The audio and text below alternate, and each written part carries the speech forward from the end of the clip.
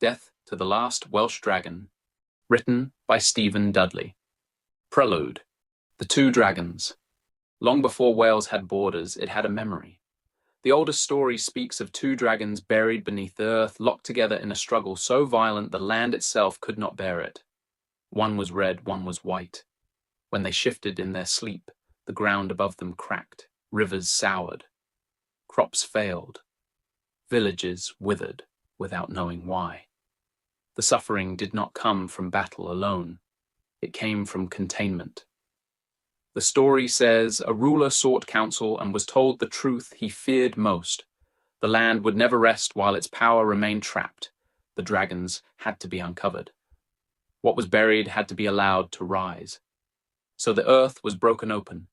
The dragons erupted into the open sky, tearing free of soil and stone, and at once they fought.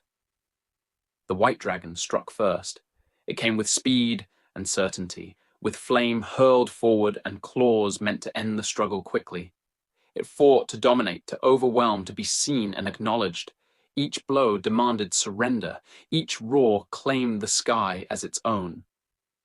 The red dragon met the assault without haste. It gave ground where the strike was strongest. It turned when it could not hold. It let fire pass over scarred scales and waited for the moment the white dragon overreached. It did not seek to end the fight at once. It sought to outlast it. The battle raged across the land. Fire split hills. Smoke darkened the sun. The white dragon pressed harder, angrier, convinced that force applied again and again would bring victory. The red dragon bled. Its wings tore, its breath faltered. But it did not flee. Where the white dragon burned outward, the red dragon drew inward. Where the white dragon fought to be feared, the red dragon fought to remain. Each time the white dragon struck and failed to finish the battle, it weakened itself. Each time the red dragon endured, it learned. At last the white dragon faltered. Its fire burned hot but brief. Its fury spent itself against a land that would not yield. Wounded and raging, it withdrew eastward, carrying its certainty with it, convinced retreat was only delay. The red dragon did not pursue. It settled back into the earth from which it had risen, scarred and diminished, but alive. Its fire dimmed, not extinguished. The land quieted. Rivers cleared. Crops grew again. Those who told the story to outsiders said the red dragon had won.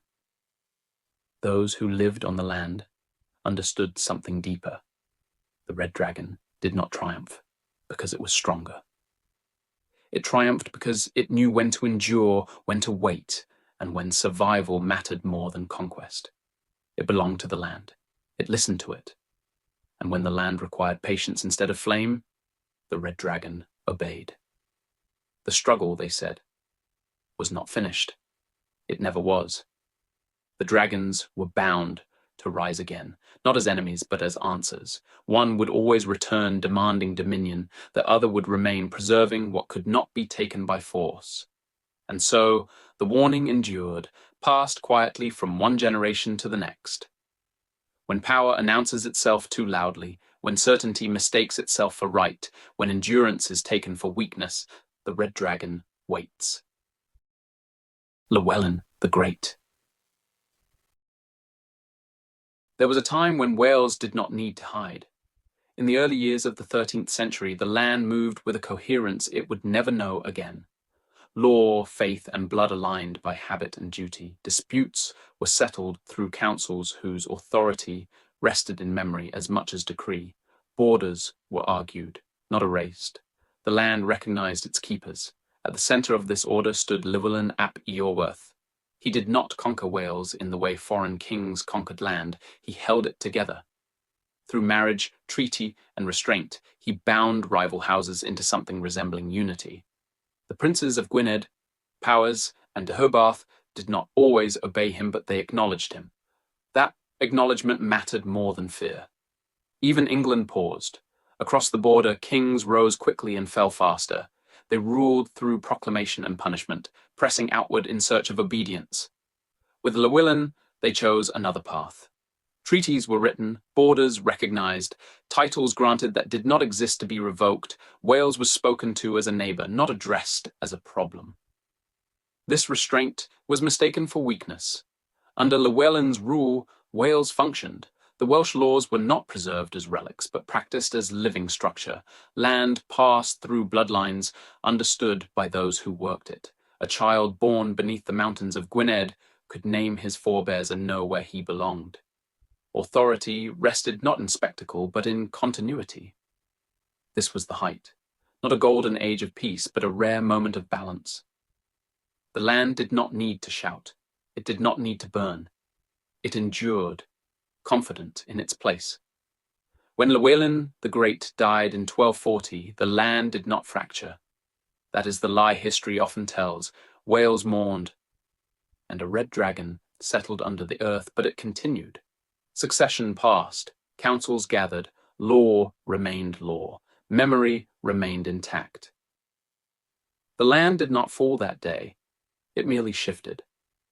What had once been held together by one steady centre now relied on inheritance, and inheritance could be disputed, corrected, exhausted. And England was watching, and the White Dragon was ready to return. His son, Dafydd ap Llywelyn, inherited a land still governed by law, custom, and memory. Councils continued to meet, borders held, the princes remained Welsh. To those who lived within it, the order Llywelyn the Great had shaped appeared intact. England did not contest this openly. Instead, it began to test the edges. Claims once settled were reopened. Agreements were examined for ambiguity. English officials appeared more frequently along disputed borders, measuring, recording, questioning. Small incursions followed, not enough to provoke war, enough to establish presence. Wales endured these pressures as it always had, trusting inheritance to hold where force did not. By the time Dafydd ap Llywelyn died in 1246, the strain was already visible. Succession narrowed. Leadership became more easily challenged. England pressed further, advancing its interests not through open conquest, but through leverage, law, and patience. In 1272, Edward I ascended the English throne. He was not a man given to impulse. He believed power should appear inevitable. Where his predecessors tested Wales in moments of weakness, Edward approached it as a problem to be solved over time. In 1277, he acted. The campaign that followed was not designed to destroy Wales, but to reduce it. Llywelyn ap Gruffydd, grandson of Llywelyn the Great, was forced into submission. The Treaty of Aberconwy stripped him of territory, confined his kingship, and placed Wales firmly within England's administrative reach. Wales survived, but diminished. England learned what it needed to know. A kingdom did not need to be erased, to be controlled. The years that followed were marked by restraint on one side and resentment on the other. Welsh authority existed but under watch. The land remained Welsh in name but not in freedom. Tension accumulated without release. In 1282, rebellion broke out. Edward responded without hesitation. The campaign was swift and overwhelming. Welsh resistance was met with strength that left no space for negotiation. In December of that year, Llywelyn ap Gruffydd was killed near the River Irfon. His body was stripped, his head severed and sent to London as proof. His brother, Dafydd ap Gruffydd, continued the resistance briefly. In 1283, he was captured and executed publicly by hanging, drawing, and quartering, the first nobleman in England to suffer that punishment. With his death, the native princely line of Gwynedd ended in law and record. In 1284, the Statute of Rhuddlan formalised what the wars had achieved. Welsh sovereignty was abolished. England considered the matter settled and recorded the royal line extinguished. English law was imposed where Welsh law had once governed. Native titles were voided or reshaped beyond recognition. Wales was no longer treated as a neighbour to be managed, but as a possession to be administered. Control did not rely on proclamation alone. Across the country, England built permanence in stone. A ring of castles rose along the coast and through the interior, anchoring strength where armies no longer needed to stand. New towns followed, settled with English merchants and officials. Lands were redistributed, not as punishment, but as policy. Welsh families who had held them for generations were displaced quietly. Legally, their claims dissolved into record. This too was called peace. Resistance did not vanish. It fractured. In 1287, there was an uprising in the south, laying siege to English garrisons and reminding the crown that submission had not become loyalty. Other rebellions followed in the years that came after, smaller and more isolated. Each was answered, each was suppressed. None were allowed to gather momentum long enough to become a cause. The English became proficient in cutting the heads of any and all dragons that rose. By 1301, Edward went further. He named his son Prince of Wales, binding the land not only by law and garrison, but by title. What had once been claimed by native princes was now worn as an English inheritance. Over time, resistance grew quieter, not because it had ended, but because the cost of open defiance had become unmistakable. Wales endured under rule that was orderly, efficient, and unyielding. Its people remained, its language survived, its memory persisted, but its future was no longer its own to decide. Authority flowed outward, obligation flowed inward. When England turned its attention across the Channel, it did not leave Wales behind. It brought it with them. 100 Years' War. In 1337, when war with France was declared, England turned south. The conflict that would come to be called the 100 Years' War did not begin as a single campaign, but as a condition. Armies were no longer raised for seasons, but sustained across generations. England required men, and Wales, already administered and contained, was expected to provide them. Welsh men were summoned not as allies, but as subjects. Service was compulsory. Loyalty was measured in blood, spilled far from their own fields. The sons of Welsh houses were drawn into campaigns that were not theirs, fighting beneath banners that did not speak their language or remember their dead. Victory brought no claim. Survival brought no relief. They returned home bound still by laws that were no longer their own. Noble families were drawn closer. Some were elevated. Titles were restored selectively. Lands returned conditionally. Favor became a tool of discipline. The logic was simple and deliberate. A people compelled to fight another's war would have neither the strength nor the unity to raise one of their own. This was called order. But pressure does not erase memory. It sharpens it. Across valleys and market towns, resentment took root. Men came back changed by wars that had offered them nothing but endurance. They found themselves governed by officials who spoke in commands rather than custom, and judged by laws that did not recognize who they were or where they belonged. When refusal finally came, it did not rise from bloodline alone. It rose from grievance.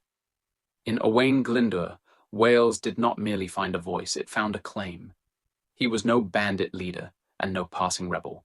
He was descended from the old royal houses of Wales, educated in English law and trained in the systems that governed the land now held against him. He understood England not as an outsider, but from within, and he understood its weakness. By the time he rose, England's strength was drawn across the Channel. The long war with France had thinned its forces and divided its attention. Garrisons were stretched. Command was distant. For the first time in generations, England was vulnerable at its edges. Glyndwr chose his moment. He claimed the title Prince of Wales openly. Castles fell. Garrisons were taken. Towns declared for him. For a time, Wales stood again as something more than a province. Glyndwr convened a national parliament. He spoke not only of resistance but of restoration. Welsh law returned to Welsh courts, an independent church, a future governed by custom rather than command. Foreign envoys came, alliances were made with France and Scotland. Wales was seen. For the first time since the conquest, England faced not a grievance, but an alternative. The response was total. English armies moved to isolate the land. Fields were burned, trade was cut. The countryside was starved into exhaustion. Where vigor alone could not finish the work, England turned to the machinery of rule and seduction of coin.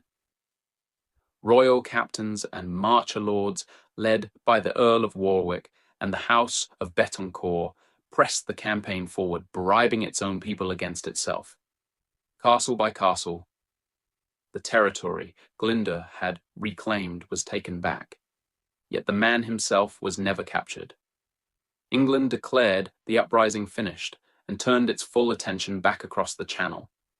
In 1422, both the French and English kings died within months of each other. The English crown passed to a child, Henry VI. France, divided and exhausted, stood behind the Dauphin, Charles VII, who refused to relinquish his claim. Though England held Paris and much of the north, its grip depended on regents and alliances, most notably with the Duchy of Burgundy, whose ambition bound it temporarily to English rule. France fractured. Northern territories bent under occupation. Southern regions resisted fiercely. Famine spread. Roads became dangerous. Loyalties shifted overnight. Nowhere was safe. The Treaty of Troy, meant to end the war, lay in ruins. A boy sat on England's throne. A ruthless regent ruled France in his name. Plans were laid for the devouring of the French crown and the erasure of the Dauphin's claim. Yet something moved among the starving and divided. In the south, resistance hardened rather than broke. A lineage thought extinguished still carried its final duty, not to conquer, but to guard, not to rule, but to endure. To raise a child of faith chosen to reshape France itself. When that lineage is uncovered, England will not hesitate. It will not bargain. It will not wait. It will bring death to the last Welsh dragon. Prologue. 1412, Brecon, South Wales. By mid-morning the fog had burned away. It always did. The valleys around Brecon could cradle mist through the night, hold it low and white against the grass. But once the sun climbed high enough, it stripped the land bare again. What remained was green and open and treacherously gentle. Dew still clung to the hillsides, softening the earth beneath a boot and knee. Every step left a mark. Owain Glyndwr lay flat against the slope, breathing shallowly, his weight pressed into the damp ground like a man trying to become part of it. Around him, 150 Welshmen did the same. They wore no uniform, no polished plate, no banners worth following into song. Wool tunics dyed dark with bark and soot, leather jerkins patched and repatched, bare arms wrapped in cloth. Some had crude caps pulled low. Some had their hair bound tight with cord so it would not catch in a hand. Many carried the weapons of men who had learned to fight without the luxury of being trained. Long knives and hatchets, heavy clubs cut from oak, a few spears with points hammered by village smiths. Here and there a proper sword, older than the man holding it, inherited from a father who had died before he could pass on anything else. And because they were Welsh, and because they were fighting Welsh, they marked themselves in small ways that would mean everything once the blood began. A red thread at the wrist, a strip of white cloth tied to a spear shaft, a piece of green ribbon knotted into a belt, nothing that could be seen from the walls of the castle, nothing that would paint them as targets from afar. Only enough for a man to glance and know, not him, not my own. Maddock ap Rhys lay beside Owain, chin resting on folded arms, eyes fixed on the road below. Maddock was his birthright, but the men had given him a new name, Mad Dog. They whispered it with admiration and a little fear. Not because he raged without thought, because he did not flinch when thought had run out. From where they waited, the land unfolded cleanly. Brecon Cathedral stood to the left, its stone pale in the sun, bells silent. To the right, the ground rose toward Brecon Castle, thick-walled and watchful. Between them, scattered homes and sheds clung to the dirt road that cut the town in two. The Hondu curved close on one flank. The Usk waited behind the castle, wide and fast. Water penned the place in as surely as any wall. A place to trap men, or be trapped. Maddox spoke without lifting his head. He will come soon. Owain's eyes stayed on the road. He will. Maddox let out a low breath. The scouts swear it. Owain did not answer at once. He had learned to distrust certainty. Scouts were boys with fast legs and brave mouths. They could count a torch in the dark and mistake it for 5. They could hear a rumor and dress it in detail to please a king who had grown too thin for bad news. Still, they had returned with the same report 3 times. Dafydd Gam was riding back to Brecon. Crooked David. That was what the men called him when they thought no one of rank was listening. Not because his back was bent, because his loyalty was. He was Welsh, and he chose English coin. He was Welsh, and he gave Welsh throats to English steel. He ruled Brecon under the favour of those who did not love Wales, and he did it with the zeal of a man who needed to prove he was worth keeping alive. Owain's mouth tightened at the thought of him. Maddox shifted slightly, careful not to lift the grass too much, careful not to show movement against the bright day. 50, he murmured. No more. Owain glanced sideways. You believe that? Maddox's eyes narrowed. He would not ride with less. Owain swallowed. His throat felt dry despite the dew. 50 is mercy. Mercy is a habit that kills kings, Maddox said. Owain's jaw flexed. He stared down at the road again. We do not slaughter Welshmen in a field and call it victory. Maddox's voice stayed calm, but the edge in it sharpened. They will slaughter us and call it duty. Owain's gaze flicked to the cathedral. Its stones caught the sun, calm and indifferent. He imagined prayer inside. He imagined men kneeling in peace while outside. Men who spoke the same tongue killed one another for an English regent who could not pronounce their names. He did not let the thought soften him. It hardened him instead. We take Dafydd alive, Owain said. We take him fast. We take him clean. We do not let the fighting spread into town. We do not give the castle cause to loose arrows into the homes below. Maddox watched him. And then? Owain's eyes did not leave the road. We use him. Maddox's mouth twitched. As bait. As key, Owain corrected. I do not want a siege. I do not have the men for it. I do not have the food for it. I do not have the patience for it. His voice dropped. And I do not have my family. Maddox's expression shifted then.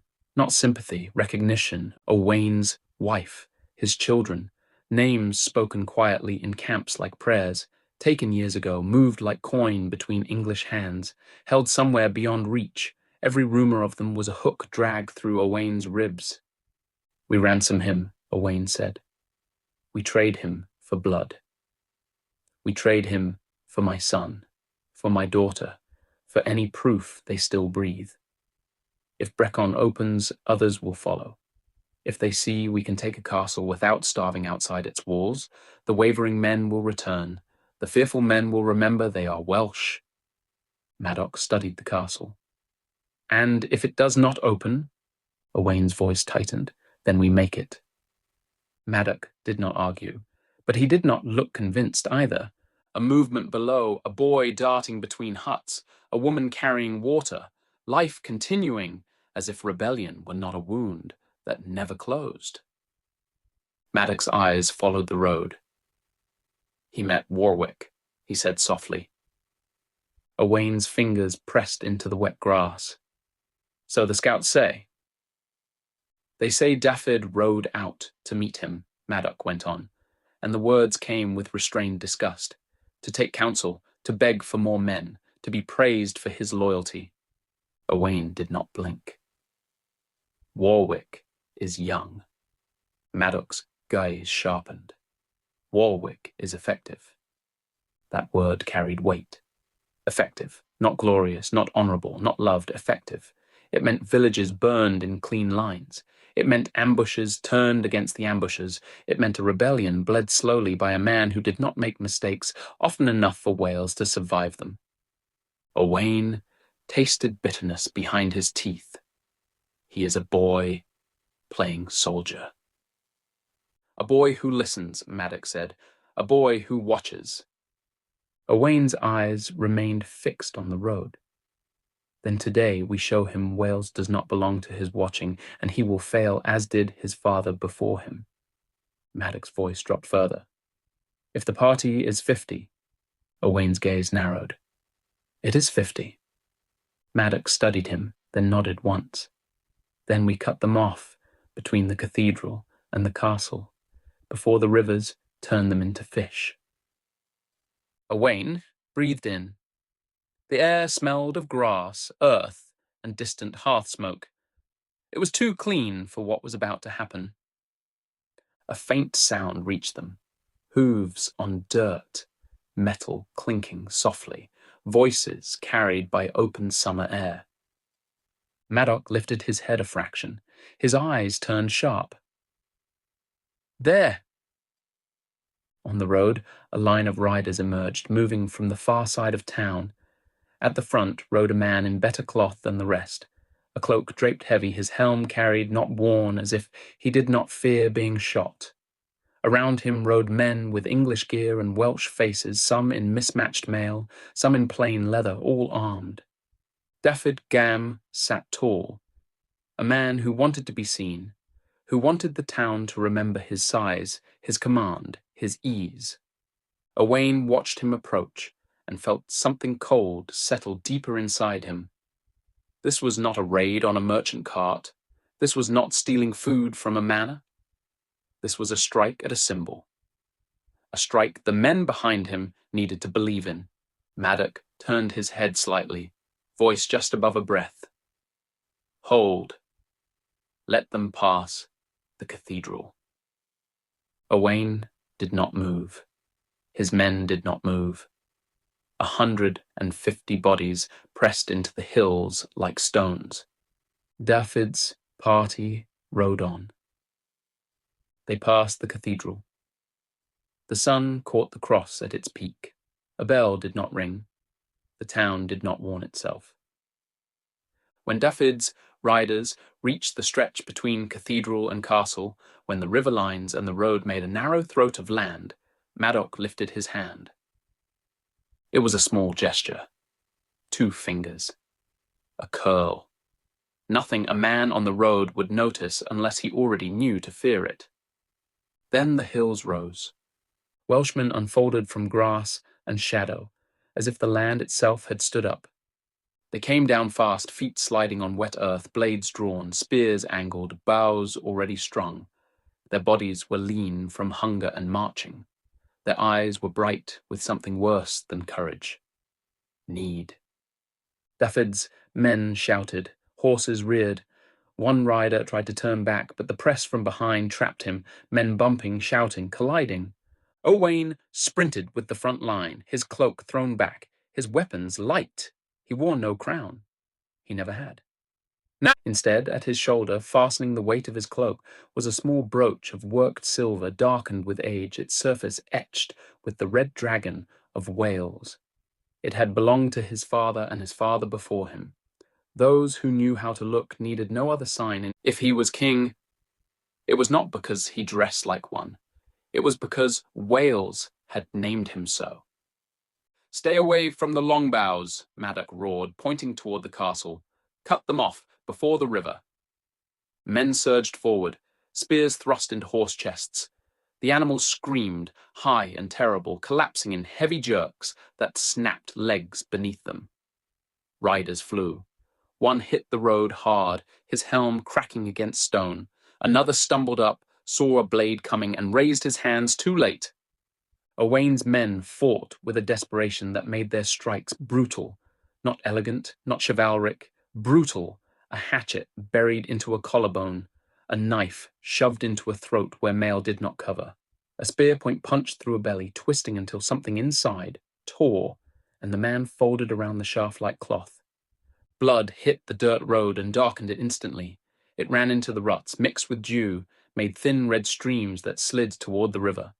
In the crush of bodies, the only thing that kept them from slaughtering their own was the small marks they had agreed upon. Red thread, white cloth, green ribbon. Men looked for them in flashes, in panic. A glance at a wrist before a blade fell, a glance at a spear shaft before a spear struck. Some still made mistakes. A man with no ribbon took a knife meant for someone else. A man with a red thread screamed as his own cousin drove a spear into him, then screamed again when he realized and could not take it back. Owain shoved through the press, eyes locked on Dafydd. Crooked David swung from his horse with a sword like a man who had practiced in the yard, not in mud. He cut one rebel across the arm, then lost his saddle when a horse collapsed beside him and his own reared. He went down to one knee, swore, tried to rise. Owain hit him like a wave. He seized Dafydd by the cloak, yanked him forward. Dafydd's sword flashed toward Owain's face, but Owain twisted, drove his shoulder into him, and slammed Dafydd onto his back. The breath punched out of the man. Dirt sprayed from the impact. Two of Dafydd's guards surged toward Owain. Madog met them first. Madog's spear took one under the arm where the mail opened. The man made a sound like air leaving a punctured skin. Madog ripped the spear back out and stepped aside as the man fell, clutching at himself with both hands, unable to hold his own insides in. The other guard swung at Madog with a short sword. Madog raised his forearm, took the blow into leather and bone, then drove his knife up under the man's jaw.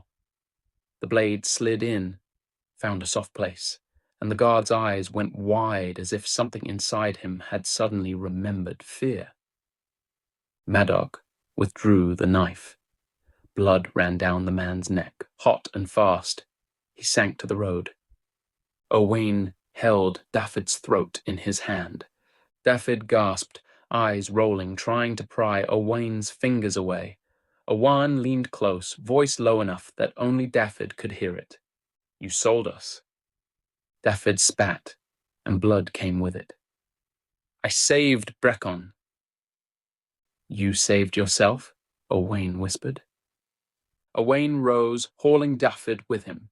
He jammed a blade to Dafydd's throat, not cutting yet, only promising. "Stop," Owain shouted, his voice carrying across the road. "Stop now." Some did.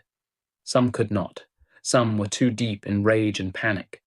Owain lifted his chin, forcing Dafydd's face toward the castle. "I am Owain Glyndwr," he shouted, "King of Wales." The words struck the air like a thrown banner. "I did not come to kill Welshmen," Owain called, and his voice turned hard with accusation. "This man here has fed your sons to English steel. He has traded your blood for coin. Look at him. Look at what you serve." The fighting slowed more. Men heard their own language and hesitated. Men who had been loyal to Dafydd because loyalty was safer than hope looked at the rebels and saw not foreign invaders but cousins, brothers, men from the hills. Owain raised the blade a fraction, just enough to make Dafydd flinch. "Open the gates," Owain shouted to the castle. "We come with mercy. We do not wish to starve you. We do not wish to burn you. We wish to unite Wales." He waited. The castle remained silent. No shout, no movement, no arrow. Only the wind through grass, the distant river, the heavy breathing of men who had stopped killing and were now waiting for a decision that might save them. Owain's stomach tightened. He looked to Madog. Madog's eyes flicked across the walls, then to the river lines, then back. The look on his face changed, slow as dawn turning to storm. "This is wrong," Madog said, and the words came through clenched teeth. Owain's gaze snapped toward the cathedral. A sound rose there.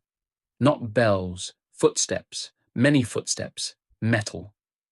The clink of armor moving as a body, boots on stone, men coming fast.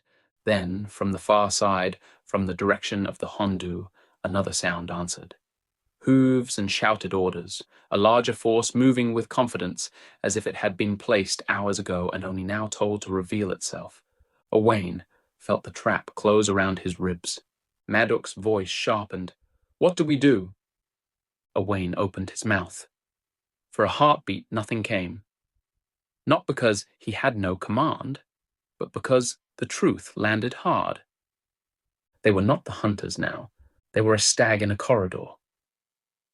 From behind the cathedral, English troops poured into the open road, more than 200 by the look of them, disciplined, armored, moving in ranks that did not break even as they ran. Their crests caught the light, their pennants flashed, a force prepared, a force that had expected exactly this moment. From across the Hondu, more men appeared, spilling over the crossing points, coming from angles Owain had not considered because he had believed Brecon would behave like every other place, because he had believed the castle would panic, because he had believed he could enforce mercy to open a door. A young man rode at the center of the oncoming ranks, and even at distance, Owain could feel the difference in the way the troops moved around him. He was not decoration. He was direction. Richard of Warwick. Young enough that his face still held the smoothness of someone not yet carved by time, but there was nothing soft in the way he sat his horse. His helm was on, his armor fitted, his sword already drawn. He rode as if he owned the road and every throat on it. Warwick lifted his blade and pointed. Orders barked. The English ranks spread like a net, moving to cut off rivers, to cut off retreat, to cut off the possibility of the Welsh vanishing back into hills the way they always had. Owain's heart began to hammer. Madoc stepped closer to him, voice low and urgent. "We are outnumbered." Owain's eyes darted. 200, 300, maybe more. A horde big enough to crush a rebellion in one afternoon if the rebellion stood still and let itself be crushed. "We fight," Owain said, and the words came too fast, too thin. He forced them heavier. "Form ranks. Hold." Madoc's face tightened. "Hold where?" Owain glanced at his men. They were breathing hard. Some were wounded already. Some were young. Some looked frightened in a way they had not looked on the hill, because on the hill they had believed in numbers. Now numbers belonged to someone else. Owain lifted his voice. "Hold," he shouted again. "Hold, and Wales holds." It was the kind of sentence that sounded like a king. It sounded like purpose. It sounded like sacrifice. Madoc stared at him for half a breath, then turned to relay the command. He believed in Owain enough to obey, even when his eyes said he should not. Owain's hands shook. He looked down at Dafydd Gam. Crooked David's eyes were wide now, gleaming with the terror of a man who realized he had never been the one in control. He was bait. He always had been. Owain's blade pressed into Dafydd's throat. Blood welled at the edge, small and bright. Dafydd swallowed hard and whimpered. Then Owain made a decision that was not spoken aloud. He stepped backward into the press of men. He released Dafydd, shoving him forward toward the castle road as if discarding something worthless. He moved deeper. He kept his head low. In one swift, secretive motion, he stripped away his dragon brooch and cloak. He tore the cloth ties from his arm. He ripped the small token from his belt. He reached down to a fallen man, a Welshman from Dafydd's party, and tore the man's outer garment free, muddy and blood-smeared. He pulled it over his own shoulders. He made himself look like anyone. Madoc did not see. Madoc was shouting to men. Madoc was forming lines. Madoc was doing what a loyal man did when his king told him to stand. Owain slipped backward. He moved toward the river.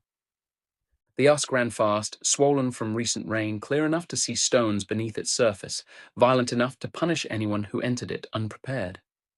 It was cold despite summer sun. It was the kind of water that did not care about crowns. Owain reached the bank and did not hesitate. He stepped in. The shock hit him like a fist.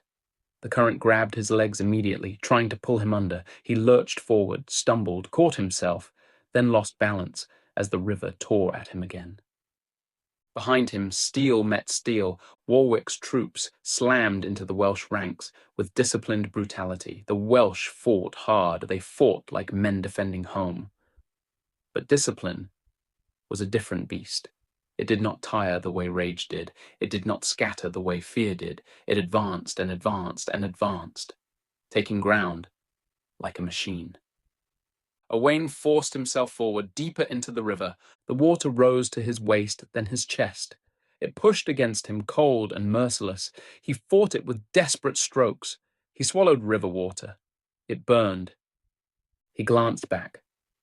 He saw Warwick clearly now, riding close, sword flashing. He saw him take a Welshman down with a clean strike to the neck.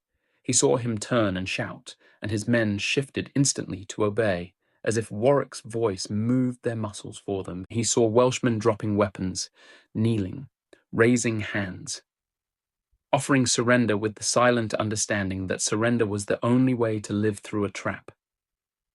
And above the noise, Warwick's voice cut through. "Where is he?" Warwick shouted. "Where is your king?" A second shout, louder, furious. "Where is Owain Glyndwr?" Owain's stomach clenched. The river grabbed him again. He lost footing.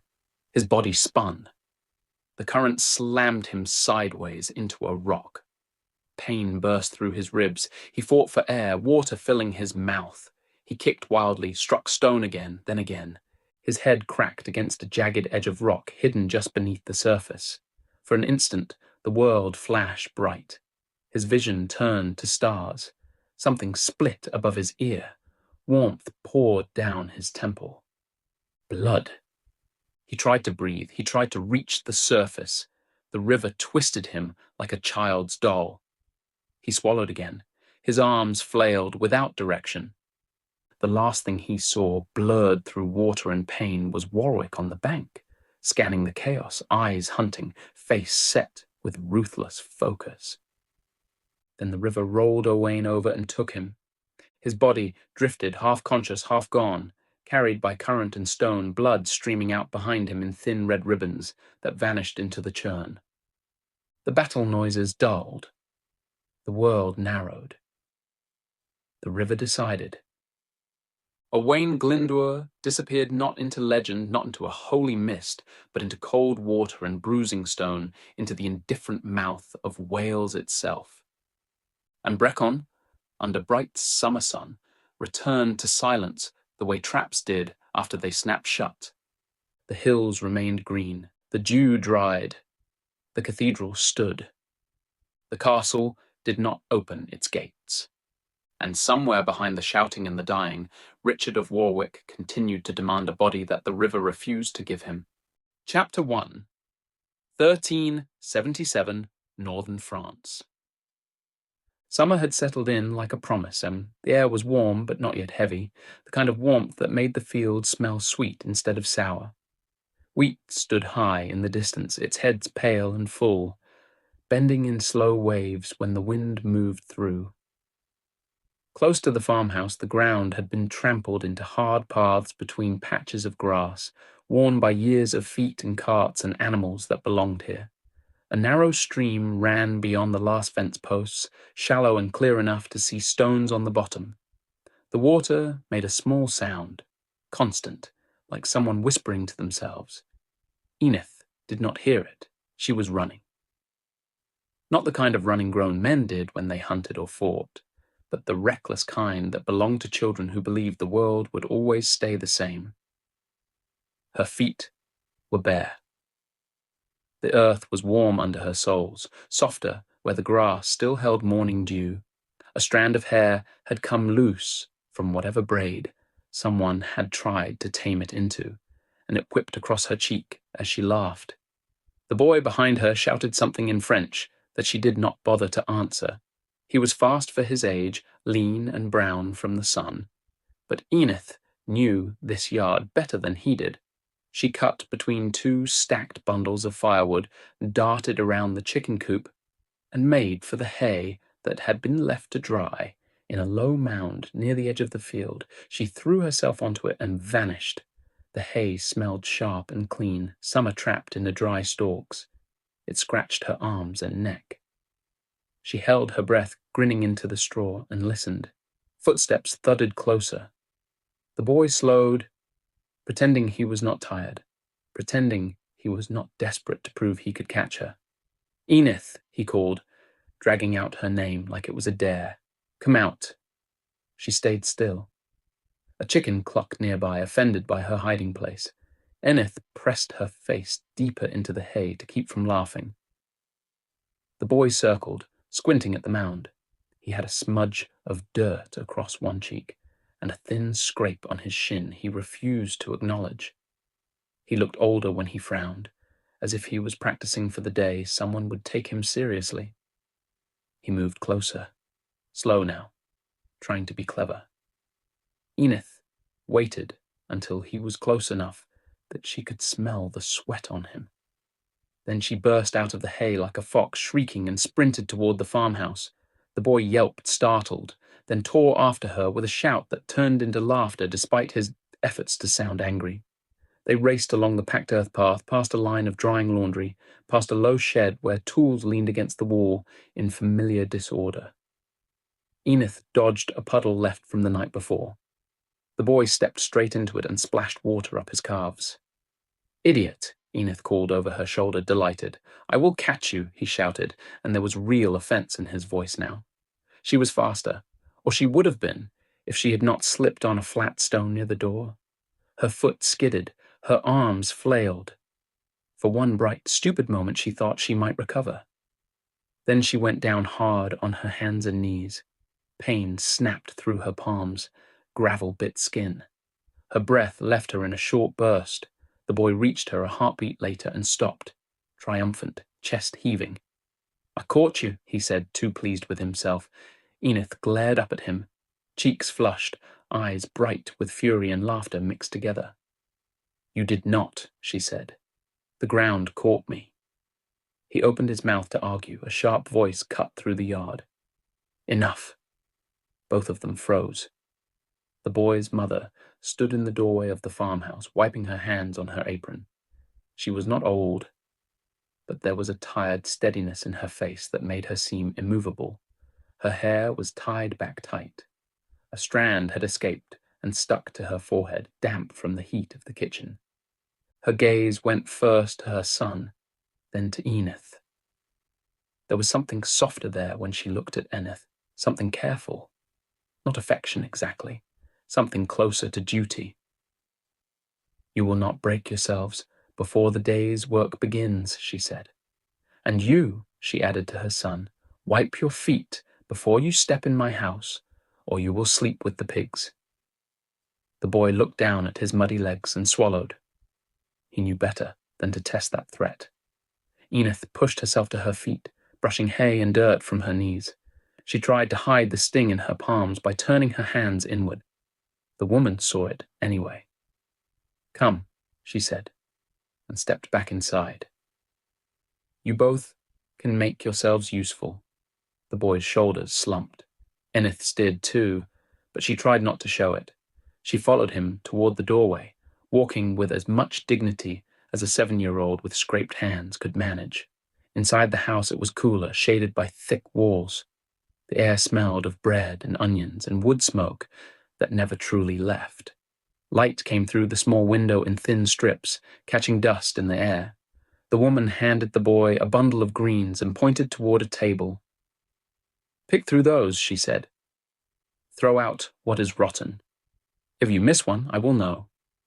He muttered under his breath and did as he was told. Then she turned to Enith. "Wash your hands," she said, not unkindly, "and then you will carry the eggs." Enith nodded quickly. She went to the basin and plunged her hands into cool water. The sting made her wince. She bit her lip and said nothing. She would not give the boy the satisfaction. The boy watched her from the corner of his eye. Does it hurt? He asked, trying to sound like he did not care. Enith lifted her chin. No. He snorted, unconvinced. When she finished, the woman set a small basket of eggs into her arms. It was heavier than it looked. Enith adjusted her grip, careful not to let them knock together. Slow, the woman warned. Those are food, not toys. Enith nodded again and carried them across the room like they were something sacred. She liked that part. Not the carrying, not really, but the feeling that she had been trusted with something breakable. She placed the basket where the woman pointed and waited, standing very still as if stillness could keep her from being sent outside to weed. The woman softened a fraction. You may take a heel of bread, she said, if you eat it now. Enith's eyes widened. She looked to the boy as if expecting him to object. He did not. He looked away, pretending he did not care. Enith took the bread and ate it quickly, crumbs catching at the corners of her mouth. The bread was coarse but warm. It filled the empty place in her stomach that she had not noticed until now. Outside, something lowed in the distance. A cart creaked somewhere beyond the house. Summer moved around them, busy and ordinary. For a moment, it felt like the whole world was just this. Then a shadow crossed the doorway. A man stood there, half inside, half out, as if he was unsure whether he belonged in the house at all. He wore the rough clothes of a farm worker, faded linen and patched wool, his sleeves rolled to the elbow. Sweat darkened the fabric at his throat.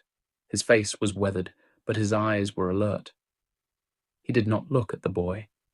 He looked at Enith. His expression shifted into something careful, respectful, almost uneasy. The woman wiped her hands again, watching him. What is it? She asked. The man cleared his throat. He kept his voice low, as if the walls might listen. Little one, he said to Enith, and then hesitated, choosing his words. Your father wants you. Enith's smile vanished, as if it had never been there. The woman did not need to say anything. Enith already knew it was different. She set the last crumbs of bread aside and wiped her hands on her dress without being told. The boy watched her, curiosity tugging at his mouth. But he did not ask. Even at 7, Enith carried herself differently when her father was involved, straighter, quieter, as if some invisible line had been pulled taut inside her. The man stepped back to give her room. Outside, the sun had climbed higher.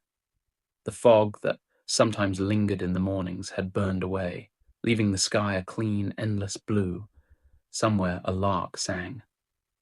The sound felt too light for the way Enith's chest tightened. The horse waited near the fence.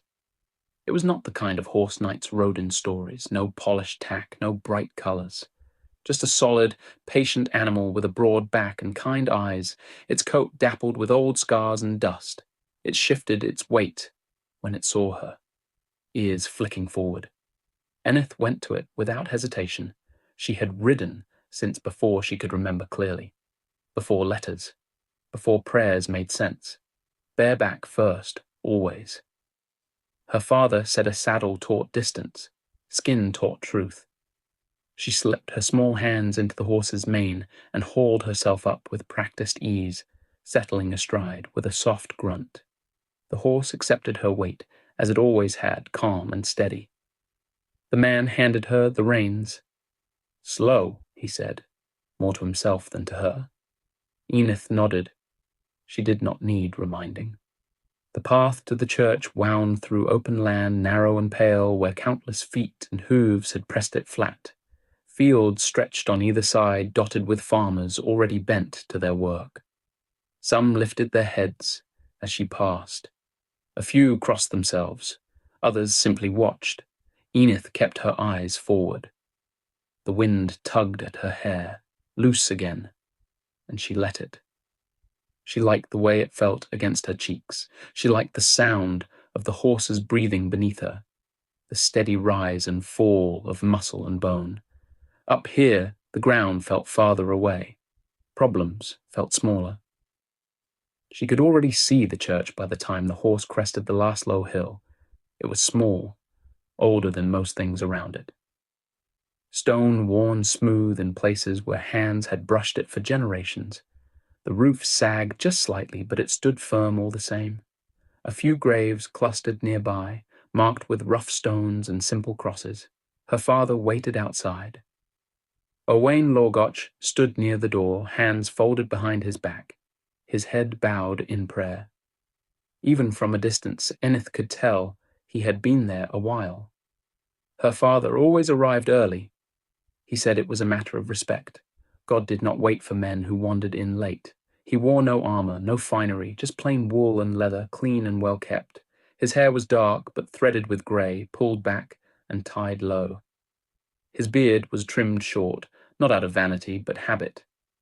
When Enith drew closer, he lifted his head. His eyes softened when he saw her.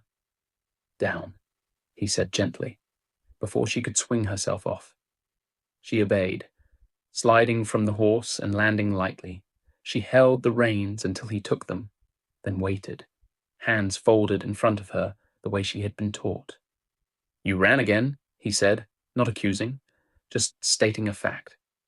She glanced down at her scraped palms, only a little. Owain sighed, not in anger, in something closer to resignation. "You forget where you are," he said, "and who you are." She looked up at him then, chin tipped in defiance she had not yet learned to hide. "Maybe if you were home more," she said, "you would remember me too." The words hung between them. Owain studied her face for a long moment, the same eyes as his, the same stubborn set to the jaw. He had seen it in mirrors and battlefields and men who refused to yield. "At church," he said at last, "we do not argue." She nodded, chastened but not sorry. They went inside together. The church was cool and dim, the air smelling of stone and wax and old prayers. Light filtered in through narrow windows, catching on motes of dust that drifted lazily. A few villagers knelt already, heads bowed. The priest murmured softly at the front, voice echoing gently off the walls. Owain knelt. Enith followed. She did not understand all the words yet. Some slipped past her like water, but she knew the shape of the ritual, when to bow, when to kneel, when to stand. She watched her father more than she watched the altar. He prayed with a seriousness that made her chest ache. Not desperate, not fearful, just certain. As if faith was another kind of discipline, no different from holding a bow steady or keeping a blade sharp. When it was over, they stepped back into the sunlight together. Owain paused at the door and looked down at her. "You will listen today," he said. "And you will try." She nodded. He led her a short distance from the church, to a clearing he had used many times before. A target had been set up against a tree, a circle of faded paint marking where countless arrows had struck and been pulled free again. Owain took the longbow from where it rested against the trunk. It was taller than Enith, taller than she was meant to handle alone. But she had been handling it anyway for years. "Again," he said, handing it to her. She took it with both hands, feet planting automatically. Her movements were careful now, serious, no running, no laughter. This was different. She knocked an arrow, fingers small but steady, and drew. The bow bent, not enough. Owain adjusted her elbow, her stance, the angle of her shoulders. "Feel it," he said. "Do not fight it. Let it teach you." She drew again, breath held tight in her chest. The arrow flew. It struck the target just outside the inner ring. Owain nodded once, approval but not praise. "Better," he said, "but not enough." She swallowed and reached for another arrow. She would keep trying. She always did. The arrow had barely been pulled free when the sound reached them. Not prayer, not wind, hooves fast. Owain's head lifted at once, not startled. Alert in a way Enith had only ever seen when storms rolled in too quickly or when strangers crossed the land without stopping to ask permission. The horse came over the rise hard and wrong, foam already at its mouth, its rider hunched low and urging it faster still. Dust and clods of earth kicked up beneath its hooves, the sound tearing across the quiet fields like something breaking. Enith felt it then. The shift. The way the air tightened. The way her father's hand closed around the bow. The rider did not slow until he was nearly upon them. He reined in sharply, the horse skidding sideways, chest heaving. The man slid down before it had fully stopped, boots hitting the ground unsteadily. "My lord," he said, breathless. "Owain." Owain stepped forward, placing himself between the man and Enith without looking back. "How many?" he asked. The rider swallowed. His eyes flicked once toward Enith, then away again. "A company," he said. "Maybe more. Cavalry, English banners." The word landed like a stone dropped into water. Enith's stomach tightened. She did not fully understand what it meant. Not in the way the men did, but she understood enough. English meant soldiers. Soldiers meant fire.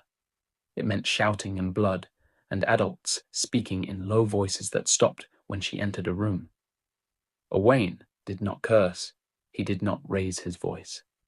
"How far?" he asked. "An hour," the man said. "Less if they press." Owain nodded once, decision settling into him with frightening speed. "Go," he said. "Warn the farms east of here. Take the low paths. Do not gather. Do not wait." The rider hesitated. "My lord." "Go." The man mounted again and turned, the horse already moving before Owain finished speaking.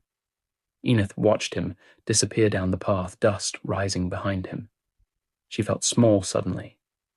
Owain turned to her. The look on his face was not fear. It was calculation, the same expression he wore when storms threatened the harvest or when supplies ran thin. The look of a man who knew exactly how much could be lost. "Listen to me," he said. She nodded quickly. "You will go back," he continued, "to the farm. You will find Marguerite and her husband. You will stay with them." Enith frowned. "Why?" "Because I say so." The sharpness startled her more than the words. "I'll help," she said at once. "I can carry things. I can No," he said, not loud, absolute. "You will do exactly what I tell you." She opened her mouth to argue. Owain knelt in front of her. He took her face gently between his hands, thumbs brushing dirt from her cheek without thinking. His eyes searched hers with an intensity that made her breath catch. "Whatever happens," he said, slow and deliberate, "you say you are theirs." Her brow furrowed. "What?" "You say Marguerite is your mother," he went on. "You say you have always lived on that land. You say it until you believe it." She shook her head, confused now, fear starting to creep in around the edges of her thoughts. "You are my—" "Enith," he said, cutting her off. Not harsh, urgent. "Look at me." She did. "You trust me," he said. It was not a question. "Yes," she whispered. "Then do this." He stood and turned away before she could say anything more. Owain reached for the reins first, swinging up onto the horse in one practice motion. As the saddle settled beneath him, he drew his sword free. It was not like the others she had seen. The hilt was dark and worn smooth by years of use, the leather wrapped tight, the pommel carved with the faint shape of a dragon coiled in on itself. The detail was softened by time, almost lost. But Enith had traced it with her fingers more than once. Her father never let anyone else touch it. The blade whispered as it cleared the scabbard. The church behind them felt suddenly very small. Owain leaned down from the saddle and caught Enith's arm, his grip firm, sharp enough to hurt. "Ride," he said. "Now." She did not argue again. She mounted bareback and turned her horse without being told, angling it toward the lower fields, toward Marguerite's house, and the life she had just been ordered to wear like a skin. As she urged the horse forward, she looked back once. Owain was already riding, not fast, not reckless. He turned his horse toward the main house, sword drawn, bow rising across his back, his posture calm and unyielding. He looked larger somehow in the saddle, as if the land itself had lifted him, as if the years of hiding had fallen away all at once. Enith pressed her heels into the horse's sides. The fields blurred past, the sky felt too bright, too empty. Behind her, somewhere beyond the rise, the sound of hooves multiplied, and for the first time in her short life, Enith understood what it meant to be afraid. Enith did not slow until the horse began to lather beneath her. She cut across the lower fields and brought it in behind the cluster of buildings that sat half-sunk into the land. Smoke curled lazily from one chimney. The smell of bread and boiled grain hung in the air, ordinary and safe in a way that suddenly felt obscene. She slid down hard, stumbled once, then ran. Marguerite was the first to see her. The woman straightened from the doorway, flour still on her hands, her expression already changing before Enith reached her. "He said to come here," Enith blurted. "He said—" Marguerite crossed the space in 3 strides and caught her by the shoulders. "Inside," she said. Not unkindly, not gently. Final. The house swallowed Enith whole. The room was low and warm, beams dark with smoke. A child cried somewhere in the back. Someone dropped a bowl. The sound shattered, then vanished under the sudden movement of bodies. Jean was already there, the boy she had been running with earlier, his face pale and confused. His mother pushed him toward the far wall without explanation. "Say nothing," Marguerite said to Enith in a low voice, already pulling a shawl over her shoulders, knotting it tight. "You are mine. You have always been mine." Enith opened her mouth. Marguerite shook her head once. Her eyes were steady, sharp with something Enith had never seen in her before. "Mine?" she repeated. Outside, the first horn sounded. It was not close, but it was not distant either. It rolled across the fields, low and deliberate, followed by another, then another, overlapping in a way that told anyone listening this was not a warning meant to be ignored. The house went still. Then the hooves came. They did not thunder.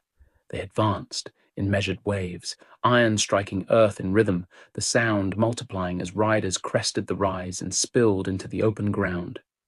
Enith pressed herself against the wall, heart hammering so hard she was sure it would betray her. Through the narrow window she saw them. Too many. They moved with purpose, fanning out across the land, cutting off the road first, then the fields. Banners snapped in the breeze, colors muted by dust and distance. Men shouted orders, voices carrying clean and sharp. The farm answered in chaos. Workers were dragged from barns and sheds. Someone ran and was pulled down almost immediately. A woman screamed. A child tried to follow her and was struck hard enough to knock the breath from his body. Enith squeezed her eyes shut. She saw her father in her mind, mounted and riding, sword drawn, moving toward the main house as if this were a meeting long delayed rather than a reckoning. The door burst open. A soldier stepped inside, helmet shadowing his face. Another followed. Their boots left wet prints on the packed earth floor. Marguerite moved before they could speak. "My children," she said, voice shaking just enough to sell it. She shoved John and Enith forward together. "But please." The soldier looked down at them, then away, already bored. He gestured with the butt of his spear. "Outside." They were herded into the yard with the others. Enith felt the press of bodies, smelled sweat and fear and damp wool. She searched for her father and did not see him. The absence was worse than if she had seen him captured. Then the movement changed. The soldiers parted. Horses shifted. Someone dismounted with unhurried weight. The murmuring fell away, as if pulled down by a hand. Enith felt it before she saw him. The air itself seemed to tighten. A man stepped forward from the ranks. He did not hurry. He did not need to. The soldiers around him moved without being told, shifting just enough to make space, just enough to make the crowd understand that this was the center and everything else was a rim. Enith saw him in pieces first, a cloak heavy with damp and travel, the hem stained dark with mud, a breastplate dulled by use, not polished for ceremony, a sword at his hip that sat easy, as if it belonged there more than his hand belonged to his arm. Then she saw the way he walked. One leg carried less cleanly than the other. A limp. Not the soft kind that came from a bruise, but the permanent kind that changed the body's rhythm. He put weight down with care as if the ground might punish him for forgetting. The men nearest him watched the crowd, not him. That told her more than any banner could. He stopped where everyone could see. He turned his head slightly, and the fog of bodies in front of him seemed to tighten, as if their fear had become a rope being pulled. His face was marked. The left side was wrong in a way that made Enith's stomach clench. The eye was gone. Not covered with cloth like a wound still healing, but absent, as if it had been taken and time had already learned to live with the theft. A scar ran through the empty place, and down his cheek, pale and hard, the kind of scar that did not ask permission to remain. His remaining eye swept over them, not like a man searching for someone, like a man counting. Enith pressed herself closer to Marguerite. The woman's arm tightened across her shoulders, firm enough to bruise if Enith tried to move. Jean stood on Enith's other side, small and trembling. His mouth was open slightly, as if he had forgotten to close it. His eyes stayed fixed on the man with the missing eye, drawn the way children were drawn to fire. Enith wanted to pull him back. She did not know why yet, only that something inside her was already begging for distance. The man's gaze landed on the gathered peasants and farm workers, as if they were sacks of grain. He spoke without raising his voice. "You will stand," he said. "You will keep your hands where I can see them. You will not run." His accent was English. The words were clean, practiced. He sounded like someone who had been obeyed his entire life. No one moved. A baby cried somewhere near the back. The sound was thin, frightened, and it made Enith's throat tighten. The cry stopped abruptly when its mother pressed it against her chest. The man waited until silence returned. Then he smiled. It was not kind. "I am Thomas de Beauchamp, 12th Earl of Warwick," he said. The name struck Enith differently than it struck the others. She had heard it before, not shouted in fear or spoken with reverence, but carried quietly in her father's voice on long nights when the fire burned low and stories slipped out unguarded. Warwick. A name tied to battles, to oaths, bent but never quite broken, to a man who had once stood beside her father and then against him. Around her, the weight of it landed all at once. She felt Marguerite stiffen, the woman's hands tightening on her shoulders as if bracing for a blow. Men lowered their eyes. Someone crossed themselves. The name moved through the gathered crowd like a remembered wound, reopening without effort.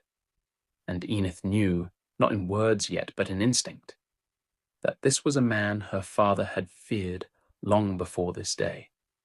Warwick stepped forward, limp and all, and the soldiers behind him shifted again, sealing the yard like a lid.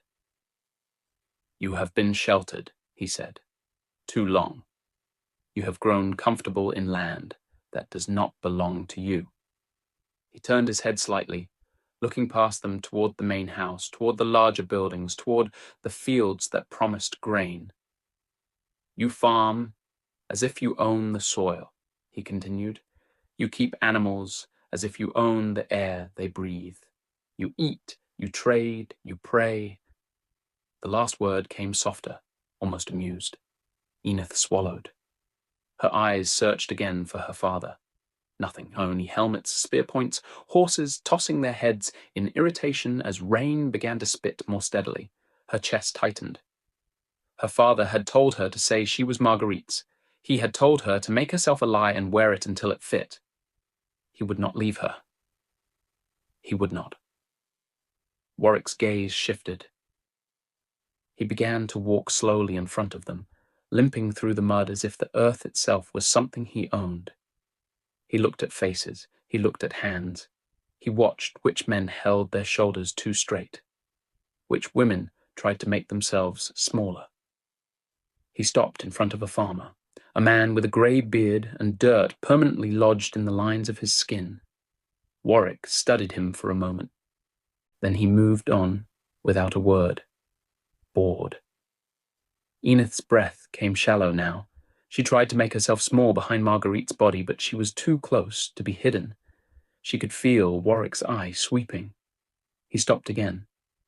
Not in front of Enith, in front of Jean. The boy stiffened as if his bones had turned to wood. Warwick looked down at him. He was not tall in a way that felt like a giant. He was tall in a way that felt controlled. Everything about him looked controlled. Even the limp looked disciplined, practiced, owned. "What is your name?" Warwick asked.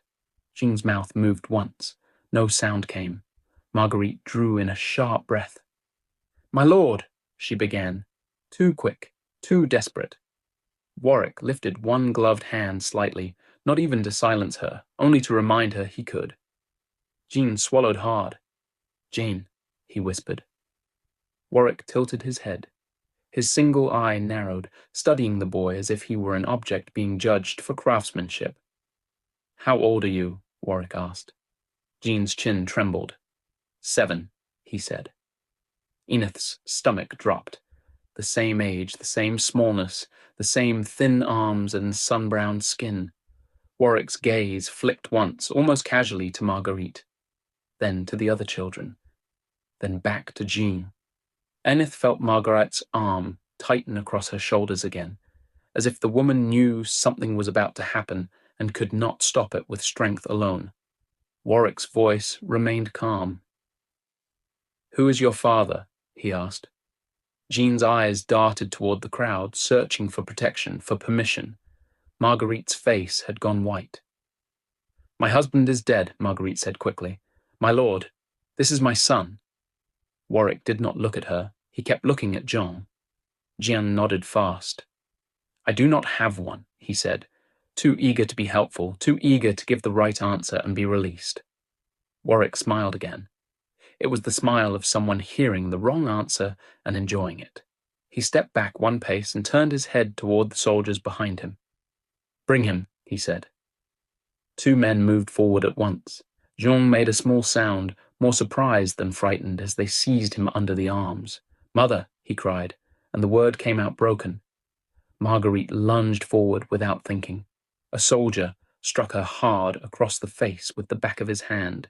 The sound was sharp and loud. Marguerite fell to her knees in the mud. Enith lurched forward, instinctive, burning. Marguerite's hand shot out and caught Enith's wrist, fingers like iron.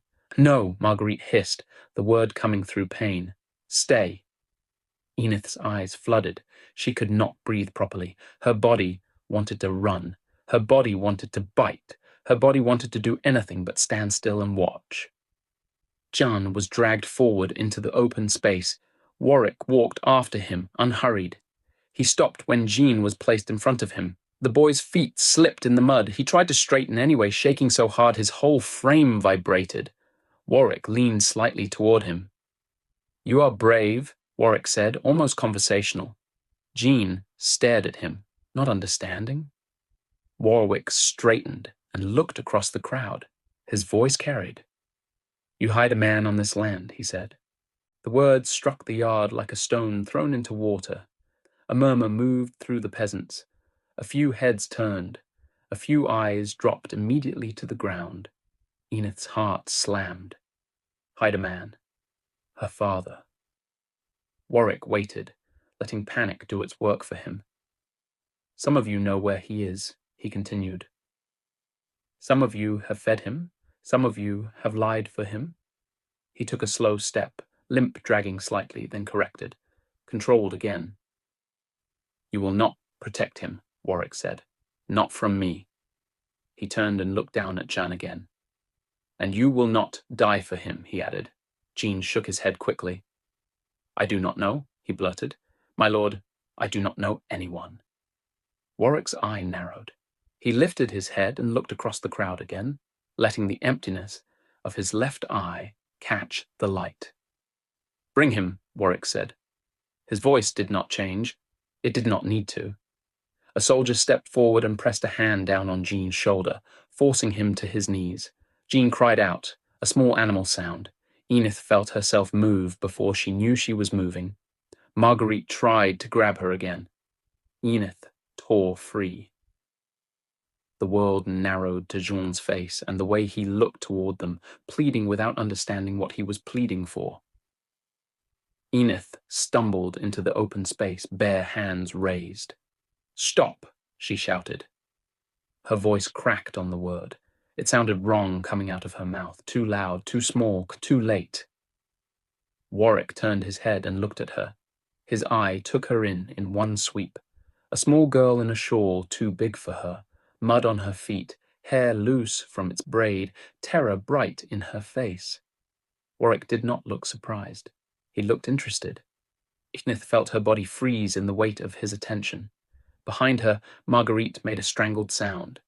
Enith did not look back. "Please," Enith said, and she hated how the word sounded, hated how it made her feel weak. He did nothing. Warwick watched her for a moment longer, almost patient, then he looked past her, to the crowd, to the men, to the women, to the barns and fields beyond, to the main house. His gaze lingered there for a fraction longer than anywhere else. Enith followed his gaze without meaning to, and she saw him. Owain. He stood near the edge of the yard, partly obscured by a horse's flank and a soldier's shoulder, but unmistakable. He was not bound. He was not on his knees. He stood very still, as if stillness could make him invisible. His face was calm, too calm. His eyes were fixed on Jean, on Enith, on Warwick. Enith's chest surged with relief so hard it hurt. He is here. He did not leave. He did not flee. He is here. Then she saw his hands. They were not on his sword, not on his bow. They were empty. And they were slowly folding together in front of his chest, not in surrender, in prayer. Enith stared. Owain's lips moved soundlessly. His eyes stayed open, fixed, not on Warwick, but on something beyond Warwick, beyond the soldiers, beyond the field, as if God were standing behind the English line and could be reached if he only prayed hard enough. Enith's relief curdled into something hot and sharp. "No, not now, do something." Warwick's voice cut clean through her thoughts. "Well," Warwick said, "there you are." He said it softly, like a man who had been waiting for a fox to show itself from brush. Owain did not move. He finished the prayer anyway. Enith felt a strange coldness enter her bones, as if something inside her was being taught a lesson she did not want. Warwick turned back to Jean. He drew his sword. The steel made a sound as it left the scabbard, a quiet, intimate whisper. It did not sound like a battle. It sounded like a private decision. Jean began to sob. "No!" Enith screamed, and now she was fully running, not thinking, not weighing, only moving. She got 3 steps. A soldier caught her by the back of her shawl and yanked her hard enough that the cloth tightened at her throat. Enith clawed at it, choking, kicking, trying to break free. "Father," she screamed, the word ripping out of her like a wound. "Father, please." Owain's eyes moved to her, just for a moment. Enith saw it then, the smallest flinch, the smallest crack in his calm. He looked at her like a man being torn in half. Then he closed his eyes, and his mouth moved again. Prayer. Enith made a sound she had never made before, something between a sob and a snarl. Warwick's blade rose. Jean's eyes rolled toward Enith one last time. Enith saw his mouth shape her name, but no sound came. The sword fell. Enith did not see the cut. She heard it, a wet, sudden sound. Too thick to be only steel, Jean's body jerked and then collapsed, folded into the mud as if his bones had been turned to water. For a heartbeat, the yard went utterly silent. Even the horses seemed to hold their breath. Then Marguerite screamed. It was not a word. It was a rupture. It was a sound that did not belong in a human throat. Enith fought harder, wild, choking on her shawl, nails scraping at the soldier's arm until her fingers split. John lay in the mud, eyes open, mouth slightly parted, as if he were still trying to speak. Something dark spread beneath him, merging with rainwater. Enith stared at it, unable to understand how a person could be there one moment and then not be there the next. Warwick wiped his blade on his glove with slow care. He did not look at the body again. He looked at Owain. "Now," Warwick said, voice calm as a priest, "we can speak." Owain opened his eyes. He lowered his hands from prayer. Enith watched him, desperate, furious, broken. Owain's face was still calm, but the calm had changed. It was not peace, it was containment, the kind that came when a man locked something inside himself because if he let it out, he would never be able to put it back. He took one step forward. Warwick smiled. Enith's throat burned, her eyes burned. Her childhood felt suddenly distant, like a field behind fog. And somewhere deep inside her, something shifted. Not just fear, not just grief. A new thing, a beginning of hatred, not for Warwick, not yet, for the quiet prayer that had not saved the boy, for the God who had not answered, for the father who had chosen faith over action while she watched a child die in the mud. Owain did not rush Warwick. He stepped forward slowly, deliberately, each foot placed with care, as if the earth itself were watching. The soldiers did not stop him. They parted without command. Warwick observed this with mild interest, as one might note an old habit that had not yet died. "You killed a child," Owain said. His voice did not rise. Warwick's mouth twitched, not quite a smile. "I killed certainty," he replied. "There is a difference." Owain's gaze dropped despite himself just once to the body in the mud. John lay twisted where he had fallen, eyes still open, rain filling the hollows of his face. Blood ran in thin lines from his throat, soaking into the earth as if the land were drinking him back. When Owain looked up again, his eyes were empty. "You knew," Owain said. "From the start." Warwick inclined his head a fraction, a courtesy, a confession. "I knew the moment I saw her," he said. Enith felt the words before she understood them. Warwick turned fully toward her now. Up close, the damage to him was unmistakable.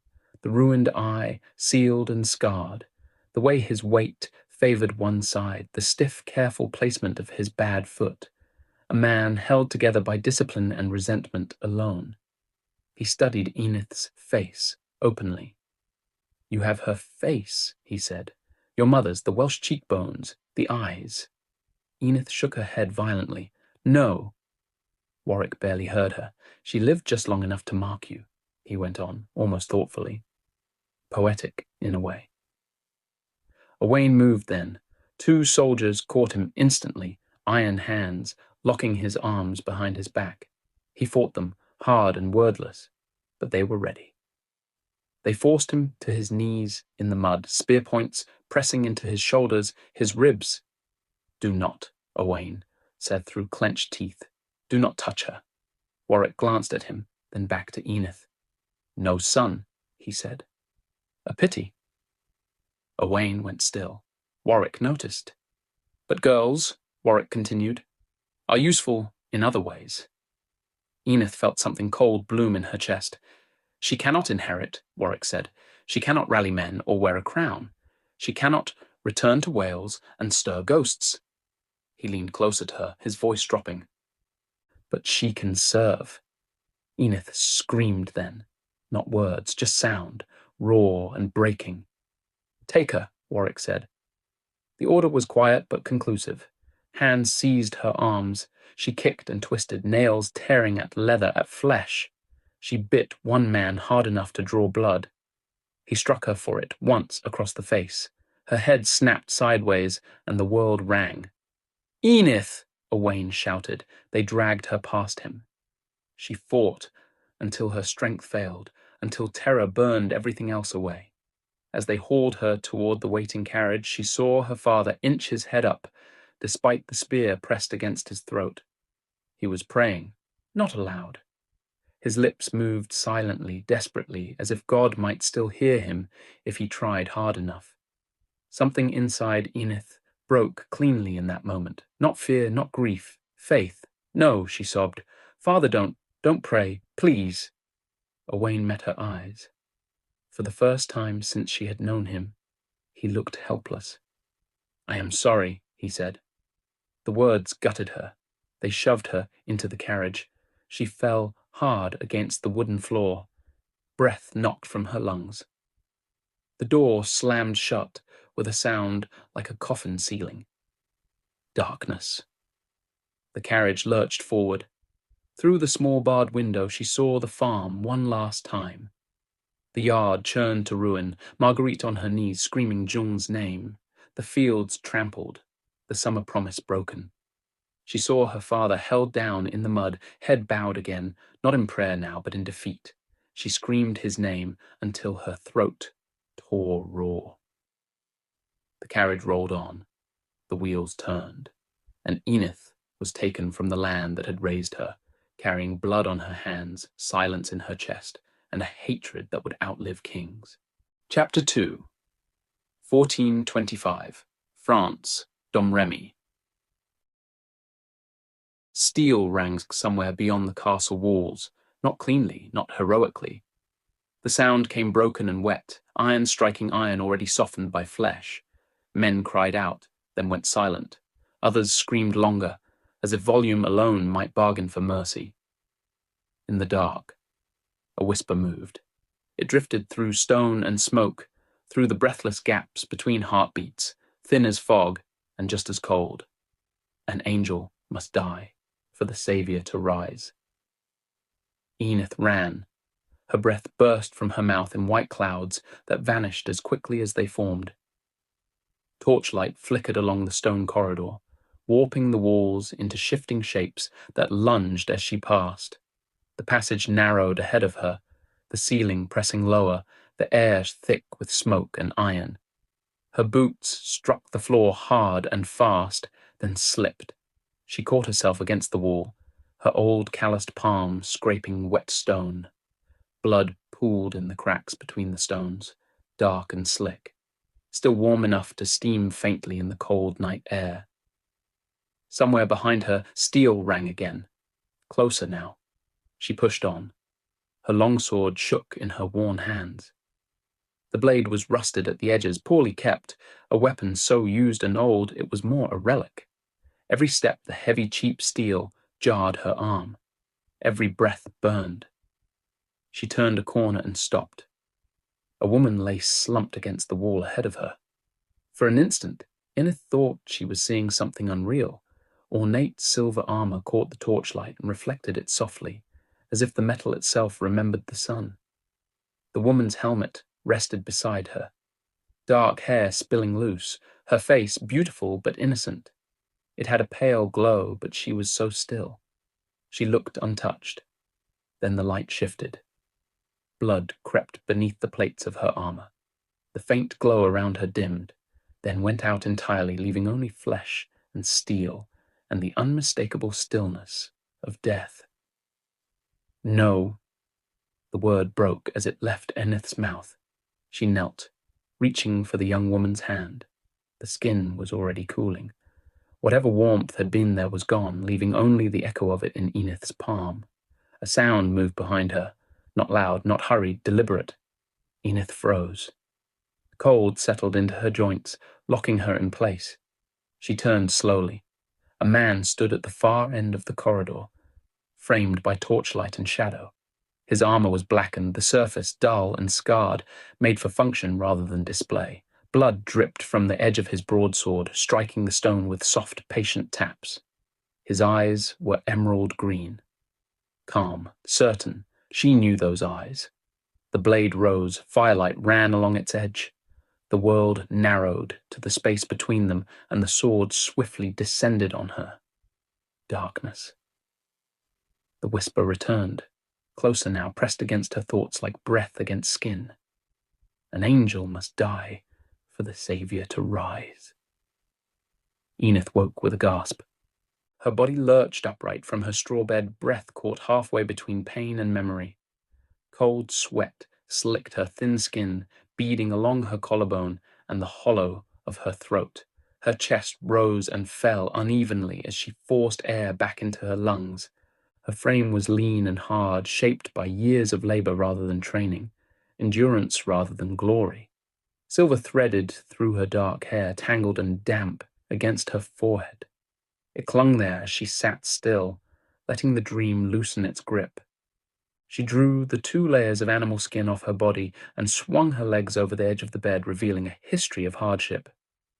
Scars, pale and dark, some clean, some jagged, laid one upon another, as if time marked one scar for her 55 years of life. The flesh beneath was worn but tight, pulled close to muscle and sinew, muscle that had not forgotten its purpose. Age had taken softness, not strength. Beyond her small hatched cottage house, the farm stirred. Somewhere outside, an animal shifted, hooves scraping wood. Dawn pressed faintly at the edges of the world, but the room remained wrapped in shadow and frost. She moved carefully, but deliberately as she stood. Her left shoulder caught as she shifted her weight, the joint locking for a moment before releasing with a dull, familiar ache. She winced, then rubbed at it, fingers pressing into old damage. Her knees protested as well. She acknowledged the pain without ceremony. It was part of her now. The whisper tried again. An angel must die for the Savior to rise. Her jaw tightened. No, she said softly, not aloud, but with intent, and swiped the words away. In front of her, the faint hiss of dying embers came from the hearth. Above it hung a longbow, its wood darkened by age and use, the string carefully tended.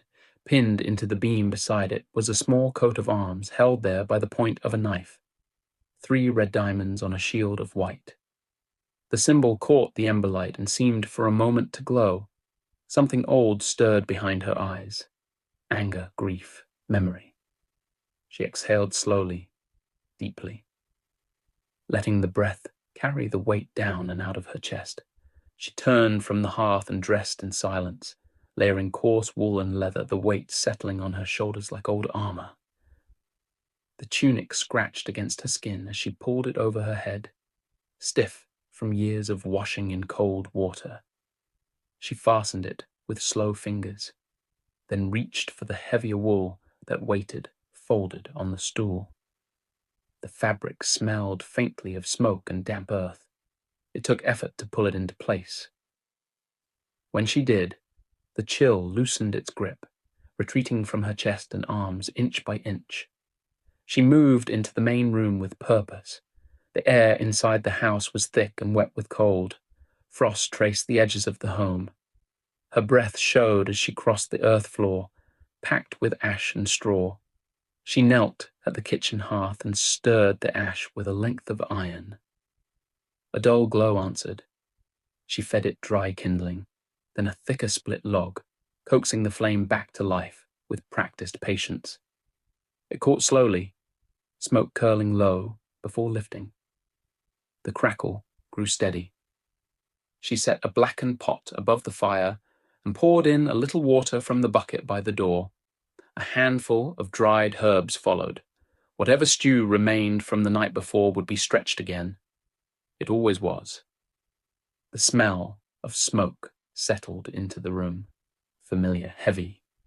It clung to the walls, the beams, her clothes. She checked the bread on the table, hard but not spoiled, then wrapped it in cloth and set it aside. From a peg by the door, she took her cloak, rough and patched, and draped it over her shoulders. The heaviness of it was comforting, but she did not seem to relax until she felt for her small blade in her inside pocket. She unbolted the door with a dull scrape and grabbed the water bucket. She paused a moment before stepping out into the day, listening. Nothing she could name. Just the quiet that came before the day fully woke. The first light of morning bled slowly across the horizon, pale orange cutting through the low fog that clung to the fields. It washed the frost in dull gold and softened the hard lines of the land. as if the day itself were reluctant to arrive. Enith stepped outside. Cold earth yielded beneath her boots, wet from thaw and night rain. Each step sank slightly, then held. She adjusted without thinking, weight shifting the way it always had. The farm spread out around her in familiar order, small and tight against the open fields beyond. The farm was no more than it needed to be. Behind her, the cottage sat low and tight against the cold, its thatched roof heavy with frost. Smoke from the hearth slipped thinly from the chimney, carried sideways by the morning air. The walls were stone and timber, patched where time had worked them loose, built to keep weather out and heat in, nothing more. To one side stood the dry shed, squat and solid, its door hanging slightly crooked. Inside she kept her tools, hung meat, and anything that could not afford damp. Beyond it, the barn rose, heavier than the house, its beams thick and dark with age. It had been built to last before her time, and would likely stand after her. Pale light slipped through the seams in thin lines, cutting the dust into quiet stripes. Inside, rough partitions marked where animals were kept when needed, though for now only one stall was occupied. A large mare, Bellamy, stood within, dark-coated and alert, her presence filling the space. Along the fence line, an animal shelter ran low and narrow. Goats clustered close together, horns knocking softly against wood, their breath rising in steady clouds. They watched her without alarm. They knew her. A short distance away, set apart, stood the pigsty. 5 pigs rooted beneath its slanted roof, black backs shifting slowly as they worked the frozen ground. They snorted and grumbled, unconcerned, already awake and hungry. Near the edge of the yard, chickens scratched at the earth where frost had softened overnight. A few pecked at nothing in particular. Others huddled close, feathers puffed against the cold. One lifted its head as she moved, then returned to its work. Beside the house, a small garden lay dormant beneath the season. Low beds were edged with stone, the soil dark and turned, waiting. The remains of winter greens clung close to the ground. Near them, herbs grew hardier than most. Thyme, sage, and a few stubborn sprigs of rosemary, their scent faint but sharp when crushed between fingers. Nothing here was grown for pleasure. Everything had a use. Past the buildings, the land opened into fields worn thin by years of work. A fence ran crooked along the edge, doing a poor job of keeping her few cows where they belonged. Narrow strips of earth lay fallow, dark and wet. Beyond them, trees pressed close at the boundary, bare branches tangled against the eerie sky. The road ran just past the far field, quiet and empty, leading toward Domremy. Everything was close. Everything was counted. Nothing here existed for comfort. Everything existed to endure. Enith stood still for a moment, taking it in without sentiment.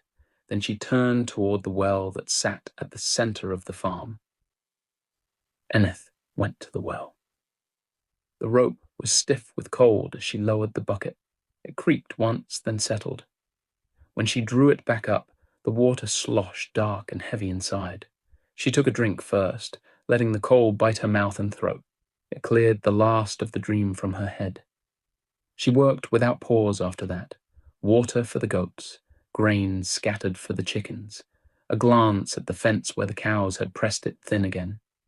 She made small adjustments where needed, nothing wasted, nothing hurried. Her movements were steady, practiced from years of mornings like this. The farm answered her presence, but it did not settle. The goats shifted more than they needed to. Chickens scattered at sounds she could not hear. The pigs rooted harder at the frozen ground, snorting in short bursts. From the barn came the sharp stamp of a hoof. Enith straightened. Bellamy again. She took the bucket and crossed the yard. Inside the barn, Bellamy stood tense in her stall, head high, ears pinned back. She snorted sharply and struck the ground. "Easy," Enith said. Her voice was low, familiar. She stepped closer, careful not to rush, One hand lifted, palm open. The other stayed near her side, where the knife rested beneath her cloak. Bellamy backed toward the stall wall, breath coming fast, fogging the air.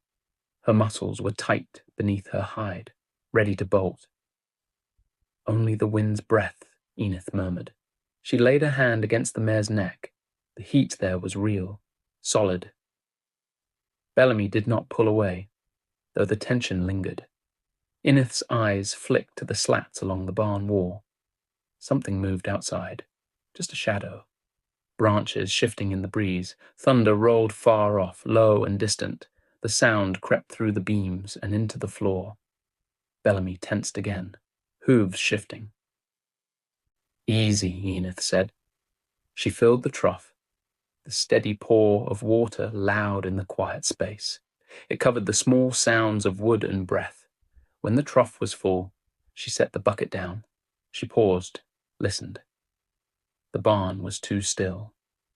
The farm beyond it felt held, as if waiting. For a moment, she wondered if she was imagining it.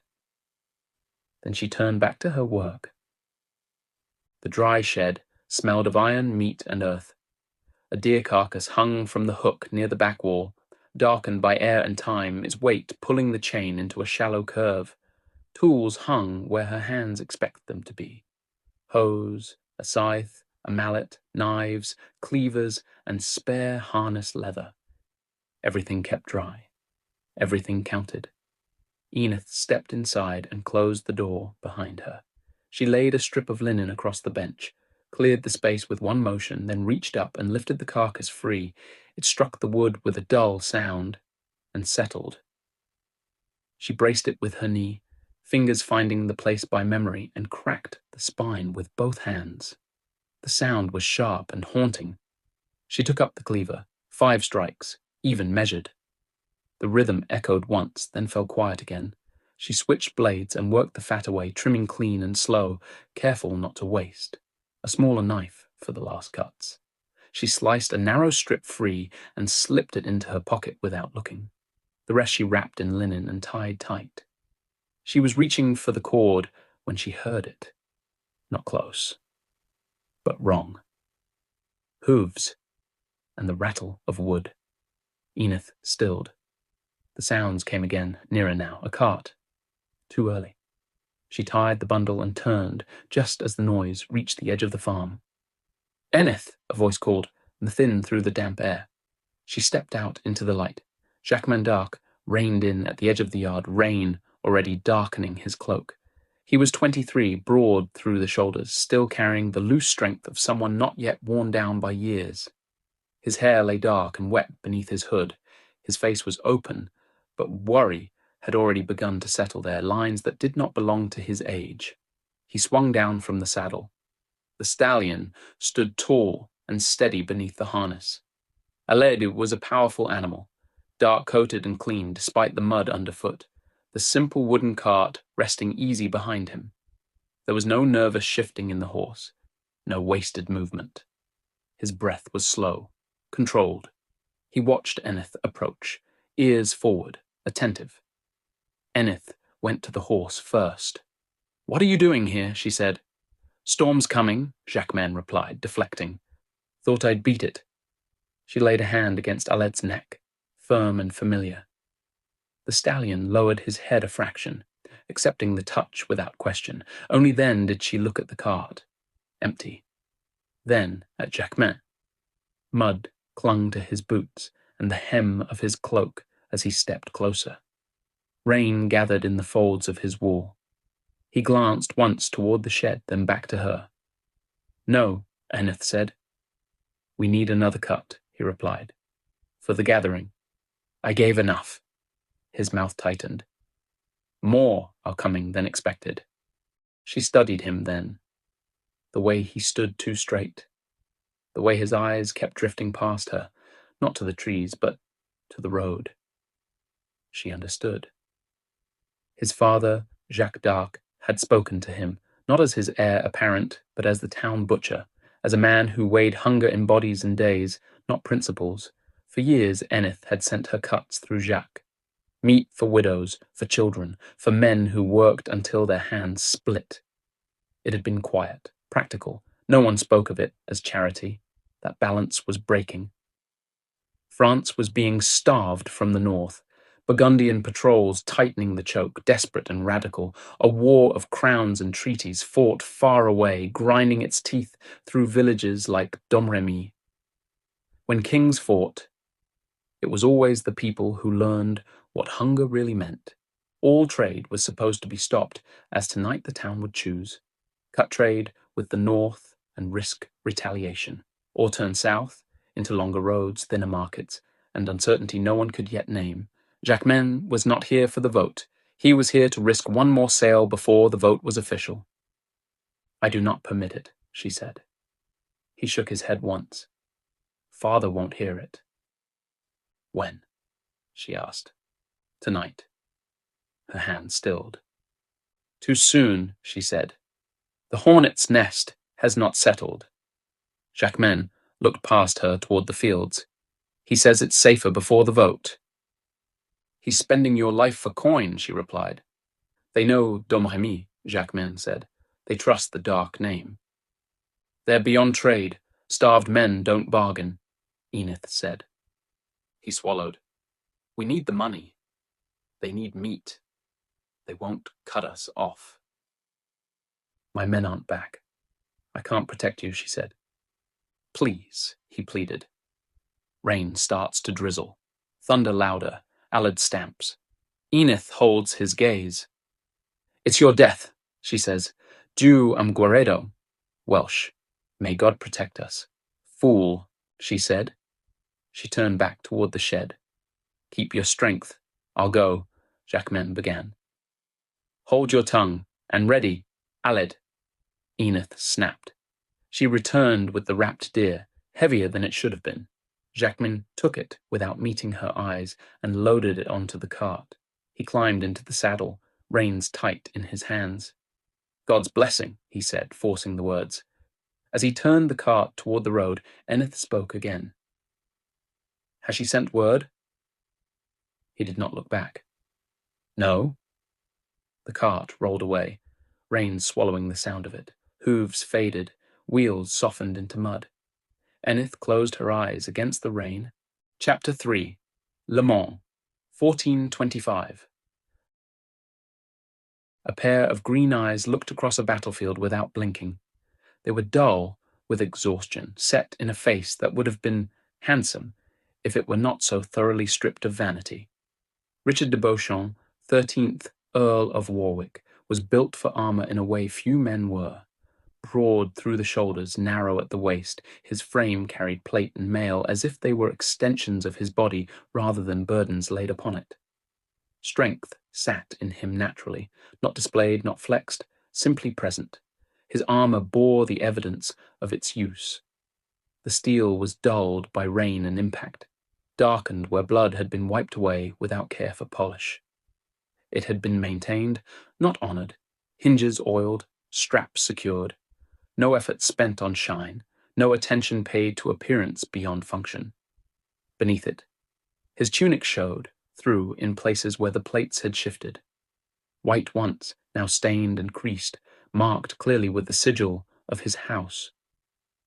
3 red diamonds set on a field of white. Mud had worked its way into the stitching. Rain flattened the fabric against his body.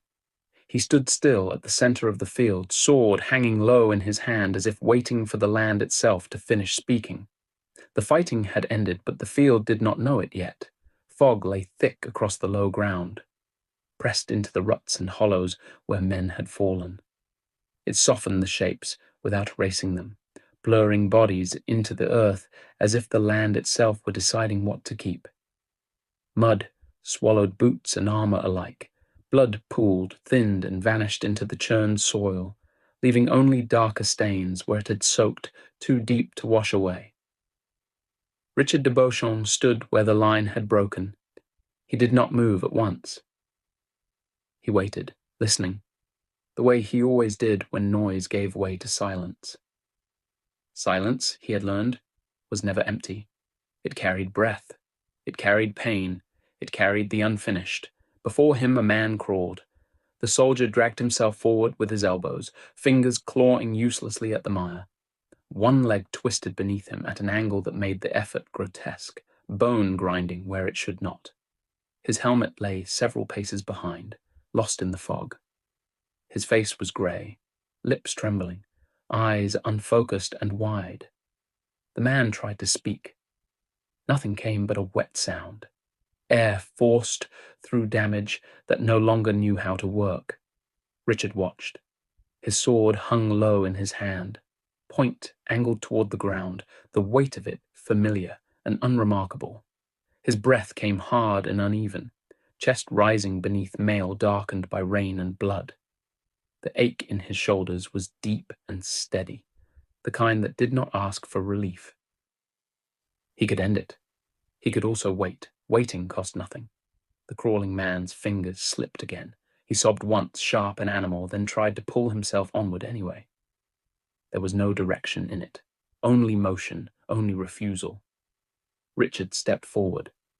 The man flinched at the sound, panic flaring briefly in his eyes. His hands scrabbled harder, nails tearing free, leaving thin red lines in the mud. Richard raised the sword. There was no ceremony to it, no rage, no pleasure. The motion was clean, practiced, ending. The blade drove through the man's back. The sound was dull and thick, steel meeting bone and organs already failing. The body jerked once, then went still, face pressed into the earth it had tried so desperately to cross. Richard held the sword where it was for a moment longer than necessary. Then he pulled it free. Blood ran along the fuller, steaming faintly in the cold air before rainwater thinned it into nothing. He wiped the blade on the dead man's tunic without looking, a gesture so ingrained it required no thought, and stepped back. Around him, the field remained quiet. Somewhere beyond the fog, a horse screamed. The sound cut through him sharper than any blade, high and raw, stripped of all meaning except pain. Richard turned his head just enough to see it through the haze. The animal lay on its side, one leg shattered, bone white against dark hide. Its rider lay beside it, unmoving, helmet crushed inward. The horse strained weakly, each movement worsening the injury. No one went to it. Richard lowered himself into the mud. His knees hit hard. Armor clattered softly. The sword rested across his thighs, its weight anchoring him as his hands sank into the earth. For a long moment he stayed there, head bowed, breath tearing in and out of him like something barely contained. He was alive. The thought came unbidden, unwelcome. Alive meant remembering. It meant accounting. It meant that this field, this exact arrangement of bodies and silence, would be reduced to numbers and lines and decisions made elsewhere. His shoulders began to shake. The tears came suddenly, violent and uncontrolled. Not grief in any clean sense, but release, as if something held too tightly had finally slipped. His breath hitched, broke, stuttered. Mud streaked his gauntlets as his hands clenched and unclenched, fingers digging into earth that did not care. He did not weep for the man he had killed. He wept for the mundane reality of his life, for the way necessity stripped everything down to outcome, for the knowledge that mercy and brutality were often the same act, distinguished only by timing, for the understanding that his role was not to judge what should be done, but to ensure it was done cleanly, efficiently, and without hesitation. He had learned that early. He wiped his face with the back of his gauntlet and controlled his breathing. Whatever had broken loose inside him was pressed back down, contained the way everything else had to be. Hoofbeats vibrated through the ground, not the chaos of a charge, not the panic of retreat, measured, careful, someone approaching a place they knew better than to rush. Richard did not look up. The sound came closer, hooves sinking into mud, leather creaking softly. A horse snorted, uneasy at the smells it could not name. The rider reined in a short distance away and waited, as if unsure whether to speak. Richard's breath was still uneven. He focused on slowing it, on pressing whatever remained of the moment back inside himself. His hands flexed once, then stilled on the sword across his knees. "My lord?" The voice was low, respectful, tight with uncertainty. Richard did not answer. Rain continued to fall, light but persistent, dotting the surface of his armor and darkening the mud around them. The fog shifted slightly, thinning just enough for shapes to sharpen at the edges. "My lord," the messenger tried again, louder now, as if volume might bridge whatever distance remained.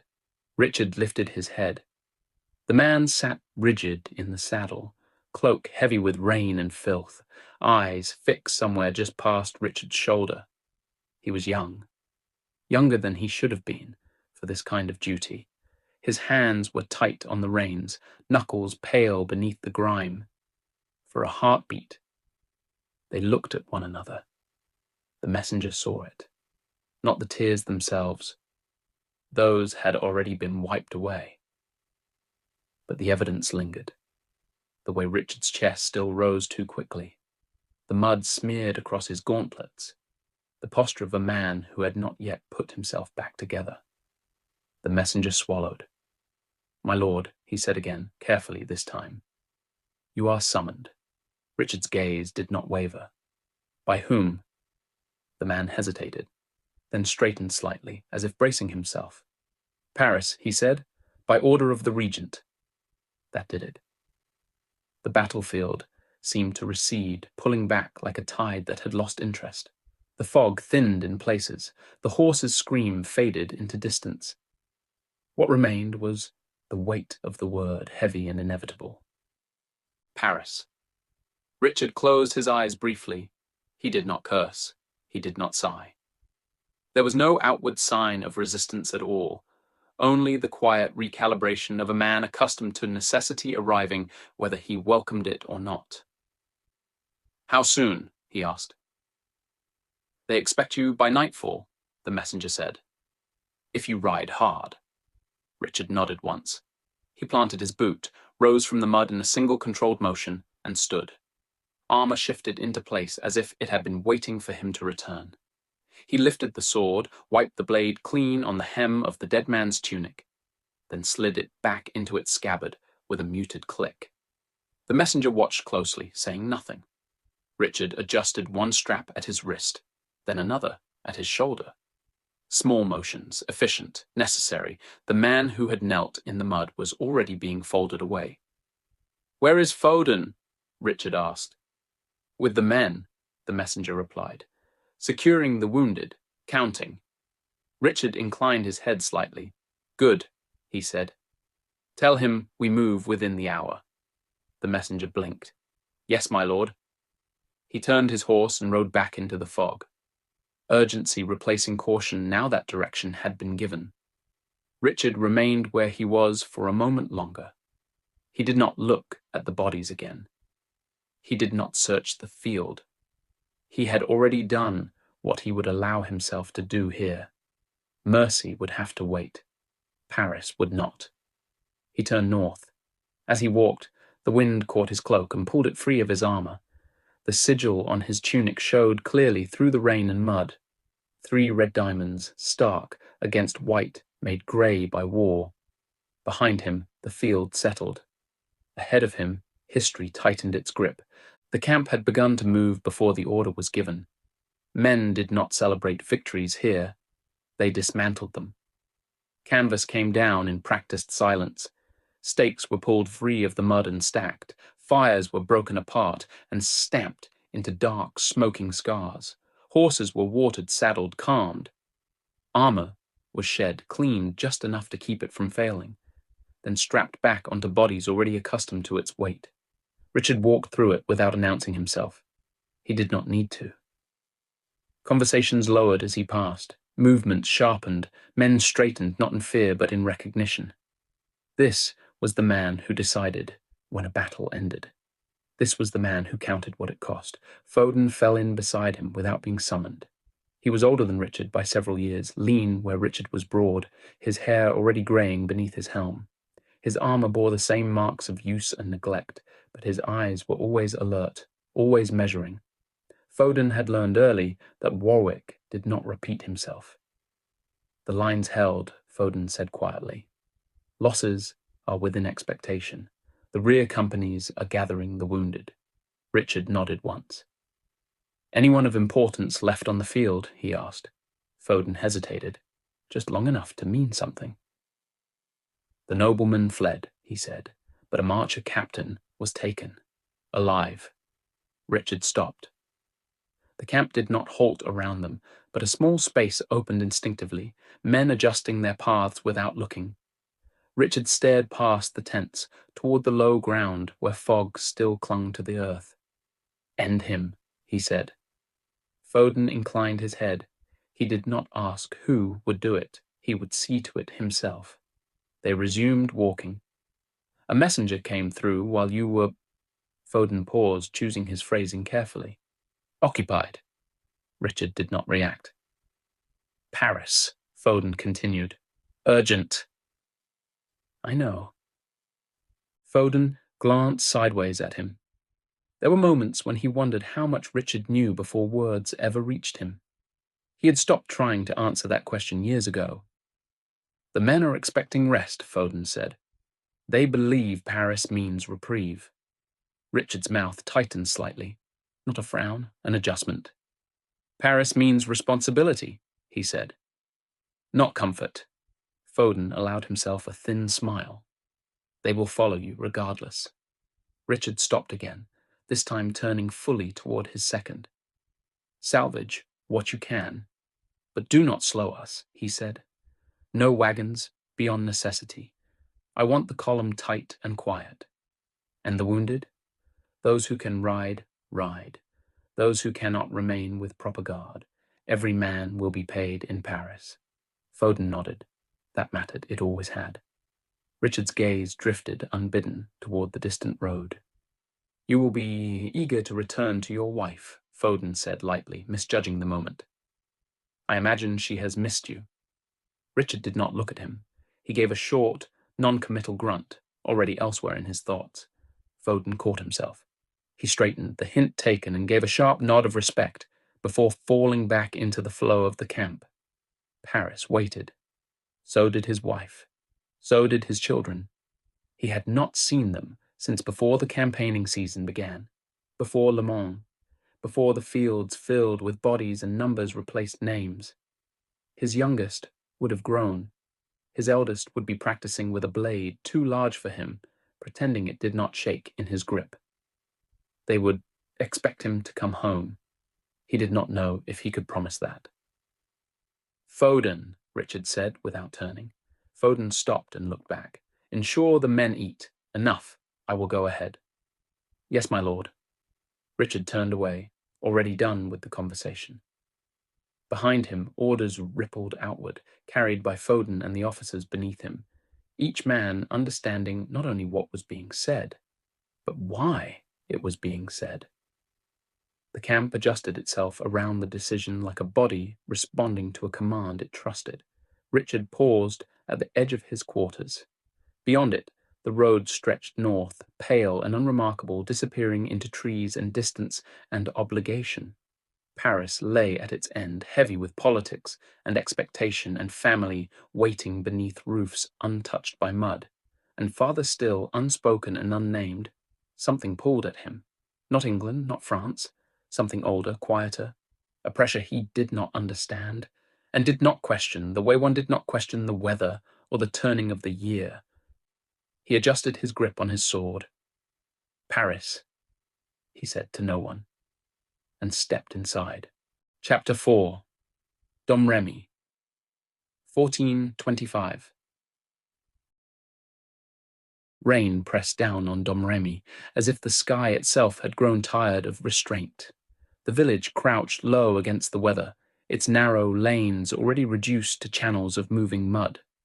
Water ran between stones, worn smooth by generations of feet, pooling where the ground dipped, swallowing straw, dung, and broken twigs alike. Shutters rattled against timber frames. Smoke clung low to the air, unable to rise, smearing the smell of hearth fires across the town. Enith rode in without ceremony. Bellamy's hooves struck wet earth with steady weight, each step deliberate.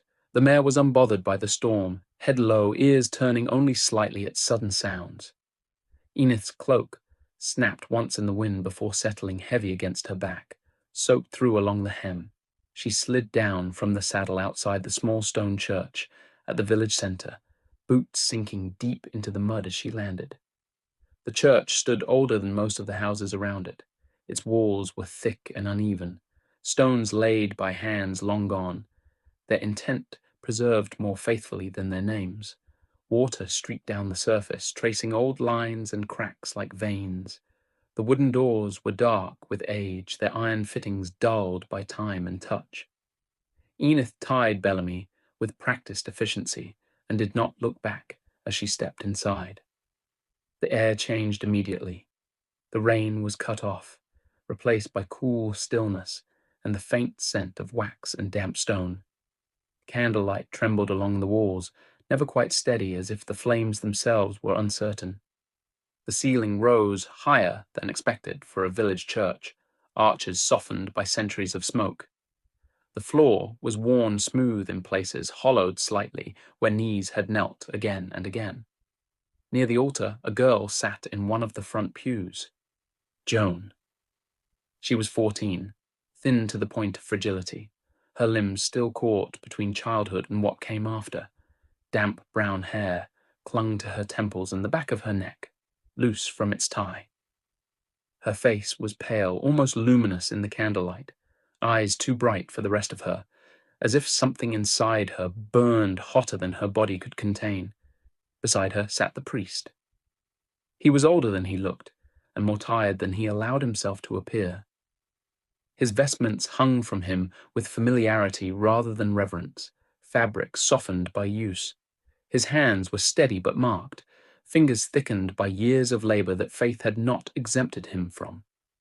Lines etched his face, not sharply but deeply, the kind that came from long listening rather than strong opinion. Joan leaned toward him, voice low but urgent. I saw her again.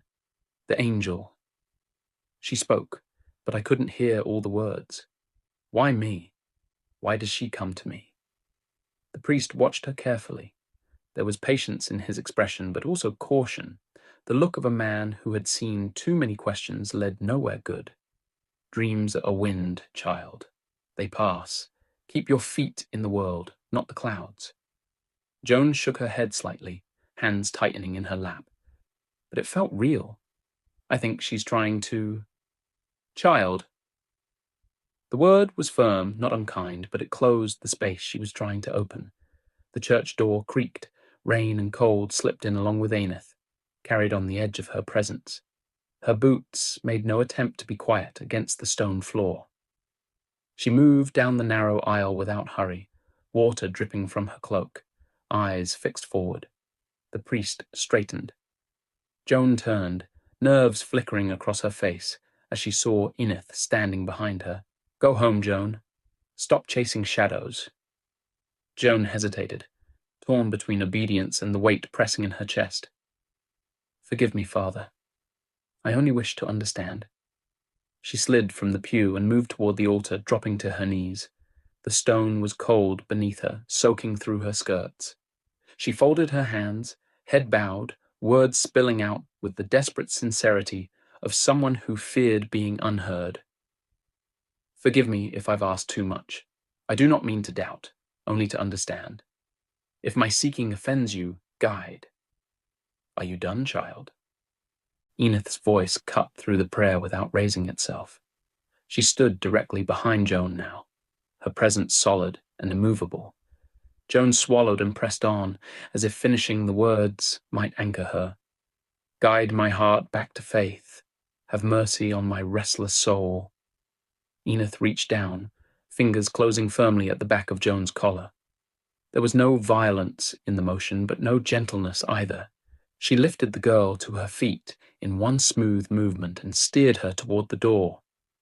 Joan stumbled once, then caught herself, rain already calling her back. She ran out into the storm, voice finishing the last of her prayer as she vanished down the narrow alley, swallowed by wind and water. Enith turned back to the priest. "Have you made a decision?" The priest met her gaze. Candlelight flickered across his face, illuminating the weight behind his eyes. For a moment he said nothing, as if silence itself might still hold power. "I think God will be in your favor." Enith did not move. "Think," she repeated. The priest's jaw tightened.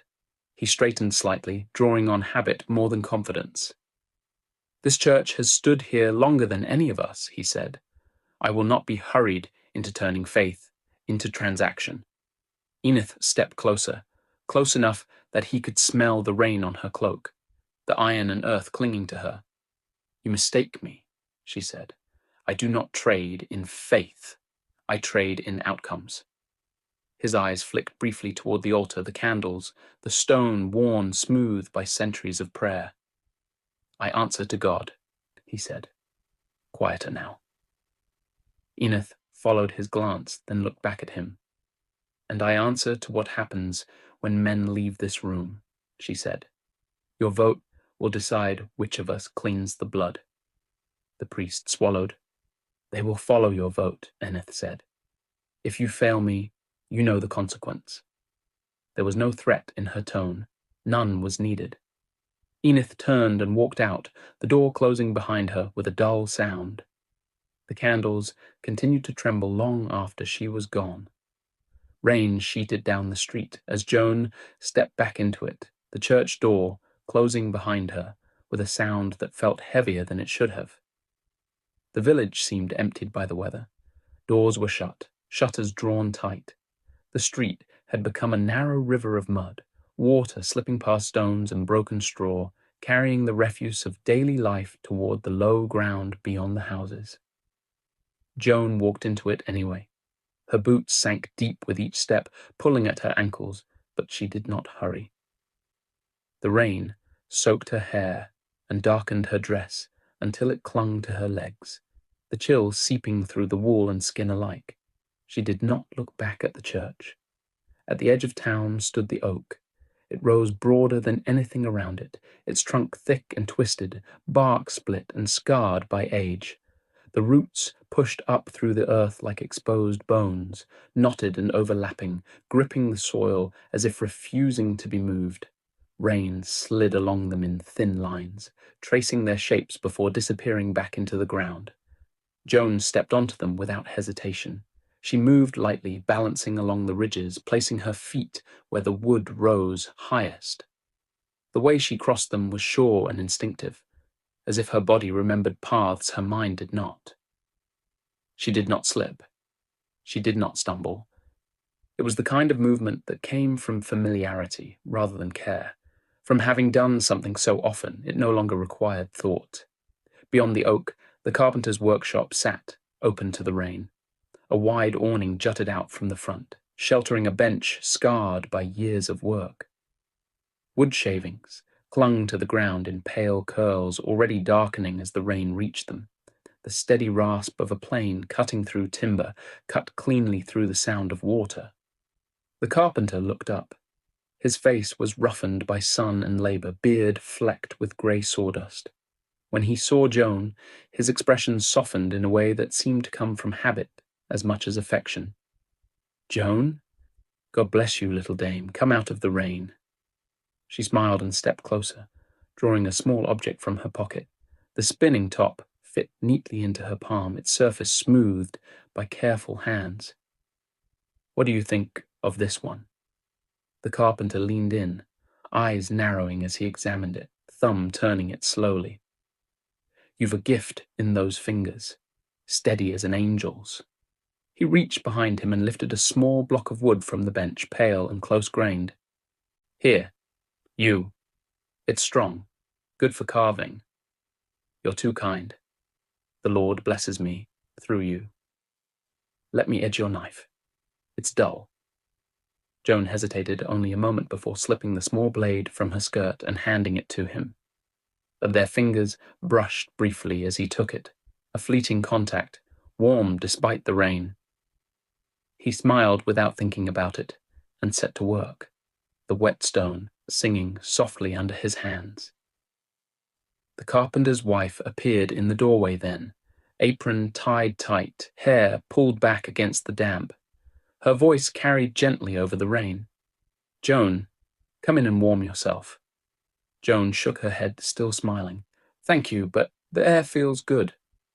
The woman's smile lingered for a heartbeat longer, then faltered. Bellamy's hooves sounded softly against the mud as Enith approached. The mare's presence shifted the space without effort, solid and unavoidable. Enith sat astride her, rain sliding off her cloak in steady rivulets. "I thought the U was for me." Joan's chin dipped, shoulders drawing in slightly as if she had been caught doing something wrong without knowing why. "Only a remnant." The carpenter turned back to Joan, handing her the knife. The edge caught the light, briefly, clean and sharp. "There, sharp as your wits. Show me what you make next time." Their hands nearly touched again as she took it. Joan turned away at once, boots splashing as she moved off down the street, rain quickly swallowing her shape. The carpenter watched her go, then glanced back toward Enith. For a moment, his eyes flicked between the two women, uncertainty passing across his face. The rain blurred Joan's outline as she retreated, as if the world itself had trouble holding her in place. Enith dismounted.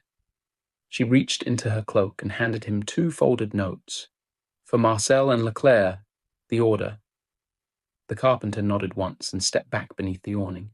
He bent, gripping a long bundle wrapped tightly in linen. The weight of it showed in the way his arms tensed as he lifted it.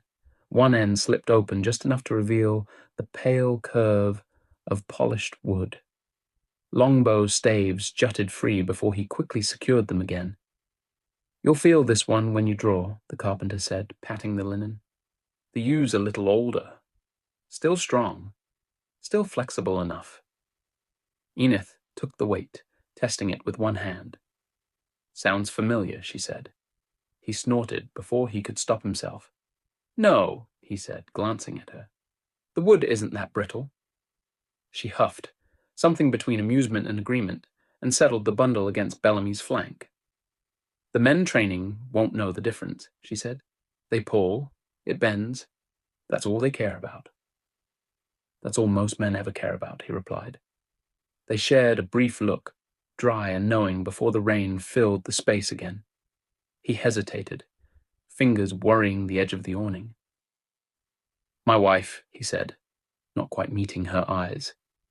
"She asked if she could come to the training." Enith adjusted the reins, considering. "Yes," she said. "We'll need every able-bodied person in town soon." Relief crossed his face, quick and unguarded.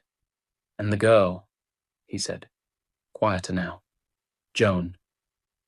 Enith did not look toward the street where Joan had vanished.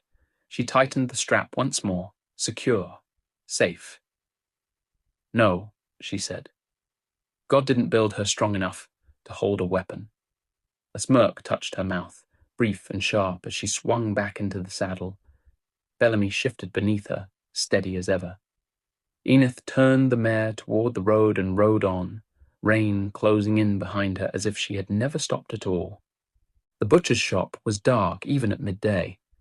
The shutters were pulled tight for secrecy, the storm outside doing its part, leaving only thin seams of light to slice through the butchery. They caught on steel and wet wood, and the dark sheen of blood already soaked into the floor. The air was thick with iron and animal heat, the smell of work that did not pause for weather or prayer. Jacques d'Arc stood at the center of it. He was lean and wiry, built less for strength than for endurance, his movements sharp and economical. Years of cutting had shaped his hands into tools themselves, fingers thickened and scarred, grip unyielding. His eyes missed little. His authority filled the room without needing to raise itself. His sons worked beside him. Jacquemin wrapped meat in cloth with steady precision, jaw set, eyes flicking now and then toward the door. Jean worked the whetstone harder than necessary, the rasp loud and impatient, frustration bleeding into every motion. Pierre sawed through bone with effort, still learning where to press and where to yield, his mouth tight with concentration. Enough gawping, cut! The command snapped through the room, sharp as the blades themselves. Steel moved faster. Jean muttered without lifting his head. Too much at once. Eyes will turn our way. Then quicker, Jacques said, not looking up, before daylight betrays us. Pierre hesitated. And the feast? They'll know. That one's for the feast, Jacques said. Feed a man well, and he asked nothing. Steel rang again. Bone cracked. The work resumed its rhythm. The door creaked. Cold air slipped in first, followed by Enith. She stood in the doorway, soaked through, rain dripping from her cloak, to the floor. The light caught her silhouette and nothing else. For a brief moment, the room went still. Jacques did not turn. Eyes down, hands working. The boys obeyed, movements stiffening as they pretended not to notice her. This is madness, Enith said. You must rethink. Jacques finally looked up. Madness, he said. I'm keeping this town in favor. You're moralless without her guidance. She's not here. The words cracked through the space like a blade striking stone. Jacques lifted his knife, stopping it inches from Enith's face. Blood slid slowly down the steel, warm and deliberate. You talk of morals as if it isn't contradiction at its finest, he said. You put a target on their backs, not me. Now get out. Father! Joan's voice cut through the room, small and out of place. Jean muttered under his breath. By Christ! Enith did not answer. She stepped past Joan, gripping her shoulder hard enough to turn her, pushing her toward the door as she went. The rain swallowed them both. Inside, Jacques slammed his knife down onto the block. Enough. Go home. Go do something useful. Joan stood frozen, voice trembling but insistent. Is this God's intention? Did you pray? Minnie, see her out. Pierre's mouth twisted. God talks to her, remember. Jean snorted, uneasy humor covering something sharper beneath it. Maybe he should tell her to churn butter instead. Jacquemin straightened, cutting them both a look that silenced the room more effectively than his father ever could. He stepped toward Joan, voice lowered. Go home. It's not your burden. She searched his face, desperate. Did he pray? Jacquemin did not lie. We all did, now go. He guided her out, hand firm at her back, not unkind but forceful. The door closed behind them. The knives started again. Slower now. Outside, the rain had thinned to mist. Joan broke into a run, boots splashing through shallow puddles as she turned down the street toward the church. Her breath came fast, thoughts tangling faster than she could separate them. She stopped short. Enith sat astride Bellamy at the edge of town, already turned away, the bundle of longbow staves secured behind her. For a moment their eyes met across the distance. Nothing passed between them. Enith touched her heels to the mare's sides and rode on, mist swallowing her shape as surely as rain had done earlier. Joan stood where she was, soaked through, the town pressing in on her from all sides. Then, with quiet resolve, she turned back to the church and pushed the doors open. The candles trembled as she entered, and did not go out. Chapter 5.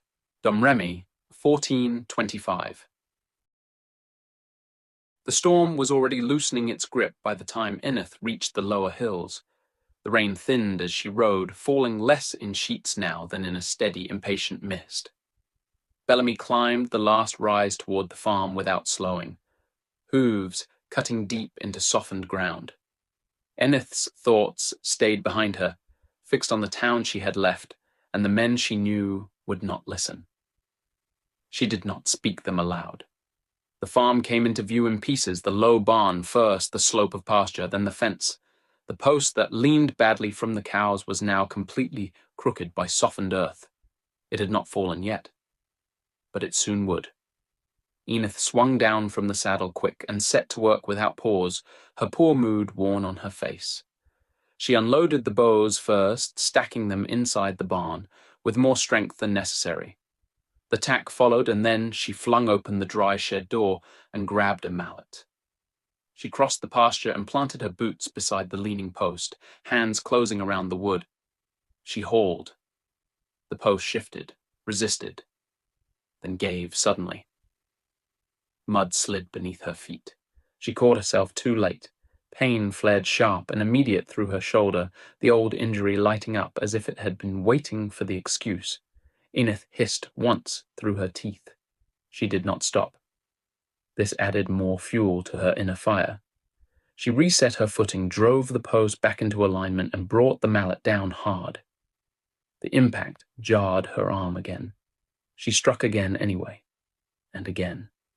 Each blow landed heavier than the last, anger bleeding cleanly into motion until the post finally held, straight and supported.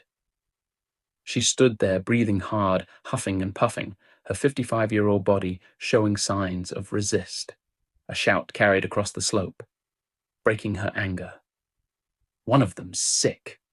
Enith turned. The shepherd was struggling uphill, his flock scattered and panicked, sheep slipping and skidding across the wet grass. Enith mounted without hesitation and rode straight into them. Bellamy moved with calm authority, the sheep responding as if relieved to be given direction at all. Together, woman and horse pressed the flock toward the trees. Shelter came quickly.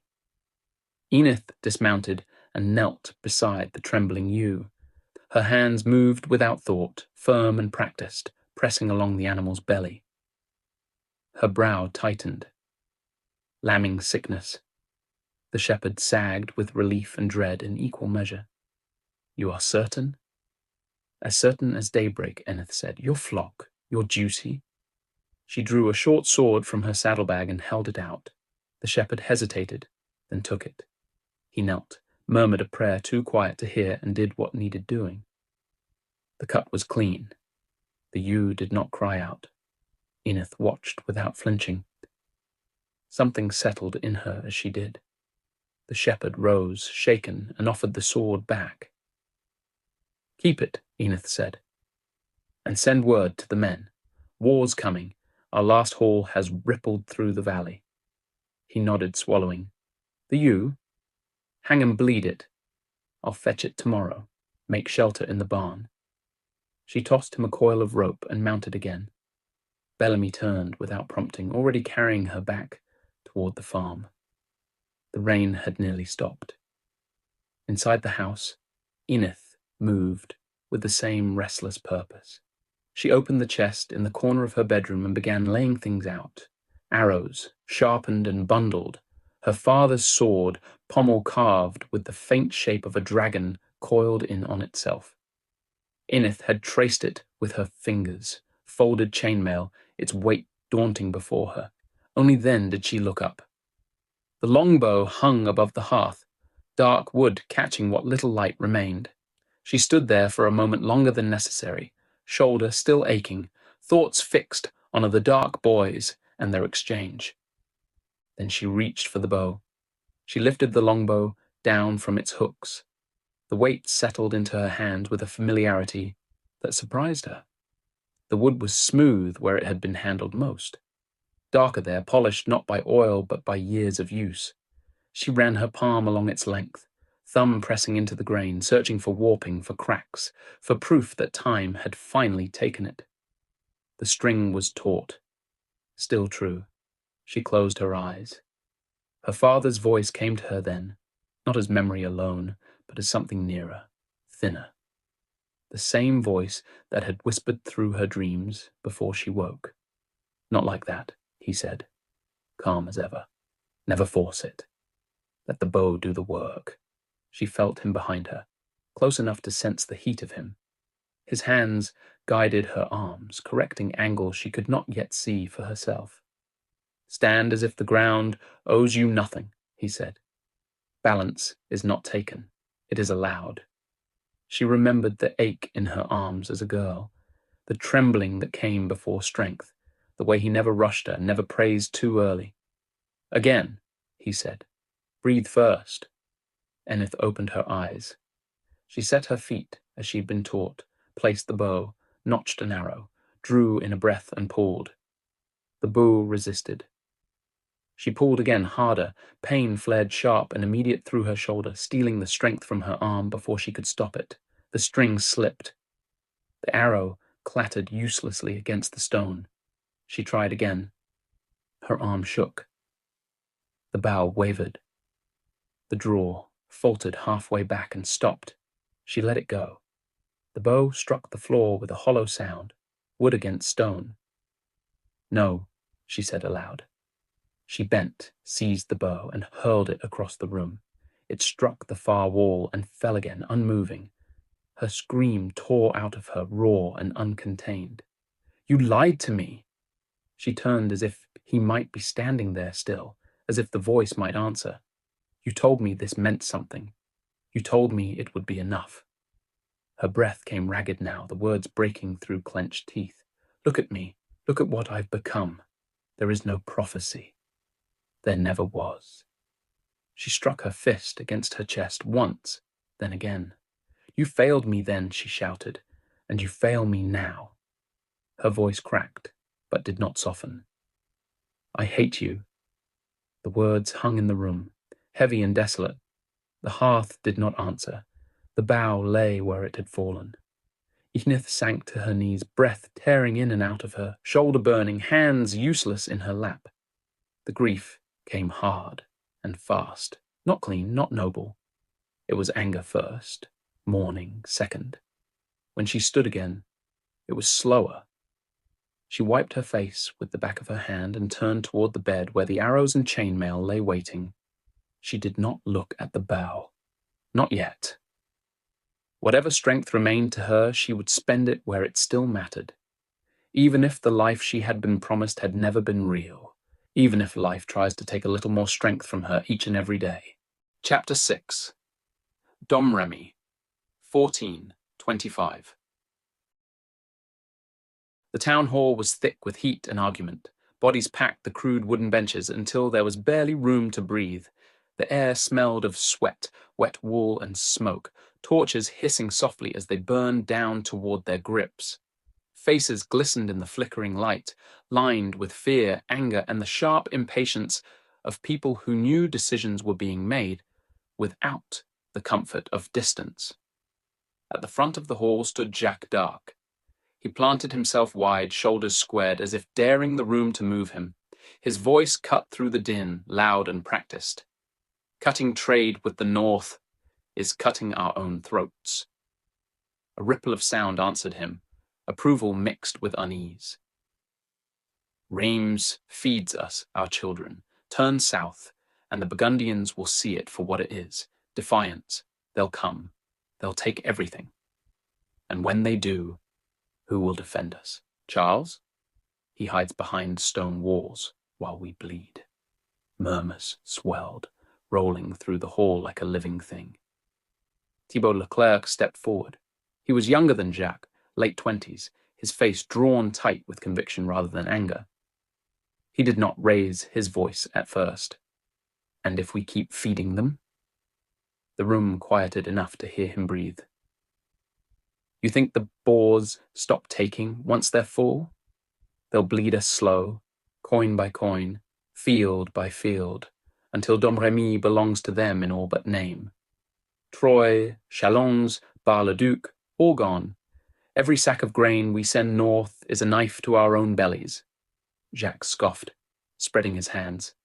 "You preach honor, Leclerc, but honor doesn't fill stomachs. You'll starve families for pride, for a king who can't even hold his own crown." Thibault did not flinch. "This isn't pride. It's a line." A few heads nodded despite themselves. Nancy and Metz still stand free, trading south, living free. If we stand with them, we fight for a France that's ours, not ruled by English coins or Burgundian whores. Bow now, and we lose more than our bread. We lose who we are. The noise surged again, voices colliding, tempers fraying. Then Marcel Dubois rose. He was older, bent by years, but when he lifted his hand, the room obeyed him in a way it did not obey Jacques. Silence spread outward from him, slow and reluctant. "Enough." He let the words settle. This isn't just trade we weigh, it's our measure as men. Do we kneel to those who burn our homes for comfort's sake, or stand for what's left of right? Faces hardened. Memories surfaced. You've all seen war. You know the cost. But mark this, the Boers won't stop at silver. They'll take your fields, your sons, your God, until nothing's left of Domremy but smoke. The hall stilled. Rain drummed softly on the roof, distant now. Outside, women's voices carried through the walls, wives and mothers repeating fragments of the debate, as if saying them aloud might change their shape. Jacques folded his arms. And when they come for us, Marcel, defend ourselves with what? Faith and pitchforks? We've no army, no walls. You'd have us die for Charles and his empty prayers? Marcel met his gaze without blinking. If death comes, I'd rather meet it honest. The silence stretched. Then Jacques slammed his fist against the podium. Fine, let them vote. But remember this, your virtue won't keep you alive when the Burgundians arrive. Before Marcel could speak again, a man moved along the edge of the hall. The carpenter. He did not draw attention to himself. He passed close enough to Thibaut Leclerc to slip a folded note into his hand, then continued on to Marcel, doing the same. Neither man opened them yet. Both knew better. So be it. Speak with your neighbors. We vote before dawn. Outside, the storm had passed, leaving the streets slick and shining. Rainwater pooled in the ruts, catching torchlight and bending it into trembling reflections. Steam rose from the great communal stew, the smell of onions and fat drifting through the square. Women huddled close, hands wrapped around bowls they barely touched, voices low with worry and prayer. Their children, blissfully unburdened, tore through the mud anyway. Laughter rang sharp and bright. Ricard crossed the square at a dead sprint, long limbs churning, feet splashing wildly. He hit the far mark first and skidded to a stop, breathless and grinning. Mud streaked his legs to the knee. None faster than me. A sorry lot, too slow, too soft. He held up his winnings, a small pouch of marbles and a spinning top, turning it lazily between his fingers. I'll stake these against whatever you've got, if any of you dare. The boys shifted, temptation and fear wrestling openly on their faces. From the low stone wall near the edge of the square, Joan watched. She said nothing at first. Her eyes tracked Ricard, then drifted past him to the oak at the town's edge. Its roots broke the earth like old bones. Its shadows stretched long across the mud, cross-shaped in the torchlight. I'll race you. The laughter came instantly. You? Race me? Joan slid down from the wall, brushing mud from her skirt with careful hands. She moved with the same calm precision she always did, unhurried, as if time bent slightly around her. If God wills it, I shall win. She's daft. It's no race for girls. Joan reached the line and stopped. I've naught to wager but this. She held out her spinning top, carved from yew, the fleur-de-lis worn smooth by her fingers. Ricard snatched it at once. Then come, little maid. Let's see if God grants you wings. The boys howled. Joan lowered herself beside him, bare feet sinking into the muck. Her hands rested lightly at her sides. She glanced once more at the oak. Guide my feet, daft or blessed. Either way, this will be a tale. They tensed. The rules are simple. Touch the oak, then back again. Ready to eat mud, little maid? Joan did not answer. On my mark, go! Ricard burst forward, reckless and powerful, arms pumping hard. Joan followed at a measured pace, conserving, watching. She's quick. For a girl. They reached the oak. Ricard charged straight into the deepest sludge, legs bogging down as he clawed his way to the trunk. Joan veered just enough to find the roots, feet skipping across them with practiced balance. She touched the bark and pushed off, fluid and sudden. On the return, Ricard fought the mud like an enemy. Joan floated above it, light and fast. She crossed first. Silence crashed down. Cheat! Rickard shoved her hard. She struck the cobblestones, breath knocked loose. You didn't touch the tree. You cheated. Joan steadied herself, trembling but unafraid. If God didn't want me to win, I wouldn't have. The words hung in the night. Rickard's face twisted. He grabbed her blouse and hauled her backward toward the drop. You think God favors you over me, do you? Her fingers scrabbled at the wall. Mud slid under her heels. A hand clamped down on Rickard's shoulder. Let her go. Sefu Dembele stood behind him, tall and unmoving. His voice carried weight without volume. Rickard froze, then released her. Joan collapsed to her knees, gasping.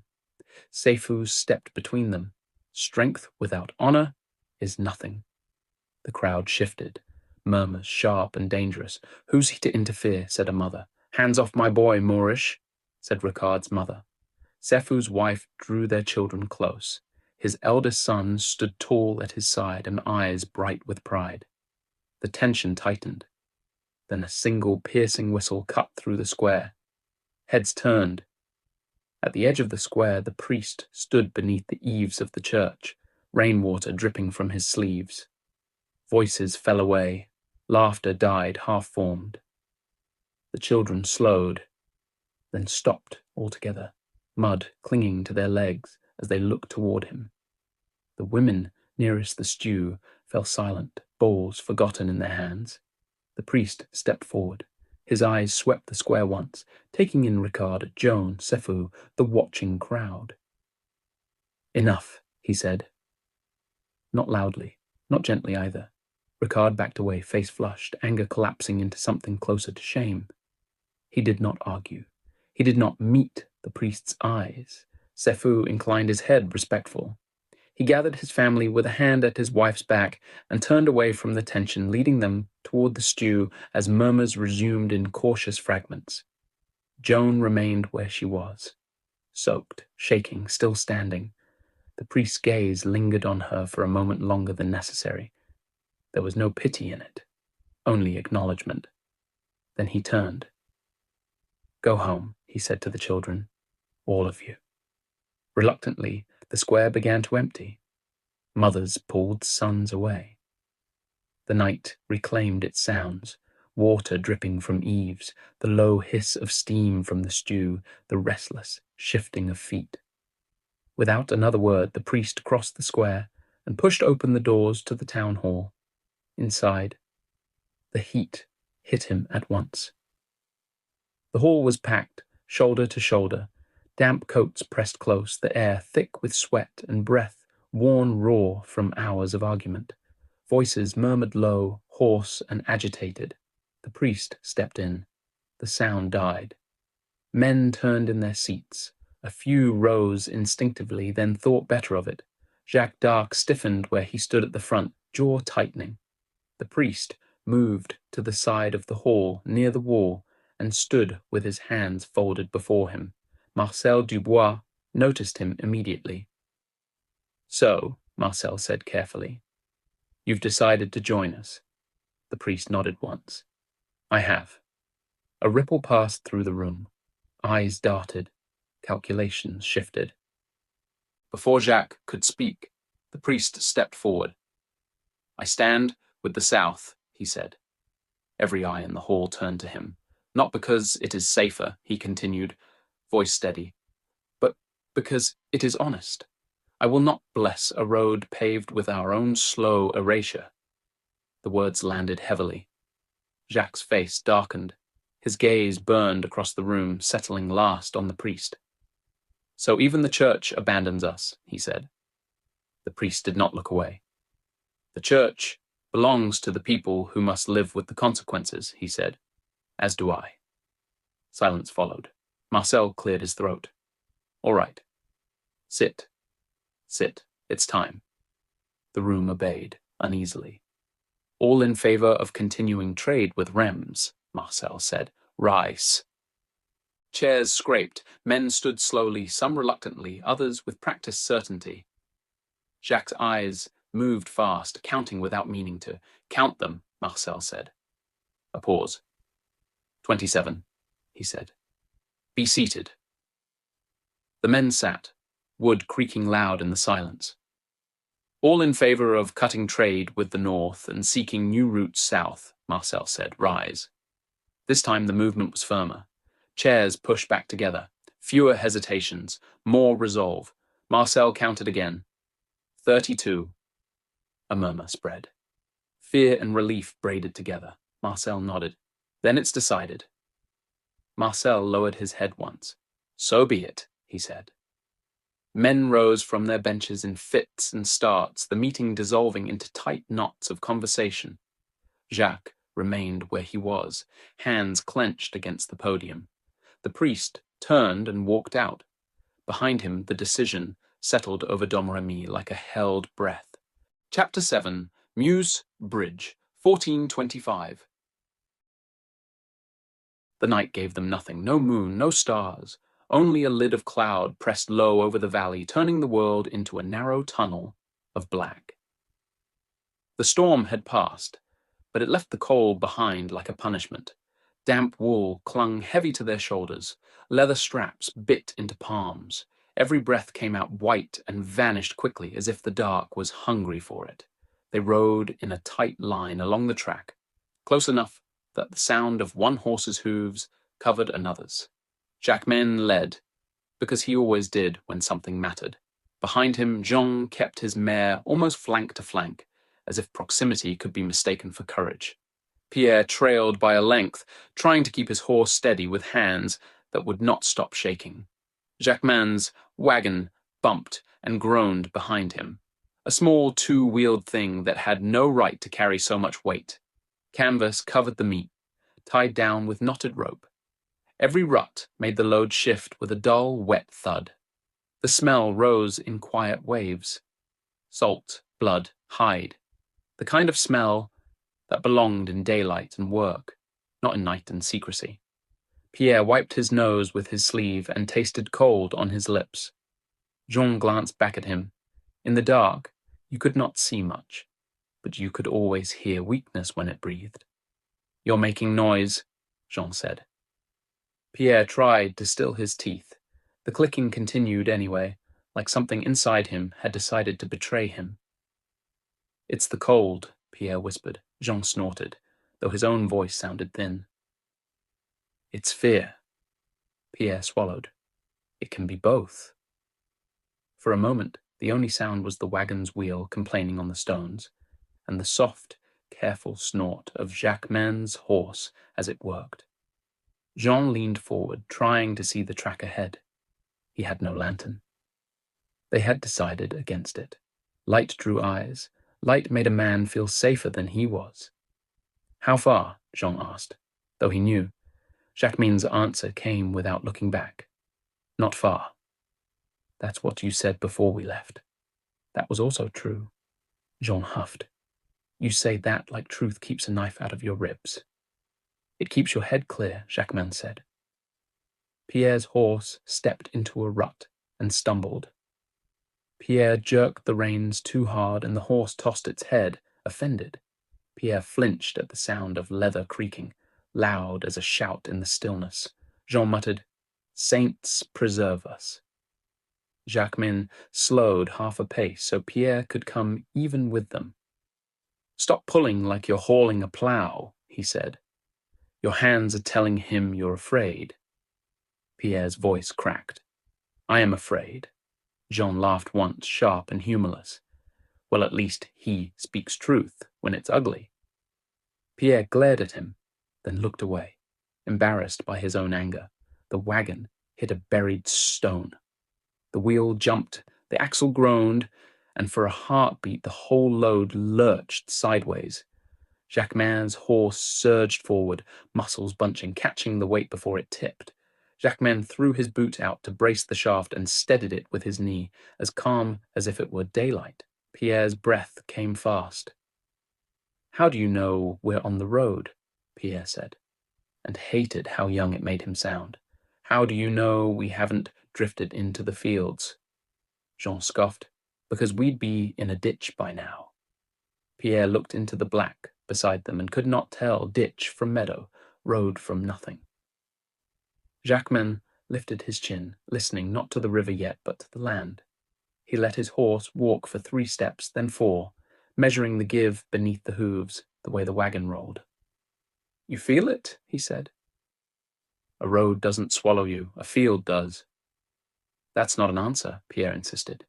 "It is," Jacquemin said. "You just don't like it." Jean leaned closer, his tone changing into something almost conspiratorial, the way he spoke when he wanted to plant an idea and pretend it had grown on its own. "We could turn back," he said. "No one would know. We tell father the buyers never came. We waited. We froze. We did our duty." Jacquemin's shoulders tightened, a small tell. "You want to lie to him," he said. Jean lifted a hand as if offended. "I want to live." "So do I." "Then why are we here?" Jean pressed. "For his pride, for his reputation, for the feast and the men in the hall who clap when he speaks? We could have stayed at home, slept, let him sell his own damn meat." Jacquemin's voice dropped, lower. Jean swallowed, then lowered it anyway. "I'm not wrong." Pierre listened, heart hammering. This was the first time Jean had said it loud. He had always complained, always barked and blustered, but never named the root of it. Jacquemin did not answer right away. He kept his eyes on the track, where he could barely see the darker strip of packed earth. "He's not sending us because he enjoys it," Jacquemin said finally. Jean's laugh was bitter. "No, he's sending us because he enjoys the coin." Jacquemin's hand tightened on the reins. "He's sending us because he thinks he has no choice." "That's what men like him always say," Jean replied.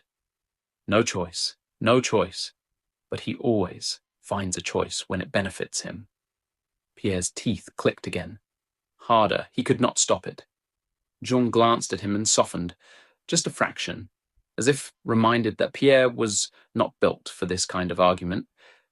"You remember when Mother used to sit by the hearth," Jean said, "and read those saint stories until Father got sick of it and said she was filling our heads with nonsense?" Pierre blinked. "She didn't read." Jean rolled his eyes. "Tell them, Minnie." Jacquemin's mouth twitched. She couldn't read the words. She knew them. She heard them enough times from the priest that she could repeat them better than he could. Pierre's chest tightened at the memory. Their mother's voice in the dark house, steady and warm, making even hunger sound like something that could be endured. Jean kept going, voice low and meaner now, because it hurt. "She would have stopped this," Pierre said. And he hated how much he needed it to be true. Jacquemin looked back then. In the black, his eyes caught faintly, like whetstone. "She would have tried," he said. Jean snorted. "And Father would have smiled and told her not to worry and then done it anyway." "Jean," Jacquemin warned. Jean's anger flared, and with it something that sounded like grief, though he would have cut his own tongue out before calling it that. "She's gone, and the house is colder without her," Jean said. "And don't pretend you don't feel it." Pierre's throat tightened. He hated Jean for saying it. He loved him for saying it. He did not know which feeling was stronger. Jacquemin faced forward again, jaw clenched. The wagon creaked behind him, steady now, as if even it was listening. "She's not gone forever," Pierre said, desperate. "It's a pilgrimage. She comes back." Jean's voice cut in quick. "If the roads let her?" Pierre flinched. Jacquemin spoke before Jean could say more. "She will come back," he said, and there was steel under it, not hope, decision. For a few breaths, the brothers rode in silence, each of them staring into darkness and seeing something different. Pierre saw knives. Jean saw Father's face when he learned the truth. Jacquemin saw the bridge, already waiting. Then Jean exhaled slowly. "You remember when Enith made us run the ditch line behind the barn," he said, trying to change the air, "and Pierre fell and cried, and she made him get back up and run it again?" Pierre's cheeks burned even in the cold. "I was 8. You were 10, Jean corrected. You were 10, and you cried like a babe. I didn't cry, Pierre lied. Jacquemin's voice came quiet, amused despite himself. You did. Jean leaned closer, emboldened by the small shift. And then she said, What did she say? Go on, Minnie. Say it. Jacquemin did not want to. Pierre could feel it. The words carried weight. But Jacquemin said it anyway. She said, The ground doesn't care, neither will a man with a blade, so get up. Pierre swallowed. Jean nodded once, satisfied, then lowered his voice again, serious now. She trained us for this, he said. Jacquemin's answer came immediate. She trained us to live. The track dipped, the air changed, damp and heavy, and somewhere ahead, the river's hush began to reach them, soft as a whisper through mist. Pierre's shivering returned, not because of cold alone now, but because the night had finally brought them close enough to hear what waited. The bridge did not appear all at once. It announced itself in fragments, reluctantly, as if the night itself resisted revealing it. First, a pale suggestion of wood where no earth should be, then a length of rail, ghost-thin, hovering above black water. A single plank caught what little light there was and reflected it dully, slick with damp, narrow, too narrow. The moose slid beneath it, unseen but unmistakable, its slow breath rising through the mist. The sound was soft, almost gentle, which somehow made it worse. Water you could hear but not see. A place where a body could vanish without a mark. They halted at their end of the span. Breath clouded instantly, 3 plumes rising and dissolving. The horses shifted, uneasy, hooves scraping wood and packed earth. One stamped, sharp and loud in the stillness, and the sound seemed to carry far too well across the water. The wagon settled behind Jacquemin with a low, wet groan, canvas tightening over its burden. Pierre's fingers cramped around the reins. Jacquemin did not move. He let the moment stretch. Let the horses quiet. Let the dark finish measuring them. His hand hovered near his blade, not gripping it, not drawing it, just close enough to remind himself it was there, close enough to feel steadier. If this turns, he murmured, so low it barely counted as sound. It's a skirmish. Parry and run. Don't engage. Jean nodded once, jaw tight. Pierre swallowed hard. Remember, Drake, Jacquemin said. Draw on it. The fog across the river shifted. At first, it looked like nothing, just a slight thinning, a pale smudge where darkness had been uniform. Then a pinprick of light bloomed inside it, small, unsteady, a lantern swinging gently, its glow swallowed almost as quickly as it appeared. Pierre's breath hitched. The light grew slowly as if the night were letting it advance, only by permission. Hooves followed, muffled by wet earth, the sound dull and wrong. Wheels whispered over the ground, not creaking, not rattling, as though whoever drove them knew better than to announce themselves. A carriage took shape on the far bank, not close, not yet. It stopped well short of the bridge, the lantern lifted higher, probing. Fog wrapped around the wheels, climbed the horses' legs, erased the lower half of everything. For a long moment, nothing else happened. No voices, no greeting, just the soft hiss of the river and the faint, patient sway of the lantern. Jean shifted in his saddle, the leather creaking despite his effort to still it. He hated the waiting, hated not knowing where to look. Pierre leaned closer to Jacquemin without meaning to. How do we know? Pierre whispered. It's them. Jacquemin did not answer right away. Across the water, a door opened.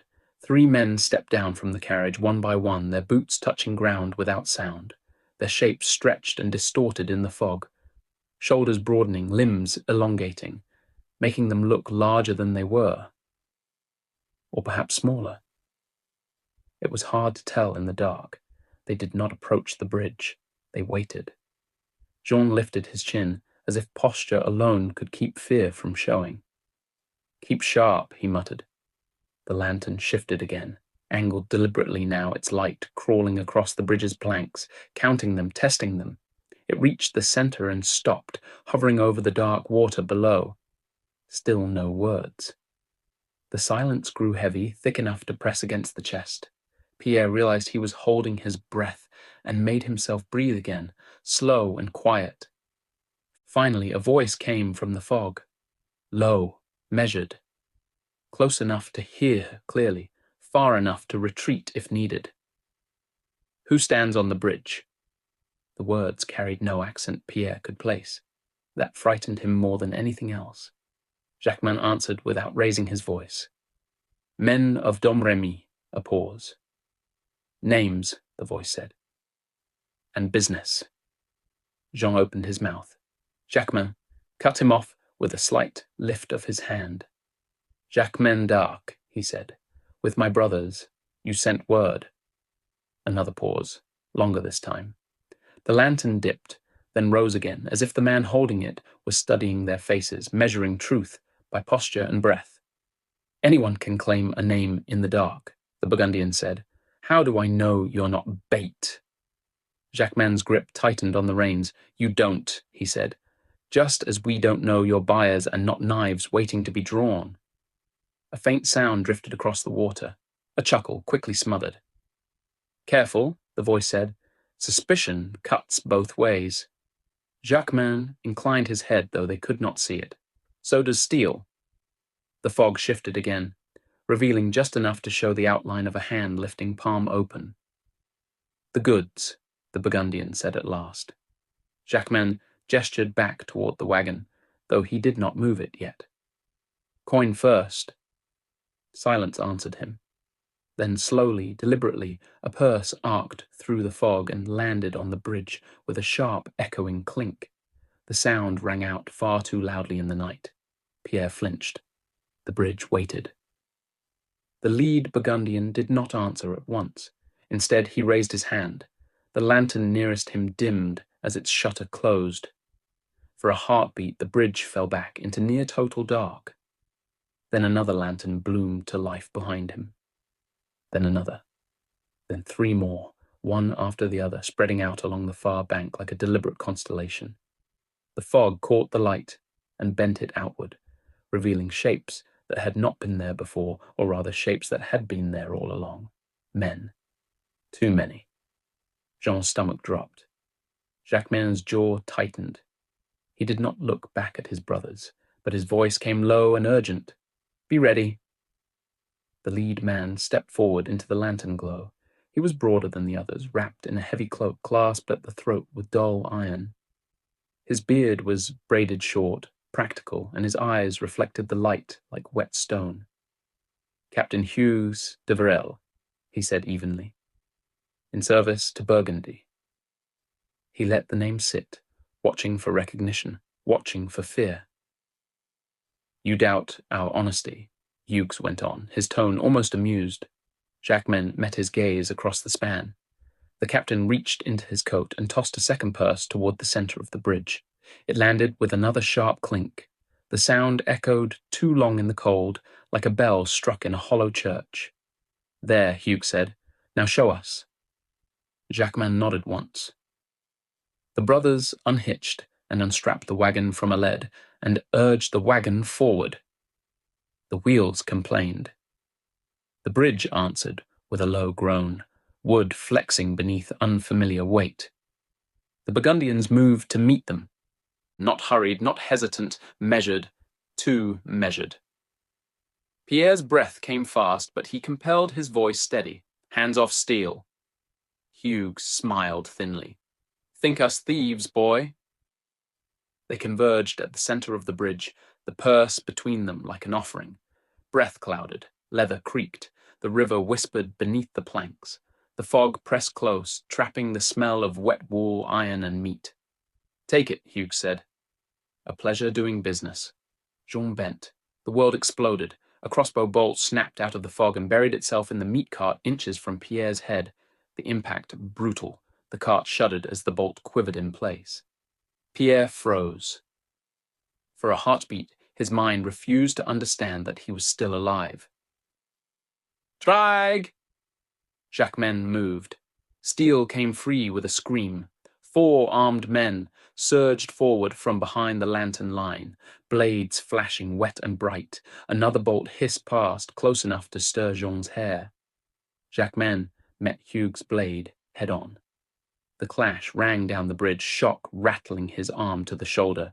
Jean barely caught a downward strike, arms jolting, breath tearing loose from his chest.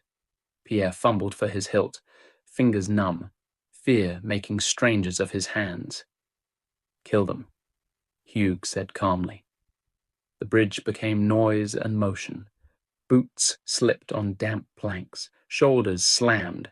Jacquemin fought with savage economy, turning steel just enough to survive, stepping inside a swing and driving his blade forward.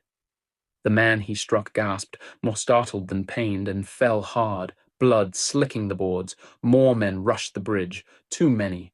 Then a sharp thrum cut the night. An arrow punched through the throat of one of the charging Burgundians and dropped him mid-step. The bridge froze. Every man stilled, eyes snapping toward the sound. Another thrum. A second arrow took a Burgundian through the chest and carried him backward over the rail. He vanished into the mist below with a short, distant splash. Jean stared. Jacquemin turned, heart hammering. From the riverbank to their left, half hidden by fog and brush, Enith stood braced beside her horse. Bellamy. The bow was planted hard against the saddle, its lower limb wedged tight against leather and bone. Enith pulled with her whole body, feet set wide, back bowed, drawing with both hands, shoulder screaming in protest. Every shot cost her. Every breath was a choice. Another Burgundian lunged for Jean. The arrow took the man through the eye. Jean staggered back, shaking. Enith's voice ripped across the bridge, raw and ancient. "Silioch, Dinun, all!" Retreat. Enith did not loose another arrow. She let the bow fall back against Bellamy's flank and tore the sword from her hip in one smooth motion. Steel whispered free. She surged forward from the riverbank, boots slipping once on wet stone before she found purchase, and charged the bridge. Jacquemin was already moving. He fought like a cornered wolf, low and relentless, blade flashing in short, brutal arcs. He ducked a high swing, stepped inside another, and drove his sword deep into an attacker's gut. The man folded with a wet sound and collapsed against the planks, blood spilling fast and dark. Jean was not so lucky. He was driven back, boots skidding, arms burning as he parried wildly, every block ringing bone deep. "Brother!" Jacquemin saw it then. Shapes shifting in the fog, more men rushing the span. Too many, always too many. "Run!" Jean barely turned in time. A blade screamed down toward his skull. He caught it clumsily, the strike shuddering through his arms. Another sword followed immediately. Pierre lunged. He blocked it. The blade slid down his guard and bit into his arm, slicing clean through wool and flesh. Pierre screamed. The sound tore out of him, raw and terrified, and echoed into the mist. A Burgundian raised his sword to finish it. Enith hit him from the side. Her blade punched up under his ribs, short and precise, ripping the breath from his lungs. She wrenched it free and turned in the same motion, slashing across the throat of a second man who had already committed to the strike. Blood sprayed hot and sudden. He dropped without a sound. Enith planted herself between the boys and the press of steel. "Go!" she roared. "Now!" Jean's eyes flicked to the purse still lying on the planks, absurd and untouched amid the carnage. "The coin." Jacquemin shoved him hard. "Leave it." Together they broke for the bank. Bolts snapped past them, splitting wood, thudding into rails. One sword grazed Jacquemin's hair, close enough to burn. He didn't slow. They reached the horses in a blur of breath and terror. Jacquemin hauled Pierre onto Aled's back, the boy barely conscious now, blood soaking his sleeve and dripping onto the horse's flank. Jean mounted blindly. They kicked their horses hard and fled into the dark, hooves thundering, breath tearing loose from their chests. Behind them, Burgundians gave chase for a few frantic steps, shouting into fog thick enough to swallow men whole. "We're dead men," Jean cried.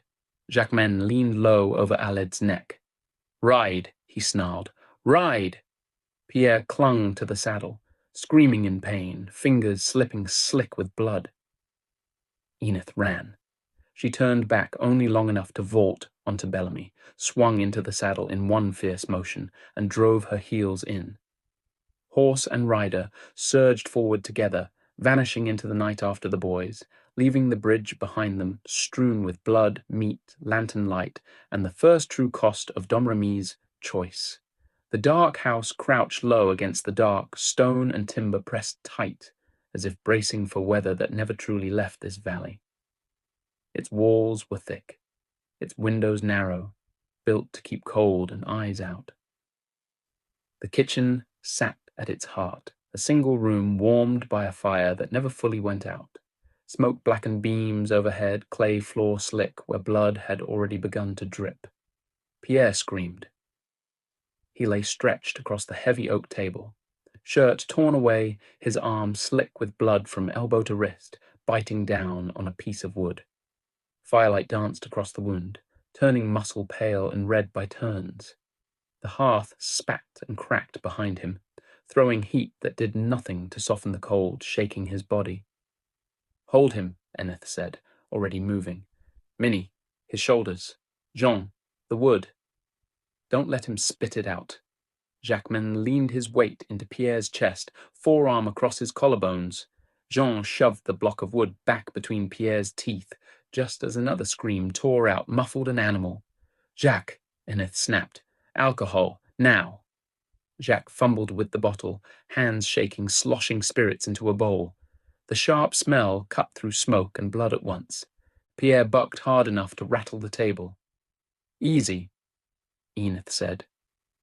Not gently, not cruelly. "You move like that, you lose the arm." She dipped her fingers in the spirits, wiped them once against her skirt, then leaned over the wound, eyes narrowing, clean cut, deep, no tearing. A mercy if anything here could be called that. "Boiled water?" she asked. "By the fire," Jacquemin said, breathless. "Good. Keep it there." She pressed the cloth into Pierre's arm. He screamed again, biting so hard the wood creaked. That was when Joan came down the stairs. She froze halfway, bare feet on cold stone, nightgown clutched tight in her fists, her eyes fixed on the table, on the blood, on Pierre's face twisted white with pain. "Joan," Enith said, without looking up, "your mother's sewing kit, thickest needle, thickest thread, run." Joan didn't move. Enith looked up then, sharp as a blade. "Now." Joan turned and flew. Jacques found his voice as Enith took the cloth away and reached for the needle Joan had dropped on the table. "This is what comes of it," he said, pacing. "This is what comes of defying rams. You pushed the vote. You knew what it would cost." Enith fumbled the thread and needle trying to find the opening. "More light," she yelled. "Jean, another lantern." She threaded the needle with her teeth. Pierre thrashed again as the first stitch went in.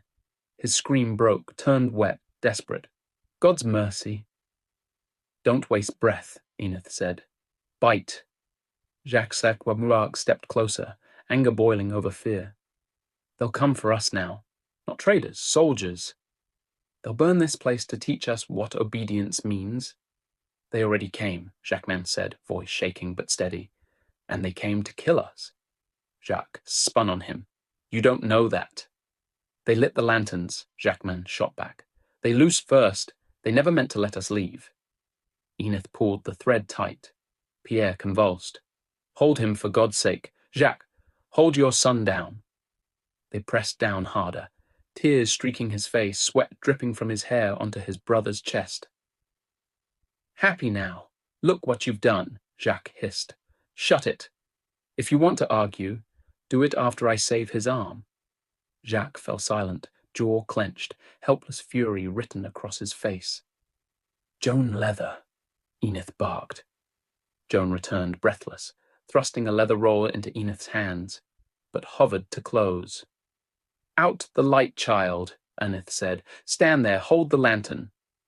She drove the needle through flesh again.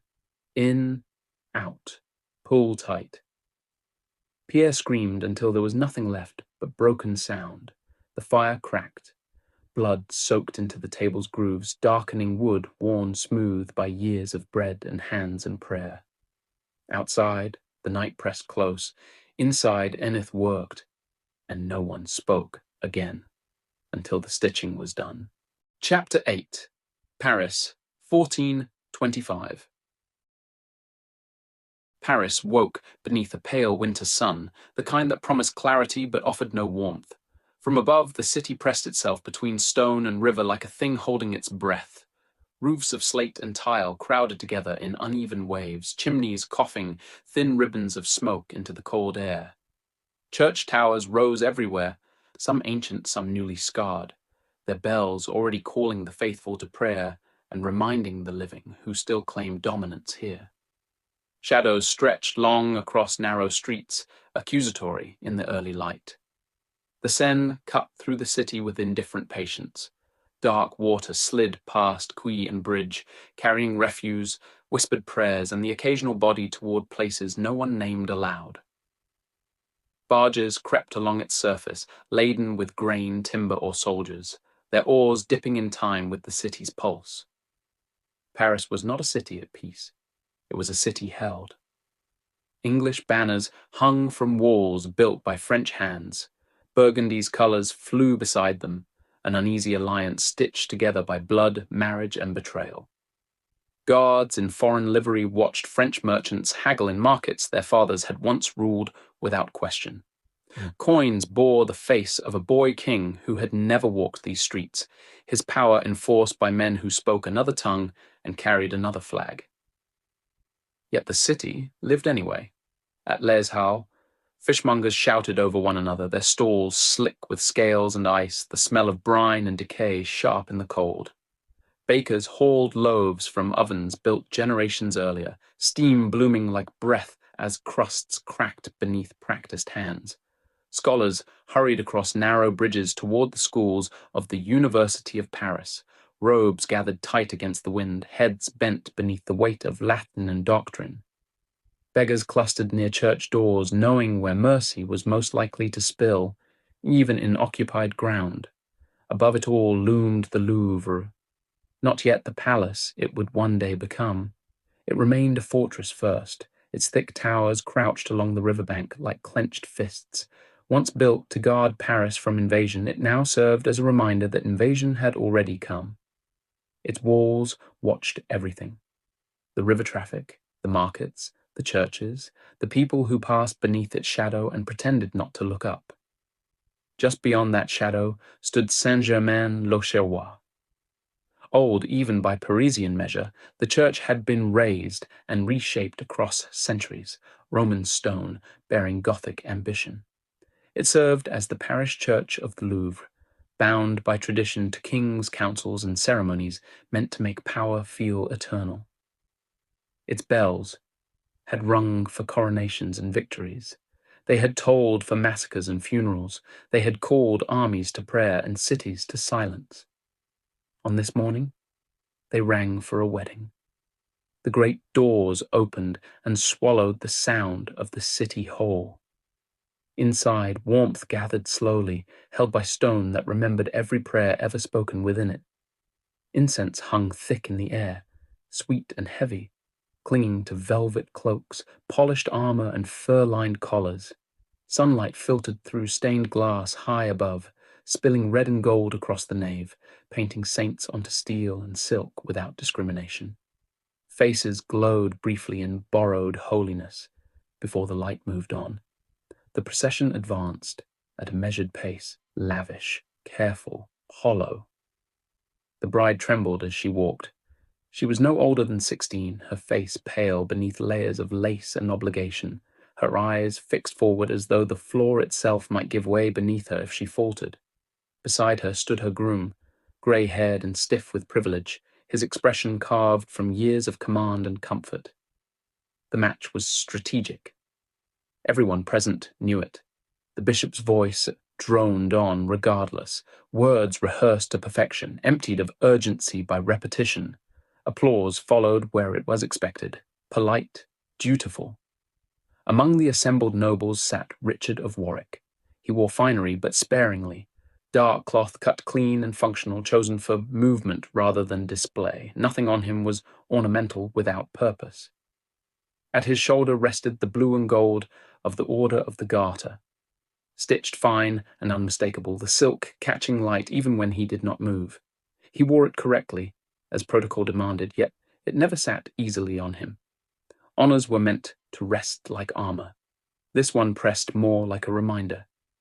He had earned it young, blooded early in the long work of breaking Wales, the dragon banners torn down, the hill forts burned, the last songs driven into whispers.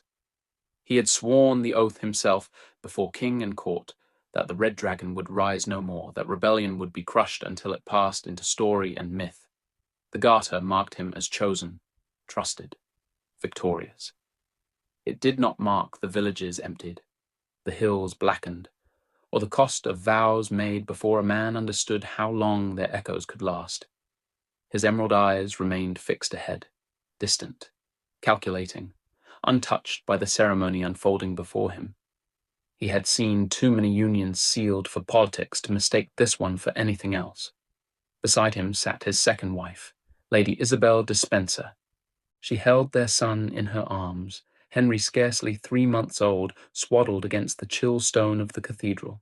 His hair was dark and fine, his face still bearing the softness of a child newly arrived in the world, eyes closed in the easy trust of sleep.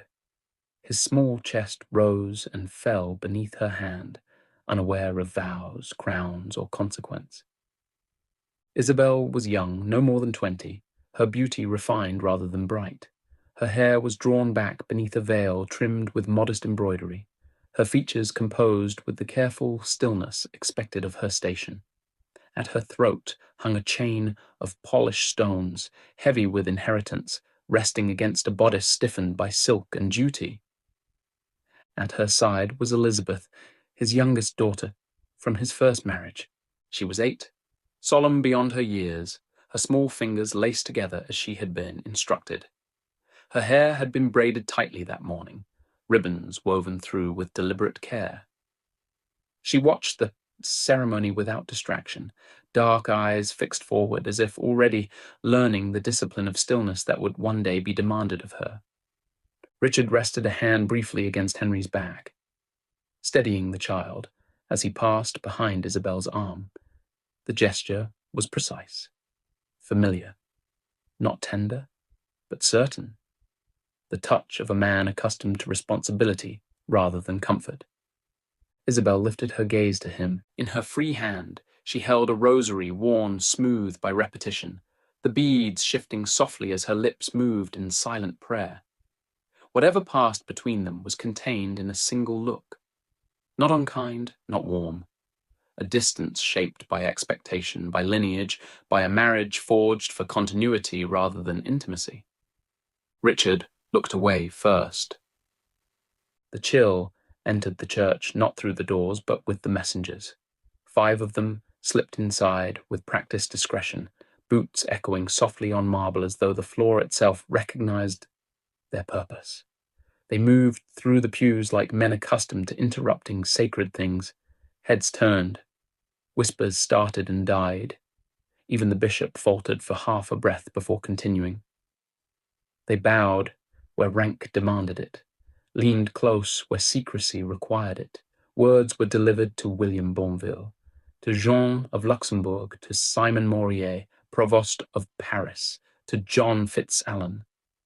Each man stiffened in his own way. The last messenger stopped beside Richard. He murmured low. Richard rose at once. Henry stirs in Isabel's arms, a small sound escaping him.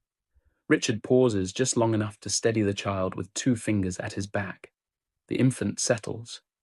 Then he turned, cloak whispering against stone as he strode toward the doors. Behind him, the bishop's voice carried on, unbroken. For in holy union we are bound by duty before God and man. The doors closed on the final word. Outside, Paris surged back into itself. Sound and stench hit the church doors the moment they opened. Vendors cried, prices already sharpened by hunger. Horses splashed through gutters thick with refuse. Smoke and steam rose from bodies pressed too close, and the winter air carried it all like a wet cloth held over the mouth. Paris was not governed so much as managed. A cordon of guards muscled the crowd back with practiced brutality. Steel flashed, boots shoved, voices snapped orders in accents that did not belong to this soil. The lords emerged in a knot of silk and chain. Velvet collars brushed mail. Cloaks were heavy with fur and damp. Their retinues closed around them at once, forming a moving wall of muscle and iron, men paid to be hard and to stay loyal. At the front walked Guillaume, called the Bear, long before Paris learned to fear him. He was in his late 30s, built like a battering ram, shoulders broad enough to make doorways seem narrow. His beard was thick and untrimmed, his jaw scarred in two places where blades had once tried and failed to finish their work. He wore a Burgundian surcoat over mail, the cloth stained at the hem from streets like these. He did not speak. He did not need to. A beggar reached too close, fingers clawing at a noble's hem with the desperation of a starving animal. Guillaume did not slow. He drove his boot into the man's chest with soldier economy. The beggar folded soundlessly and vanished into the mud, swallowed by the crowd without ceremony. No one protested. No one even gasped. Paris had learned what could be safely witnessed and what could not. Just behind him strode Mattis, a scarred veteran in his 40s, the kind of man who had outlived friends by taking fear seriously. His left eye was milky and dead from an old wound, but the right eye never stopped moving. He read crowds the way other men read scripture. "Primary guard," Mattis called, voice low but iron hard. "Move out." The formation tightened. Simon Morier, provost of Paris, adjusted his gloves as he walked. He was around 50, lean and neat in expensive cloth that tried to hide the truth of him. He was not a soldier. He was the city's fist in legal form, the one who enforced curfews, levied fines, broke riots, hanged thieves, and kept Paris functioning under occupation. His leadership did not come from love. It came from consequence. "The Duke summons us," Morier said. "More war." Jean, bastard of Luxembourg, laughed softly, already bored by the idea of it. He was in his early 30s, handsome in a practiced way, confidence worn like a second cloak. He had the easy posture of a man who had never doubted the world would make room for him. A bastard, yes, but acknowledged, elevated, armed with the kind of half-lawful privilege that made him more dangerous than the truly legitimate. He had command of men and access to rooms where decisions were made. "Then God preserve us from his speeches," John said. "The Duke's counsels are duller than that wedding." William Bonville walked alongside him, a baron in his 40s, who had learned to survive by smiling at the right men and stabbing only when the blade would not be seen. He dressed well, spoke well, and kept his contempt packaged neatly behind wit. He had authority by rank, influence by proximity, and a personal talent for choosing the winning side early. "At least the bride may outlive the peace," Bonville said. "A fair wager," Jean replied. "I'd sooner fight the Armagnacs than sit through another sermon." Then Richard of Warwick stepped away from them without escort. It was not defiance, it was habit. The crowd felt him before it understood why. Bodies parted as he moved, not quickly but instinctively, as though cold itself had passed through them. Eyes dropped, voices thinned. Even the guards adjusted their spacing without command. Warwick did not look at them. He moved as if the city was already measured, already judged. At the rear, John Fitzalan, Earl of Arundel, lingered a pace behind the others. He was younger, mid to late 20s, and it showed. His armor was cleaner, his cloak newer. His face still held the hard angles of a man who had not yet been worn into himself. Dark hair cropped close, a narrow scar at his jawline. Eyes watchful and quick, the gaze of someone learning how power truly moves. He had rank that demanded respect, but not yet the weight that powered obedience. He was a noble, a commander in training, and a man ambitious enough to know that proximity to Warwick could teach him more than a dozen polite counsels. He watched Warwick's back with curiosity sharpened into caution. "Does he always walk apart?" Fitzalan asked low. Bonville smirked. "Always," he said. "He's in a hurry to outpace death. Won't even stop for a whorehouse." Maurier snorted. "Never trust a man who chooses killing over bedding." Jean de Luxembourg chuckled, a delight in comparison to his bastard maker. Maurier shrugged. "We could send him alone to the King of Bourges," he said. "He'll return with his head, or without it. Either way, the Duke will call it a victory." Their laughter followed them only a few steps. Then Warwick turned down a narrow alley leading toward the Bastille, his cloak swallowing the light as Paris closed in behind him. The laughter died. Paris watched him go. Morning light reached the Louvre reluctantly. It filtered through high, narrow windows and struck the stone at sharp angles, pale and cold, as though the fortress itself resisted it. The grand hall took that light and swallowed it whole. Shadows clung to the vaulted ceiling, pooled beneath the arches, and gathered behind pillars thick enough to have been grown rather than built. Even at this hour the room felt nocturnal, a place meant for decisions that preferred darkness no matter the time of day. Torches still burned along the walls, not for necessity, but for habit. A long war table dominated the hall, its surface scarred by blades, melted wax, and the impressions of countless maps pressed into it over decades. Around it sat the men who ruled France without loving it. Simon Maurier, provost of Paris, sat straight back near the maps, his thin hands folded, eyes alert. He governed a city that resented him and survived only by anticipating unrest before it spoke aloud. Jean of Luxembourg reclined with casual confidence, richly dressed, fingers drumming idly on the table's edge. War amused him. Politics entertained him. Neither had yet cost him enough to command reverence. William Bonville sat rigid, disciplined to the bone, his posture that of a man who believed order could still be forced upon chaos if applied firmly enough. John Fitzalan sat quieter than the rest, young by comparison, listening more than speaking, absorbing how power truly moved in rooms like this. Richard of Warwick sat beneath his banner. 3 red diamonds stared down from the cloth above him, stark against a field of white.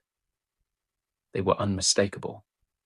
The mark of his house, the mark of conquest. He sat still beneath them, armored under his cloak, hands resting lightly on the table, his presence felt more than announced. At the head sat John of Lancaster, Duke of Bedford. He did not sit as a counsellor, he sat as a ruler. Lancaster was the uncle of King Henry VI, regent of France by decree and king in all but name. The boy wore the crown. Bedford wielded it. He had done so for years now, spending English blood and French soil as though both were his inheritance. His face showed the strain of command rather than age, lines carved by counsels that lasted longer than battles and decisions that buried men he would never meet. He surveyed the table before speaking. "We have wrapped the Eastern campaign," Bedford said, his voice calm, measured, and absolute. "Lorraine is pressed. Champagne bends where it must. The towns of Troyes and Chalons answer when called." No one interrupted. "We broke the field at Montaigu," he continued. "But the Count escaped. Again. He bleeds us by living, reminding men that resistance survives even when defeated." Lancaster's fingers drummed once against the table. "We claim Paris. We claim Normandy. We claim the roads, the rivers, the markets, the crown itself. And yet, the Dauphin sits comfortably in Bourges, calling himself king of a France we have already taken." A faint curl of disdain touched his mouth. "We have stalled." The word landed like a rebuke. "When pressure eases, men grow comfortable," Lancaster said. "And when men are comfortable, they speak." And when they speak, they think. And when they think, they begin to decide what is right and what is wrong. His gaze moved around the table, daring contradiction. We know what is right. We know what order looks like. But order must be enforced, not remembered. A pause. This is why we hear of unrest in the southeast, he went on. Villagers refusing levy, priests preaching memory instead of obedience, faith growing where fear should be. Bonville leaned forward. 5 towns now, and each one bolder. Maurienne nodded. Rebellion spreads only when someone feeds it. Joan of Luxembourg smiled thinly. The Dauphin feeds it. His poets and priests whisper that France is waking from our shadow. Bonville scoffed. Imagine it. France so hollow it must dress hope as prophecy. Fitzallen shifted. If Reims wavers, every town between here and the Loire will feel it. Lancaster's eyes hardened. Lies, he said. Lies must be smothered before men believe them. Reims is not a town. It is a signal. Then he turned his attention to Warwick. Your house understands signals, Lancaster said. Welsh ones, especially. Warwick lifted his eyes, green and steady. Command me. Lancaster stood, moving slowly, deliberately, until he cast a shadow across Warwick's place at the table. Take your forces to Reims, he said. Push south. Break the uprisings. Remind France what silence feels like. I ride at first light, Warwick replied. Lancaster leaned closer, lowering his voice so only one man could hear. There are rumors, he said. A red dragon. Surviving. Leading. Warwick did not blink. Sniff it out, Lancaster whispered, and finish what you began. He straightened and addressed the room. For King Henry. For England, the men replied. Warwick rose beneath his banner, the 3 red diamonds watching as he turned and left the hall. The light followed him only a little way before the room reclaimed its shadows. And somewhere far to the southeast, belief was already growing teeth. Chapter 9. Domremy, 1425. Dawn had not yet decided what it would be. A thin grey light crept over Domremy, hesitant and cold, catching the frost on thatch and fence post alike. Smoke rose from only a handful of chimneys, the village still half asleep, the air quiet enough to hear the river shifting somewhere beyond the fields. The knock came softly. Too soft. Jacques d'Arc was already awake. He had not slept. None of them had. Pierre's screams still rang in his ears, raw and animal, the kind of sound that carried through walls and settled into bone, the kind of sound a village remembered. He opened the door. The priest stood there, hands folded neatly into his sleeves, breath fogging the air as if he had walked a long way to arrive exactly on time. Beside him waited Etienne Morel, the town's levy clerk, wrapped in a fur-lined coat that marked him as a man who counted grain rather than grew it. His boots were clean, his smile was not. Morel's eyes flicked past Jacques at once, quick and instinctive, taking in the house beyond him. Not a home at rest, but a battlefield hastily abandoned. A table scrubbed unevenly, one corner still dark with blood where the cloth had been dragged and given up on.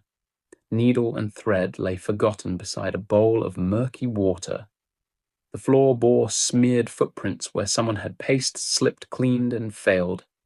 A man's work unfinished, the kind done through shaking hands and exhaustion rather than care.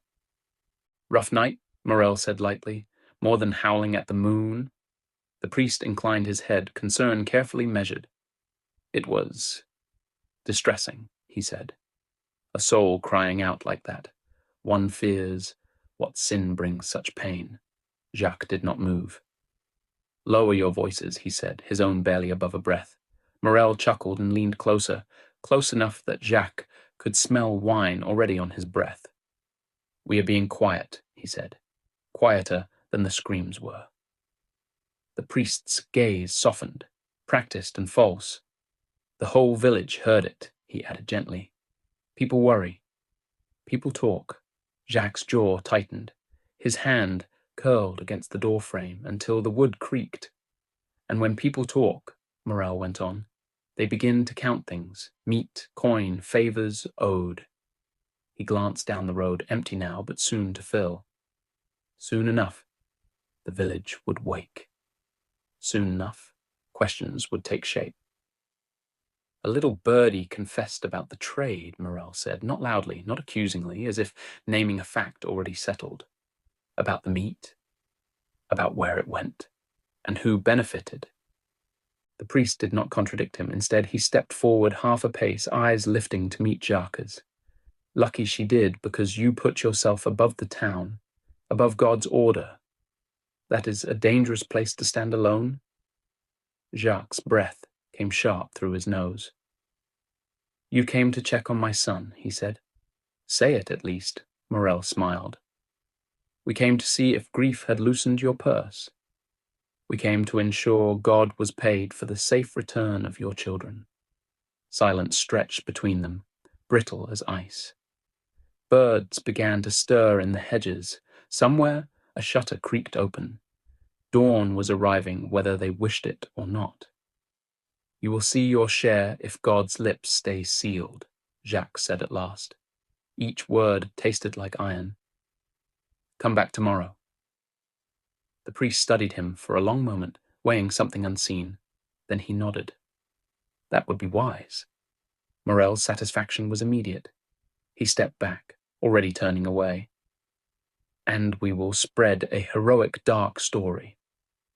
They exchanged a look between them, brief, practiced, mutually assured, and retreated down the path without another word. Jacques shut the door hard. The sound cracked through the quiet house like a blow. He stood there trembling, rage and fear twisting together in his chest, knowing with cold certainty that whatever had happened on the bridge last night had not ended there. It had only announced itself. His breath came hard. His hands shook. He turned and drove his boot into a chair. The wood cracked and skidded across the floor, slamming into the table hard enough to rattle the balls and send a cup spinning to the ground. It shattered. The sound split the house open. From above came movement, a cough, a startled shift of blankets. Pierre's low, fevered groan dragged itself down the stairwell like a wounded animal. Jacques grabbed the edge of the table and wrenched it sideways, overturning it completely. The blooded cloth flung across the room, revealing the darker stain beneath, and the bowls of blooded, murky water splashed to the ground. He stared at it for half a breath, then turned away as if it burned him. God rot this house, he muttered, and took the stairs 2 at a time. The steps creaked under his weight. Each one announced him. At the top of the stairs the passage split, men to the left, women to the right. Jacquemin and Jean stood at the edge of the men's room, blocking it without meaning to. Pierre lay on the bed behind them, sheets soaked through, skin slick with sweat, lips moving around words that no longer made sense. His breath came in broken pulls, each one a fight. Jacquemin stepped forward, hands raised slightly, voice low and urgent. Father, he said, please go easy on her. Jacques did not slow. He shoved Jacquemin aside with his shoulder, hard enough to drive him into Jean, and didn't even look back. His focus was already on the other doorway. The women's quarters. Joan felt him before she heard him. The floorboards carried his weight straight into her bones. Each step climbed her spine. Her eyes were open in the dark, fixed on nothing, her breath shallow beneath the animal skins, pulled tight to her chin. 2 empty beds flanked hers, one her mother's, one her sister's, both cold, both untouched. She did not move. The door burst open. Jacques crossed the room in 3 strides and seized the skins, ripping them back so hard Joan cried out as the cold hit her bare arms. He grabbed her wrist and yanked her upright, twisting her half out of the bed before her feet even found the floor. What have you done? He roared. She stumbled, barely catching herself, her words tumbling over each other. I do not understand. He shook her once, hard enough to snap her teeth together. Your poisonous tongue just killed this family.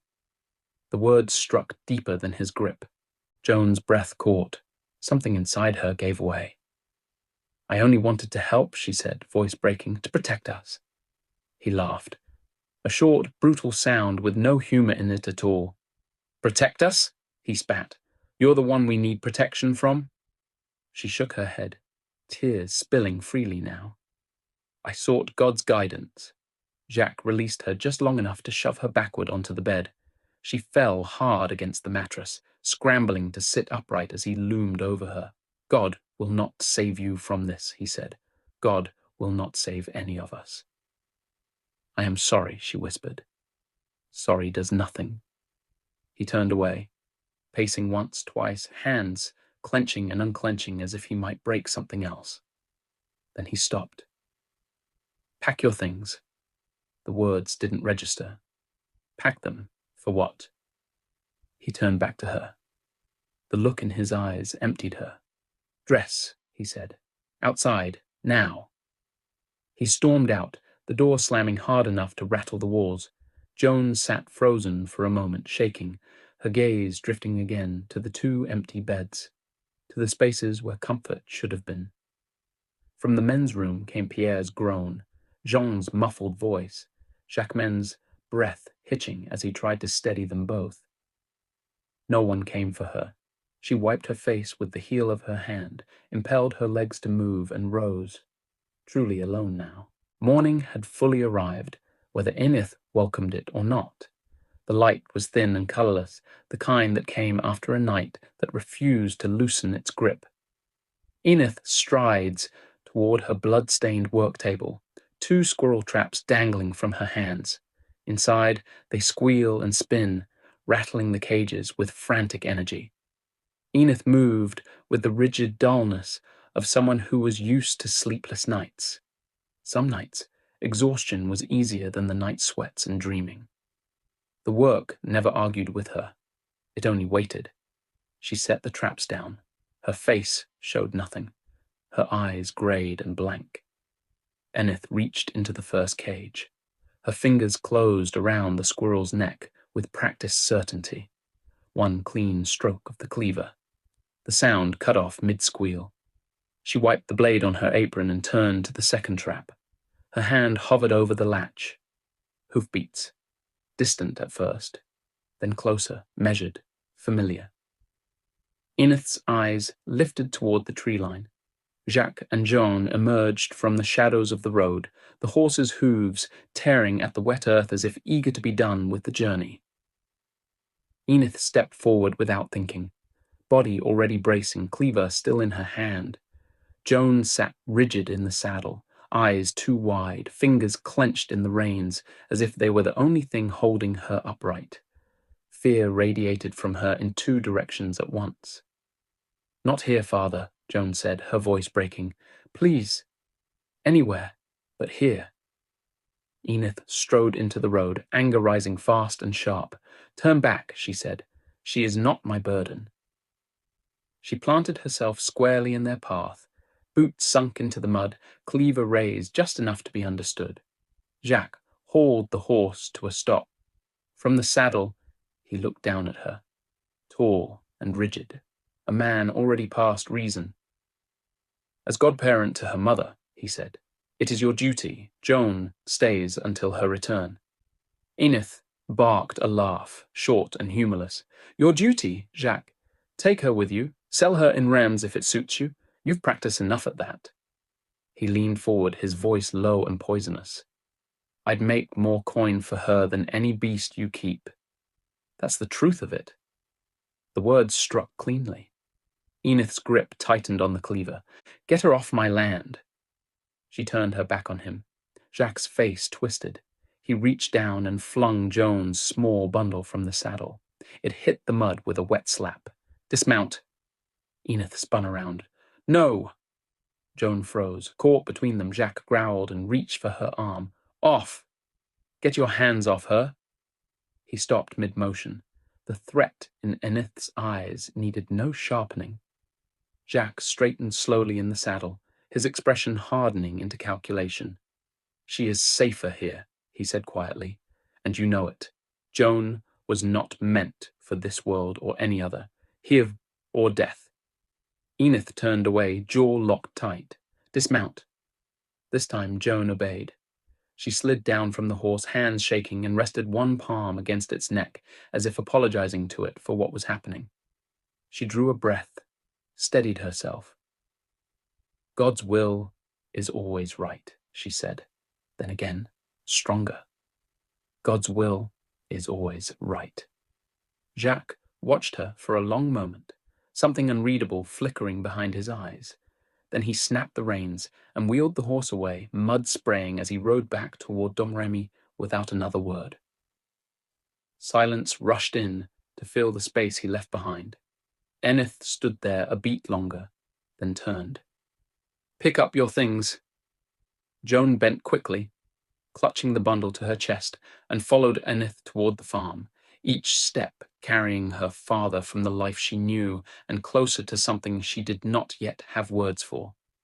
Joan slowed at the edge of the open yard, her satchel clutched tight against her chest. Nothing marked the boundary, no fence, no gate. Just earth worn flat by boots and hooves, a working place that did not bother to announce itself. The farm felt exposed, stripped bare, as if anything that stepped into it would be seen and judged at once. A crow croaked from the fence rail near the barn, sharp and ugly. Joan drew a breath that did not steady her and took a few tentative steps forward. She rounded the corner of the work area and stopped. Enith stood at the table, shoulders set, jaw tight. Blood darkened the wood beneath her hands. The second squirrel thrashed in her grip, teeth flashing as it fought the wire and the inevitability closing in on it. It twisted suddenly and sank its teeth into Enith's thumb. Enith hissed and jerked her hand back, blood beading bright against weathered skin. She glanced upward, expression unreadable. Ow, she muttered. Mock me, do you? Her hand closed again. The cleaver fell once, clean, effortless. The squirrel's head dropped into the mud with a dull sound, the body going still in her grip. Joan clapped a hand over her mouth. Our father. The words came out broken. Her breath hitched as she pressed herself back against the wall, eyes wide, trying not to look and unable to look away. Enith set the cleaver down carefully, its blade resting against the scarred edge of the table.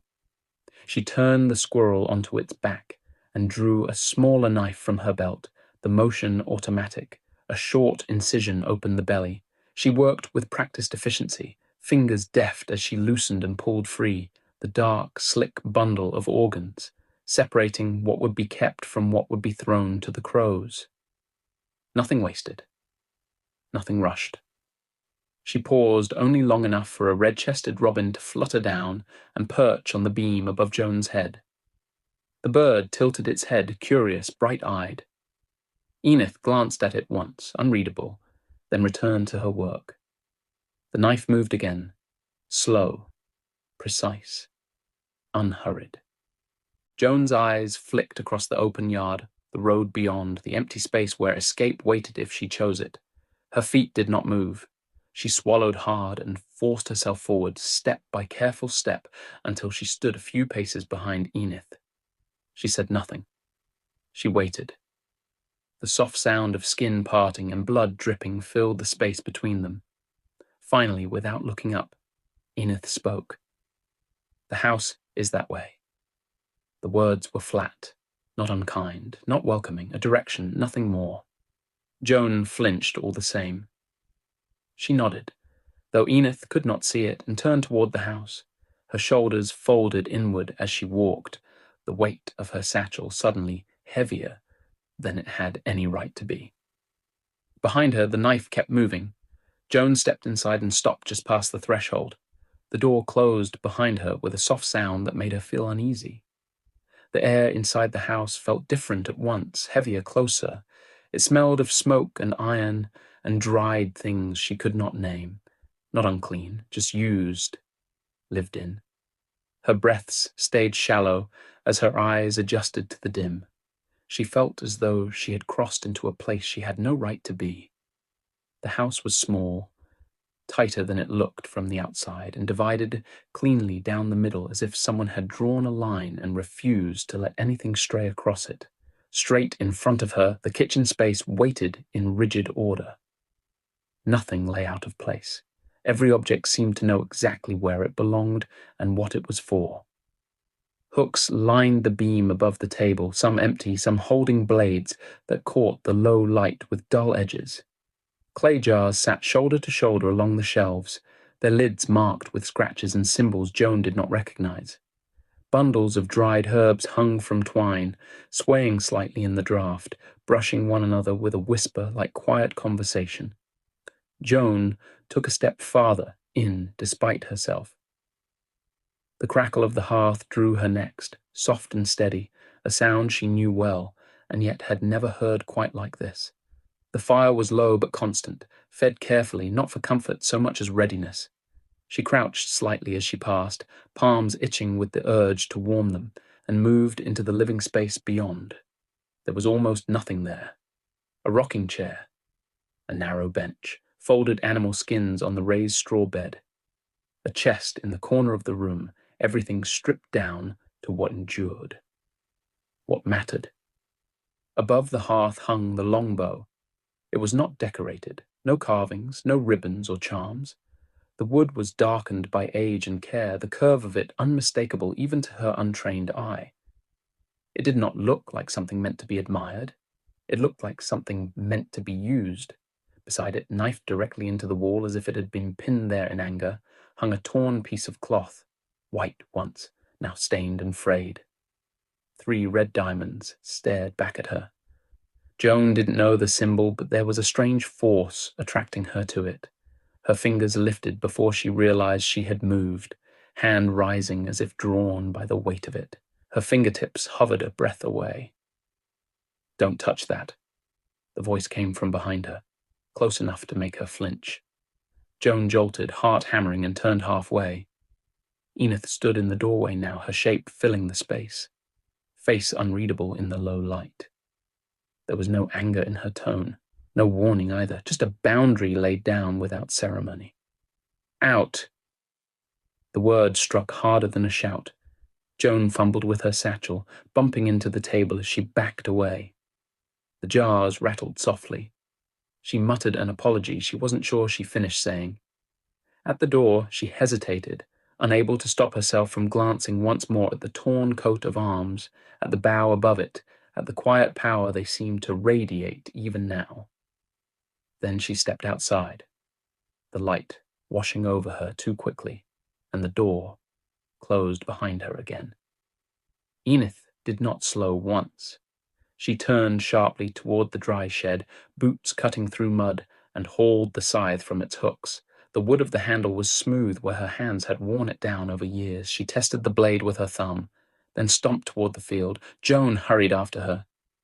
"Should I take one too?" she asked, already reaching. "No," Enith said flatly. "You'll hurt yourself. Or me." She moved out across the field with the scythe swinging low at her side, then lifting, then falling into rhythm. The blade cut clean arcs through the wheat, slicing stalks close to the earth. The motion was practiced enough to look careless, as though her body had learned it before her mind ever needed to. She did not turn. She did not need to. Joan followed behind, arms wrapped around the cut bundles, struggling to keep them together. The stalks shifted and slid against her wool sleeves. The first bundle collapsed almost immediately. She gathered it again, slower this time, fingers stiff from cold and effort. It slipped apart again, then again. "If you can't hold it, leave it," Enith said, still cutting. Joan forced herself to try once more. When it failed, she stepped aside, chest tight, watching Enith continue as though nothing had interrupted her day. The wheat fell in steady rows. Order replaced effort. By the time they reached the woodpile, Joan's arms burned. Enith split logs with controlled constraint, the axe rising and falling with brutal efficiency. Each strike landed true. Wood cracked open and was stacked without ceremony. Joan hovered, then reached for the axe, desperate to prove she could do something right. No, The word landed harder than the blade. Joan withdrew her hand at once and folded it into her sleeve, cheeks hot. There were goats to milk next. Enith knelt, steady and unbothered by the animal's shifting weight. Milk struck the pail in sharp, uneven rhythms. Joan was told to hold it. Her wrists shook within moments. Milk sloshed over the rim. "Still," Enith said. Joan nodded and steadied herself too late. The chickens were worse. Wings exploded into motion as Enith reached beneath feathers and pulled eggs free, checking each one by feel. Joan flinched when a hen lunged at her boots. "They'll take a finger if you let them," Enith said. "They know who's soft." Joan swallowed and stayed where she was. At the barn, the smell warned her before the sight did. The cow shifted restlessly as Enith knelt at its hoof, scraping away rot and metal left from some old injury. Joan raised the lantern when told. The light revealed swelling, filth, infection. She gasped before she could stop herself. "Quiet," Enith said, without looking up, "or she'll send you through the boards." Joan pressed her lips together and held the lantern higher, forcing her hands not to shake. The day did not ease. Water was hauled. Tools were cleaned, traps reset, eggs counted. Every task bled into the next without pause or permission. Enith did not stop. She did not mark time. Work dictated the hours, not the sky. By dusk, Enith scrubbed her hands in a bucket at the well, grime and blood washing together. Joan stood nearby, exhausted in ways she had no words for. "Where do you pray?" Joan asked quietly. Enith straightened slowly. She looked down at the ground beneath them, at the churned earth and manure, the proof of survival pressed into every inch. "You can kneel here if you like," she said. "You'll get the same answers." She turned toward the house. "If you're staying," Enith added, already moving on, "make yourself useful." Joan did not follow right away. She stood where the yard opened into work, watching Enith move with that relentless purpose that left no room for questions or comfort. There was nowhere here that felt meant for kneeling. No worn stone, no candle stub, no quiet corner where prayer had softened the air. Everything was built for use, for endurance. Her eyes drifted instead to the barn. Bellamy stood inside the open doorway, broad and patient, one hind leg bent, tail swishing lazily against flies that had not yet learned it was still too cold for them. The old mare lifted her head as Joan approached, dark eyes steady, unbothered by the girl's hesitation. Joan slipped inside and closed the distance between them. She rested her forehead against Bellamy's shoulder, the warmth seeping through the woolen bone, grounding her in a way nothing else had since the night before. The mare smelled of hay and leather, and old seasons survived. She did not flinch, did not move away. "How do you do it?" Joan whispered. Bellamy flicked an ear. "Enith," Joan went on softly. "She's sharp, like thorns. I don't think she means to be, but everything around her bleeds." The mare shifted her weight, exhaling slowly, a breath so long it felt deliberate. Joan almost laughed. "You don't mind her," she said. "Do you?" She stroked the mare's neck, fingers tracing the familiar grooves of muscle and age. "Maybe that's the trick. Not minding." Bellamy lowered her head, resting it briefly against Joan's shoulder, heavy and calm. Joan swallowed hard. "Would it be all right," she asked, voice barely above breath, "if I prayed here with you?" The mare did not move. That felt like yes. Joan folded her hands and knelt in the straw, the barn dim and close and breathing around her. She began as she always had, words learned before she could read, shaped by habit and comfort. "Hail Mary, full of grace," she murmured, careful and reverent. "The Lord is with thee." The prayer flowed from her without effort. "Blessed art thou among women. Blessed is the fruit of thy womb." Each line steadied her, anchored her in something older than fear. She crossed herself, whispered an Our Father. the rhythm of it, familiar as breath, as footsteps on the road to church. She hesitated then. This part was never taught. She lifted her head slightly, still kneeling, still touching Bellamy's leg, as though the mare might carry the words upward. "Please," she said quietly, "watch over Enith." Her voice did not waver. "She doesn't sleep," Joan went on, "and when she does, it hurts her. She carries too much. I think it's been too much for too long." Bellamy shifted again, straw rustling. "Give her rest," Joan whispered. "Not just sleep. Rest. The kind that makes the chest feel light again. The kind where you don't wake ready to fight." Her hands tightened together. "Take the sharpness from her nights. Take the weight from her back. Let her breathe without remembering everything she's lost." She swallowed, blinking fast. "Let someone care for her," Joan said. "Even if it can't be me." The barn was quiet except for the mare's breathing. Joan stayed there a moment longer, eyes closed, the prayer finished but not rushed away. When she finally rose, she pressed her cheek once more to Bellamy's neck.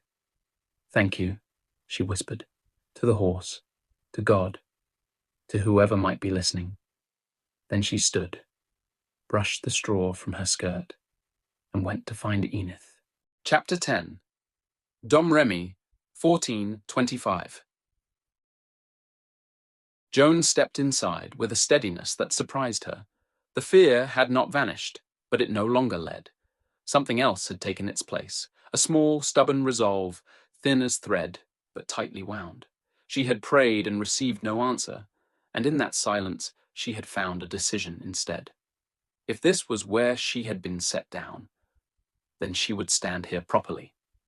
Not as a guest, not as a burden. She set her satchel where it would not be in the way and waited, hands folded, eyes lifted, ready to be told what to do. Enith worked the pot, tasting once, adjusting with a pinch of something Joan could not see. The soup had been going since midday. It would go longer, if needed. Nothing here was finished until Enith decided it was. Enith glanced at her only once, then reached beneath the table and brought out a bowl of dough already rising. "Sit." Joan obeyed. Enith set the dough down, but did not leave. She watched Joan's hands as they hovered uncertainly above it. "Knead it properly," Enith said. "If you bruise it, you'll eat it anyway." Joan nodded. She placed her palms down and began, slower than Enith would have done it, careful, too careful. For a moment, Enith said nothing. Joan felt the silence press in, not heavy, just watchful. She adjusted, pushed harder, folded with more confidence. Her breathing steadied. She did not look up. "I'll ruin it," Joan said quietly. "Then you'll learn," Enith replied. "Or you won't. Either way, we eat." Joan almost smiled at that.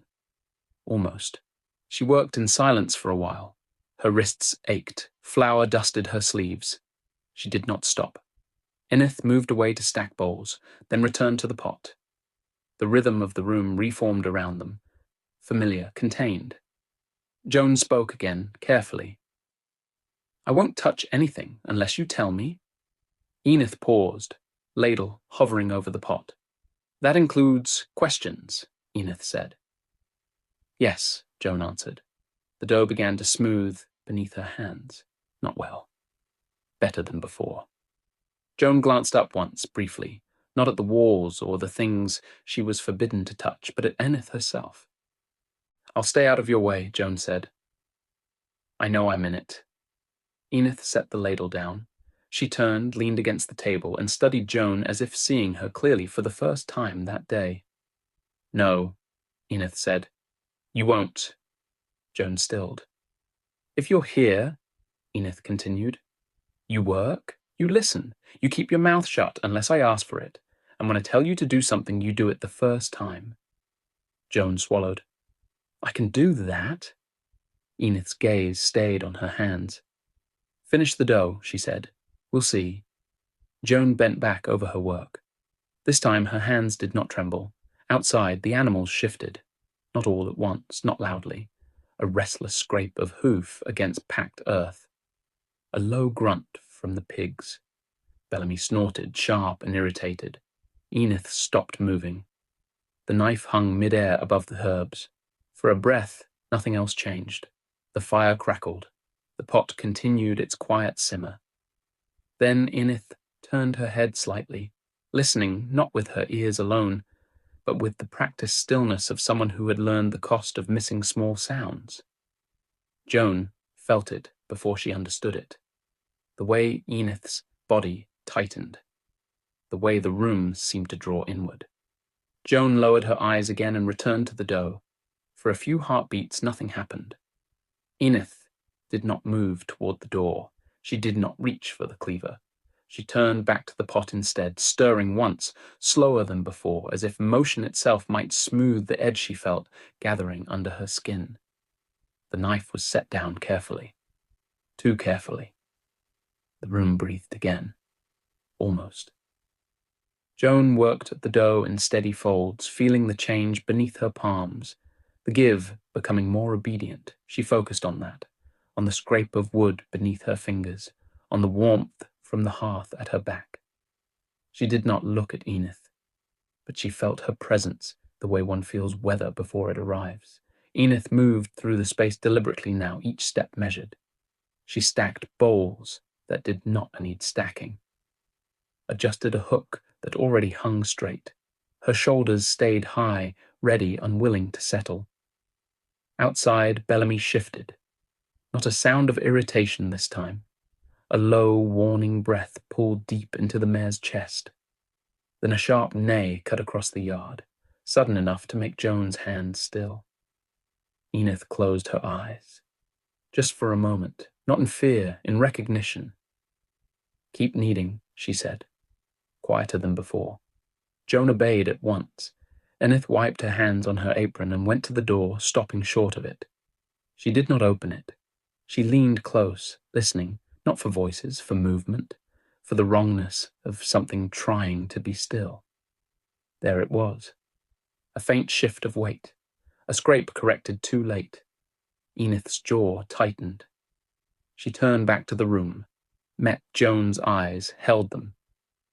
"If I tell you to move," she said, "you go where I say and you don't look back." Joan nodded, throat tight. Enith reached for the cleaver then, not lifting it yet, just feeling its weight in her hand. A knock came, sharp. Too close. Joan flinched, the chair creaking beneath her, but Enith was already holding up a hand, still. Silence followed, heavy, pressing. Another knock, slower this time, careful, placed.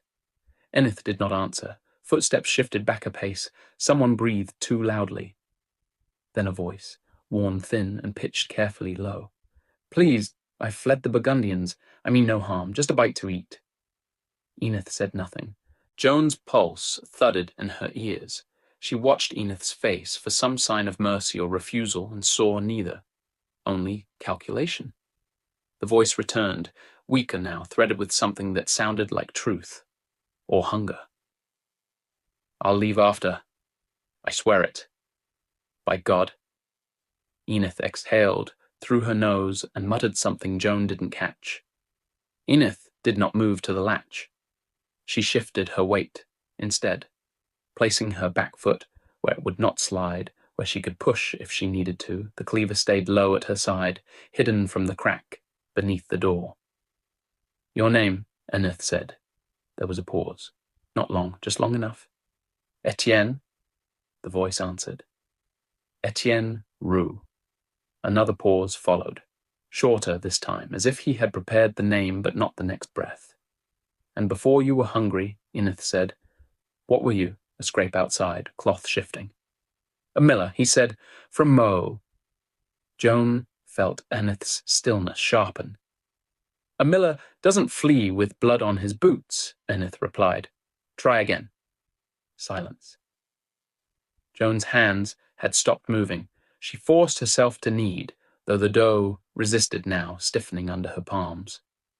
"I was pressed," the man said at last, "by the Burgundians. They took men where they found them. I carried packs, dug trenches. I never held a blade." "Who commanded you?" Enith asked. Another breath, slower. "A captain named—" He stopped himself. coughed. I don't know his name. He didn't give it. Enith tilted her head slightly, listening not to the words, but to the shape of them. You don't forget a man who beats you, she said. The man swallowed audibly. He was called Martin, I think. Joan felt a chill crawl up her arms. And when did you leave them? Enith asked. Last night, he said quickly. Too quickly. When they marched south. South where? A hesitation this time that could not be hidden. I don't know. Toward the river. Enith's jaw tightened a fraction. Which river? Silence stretched.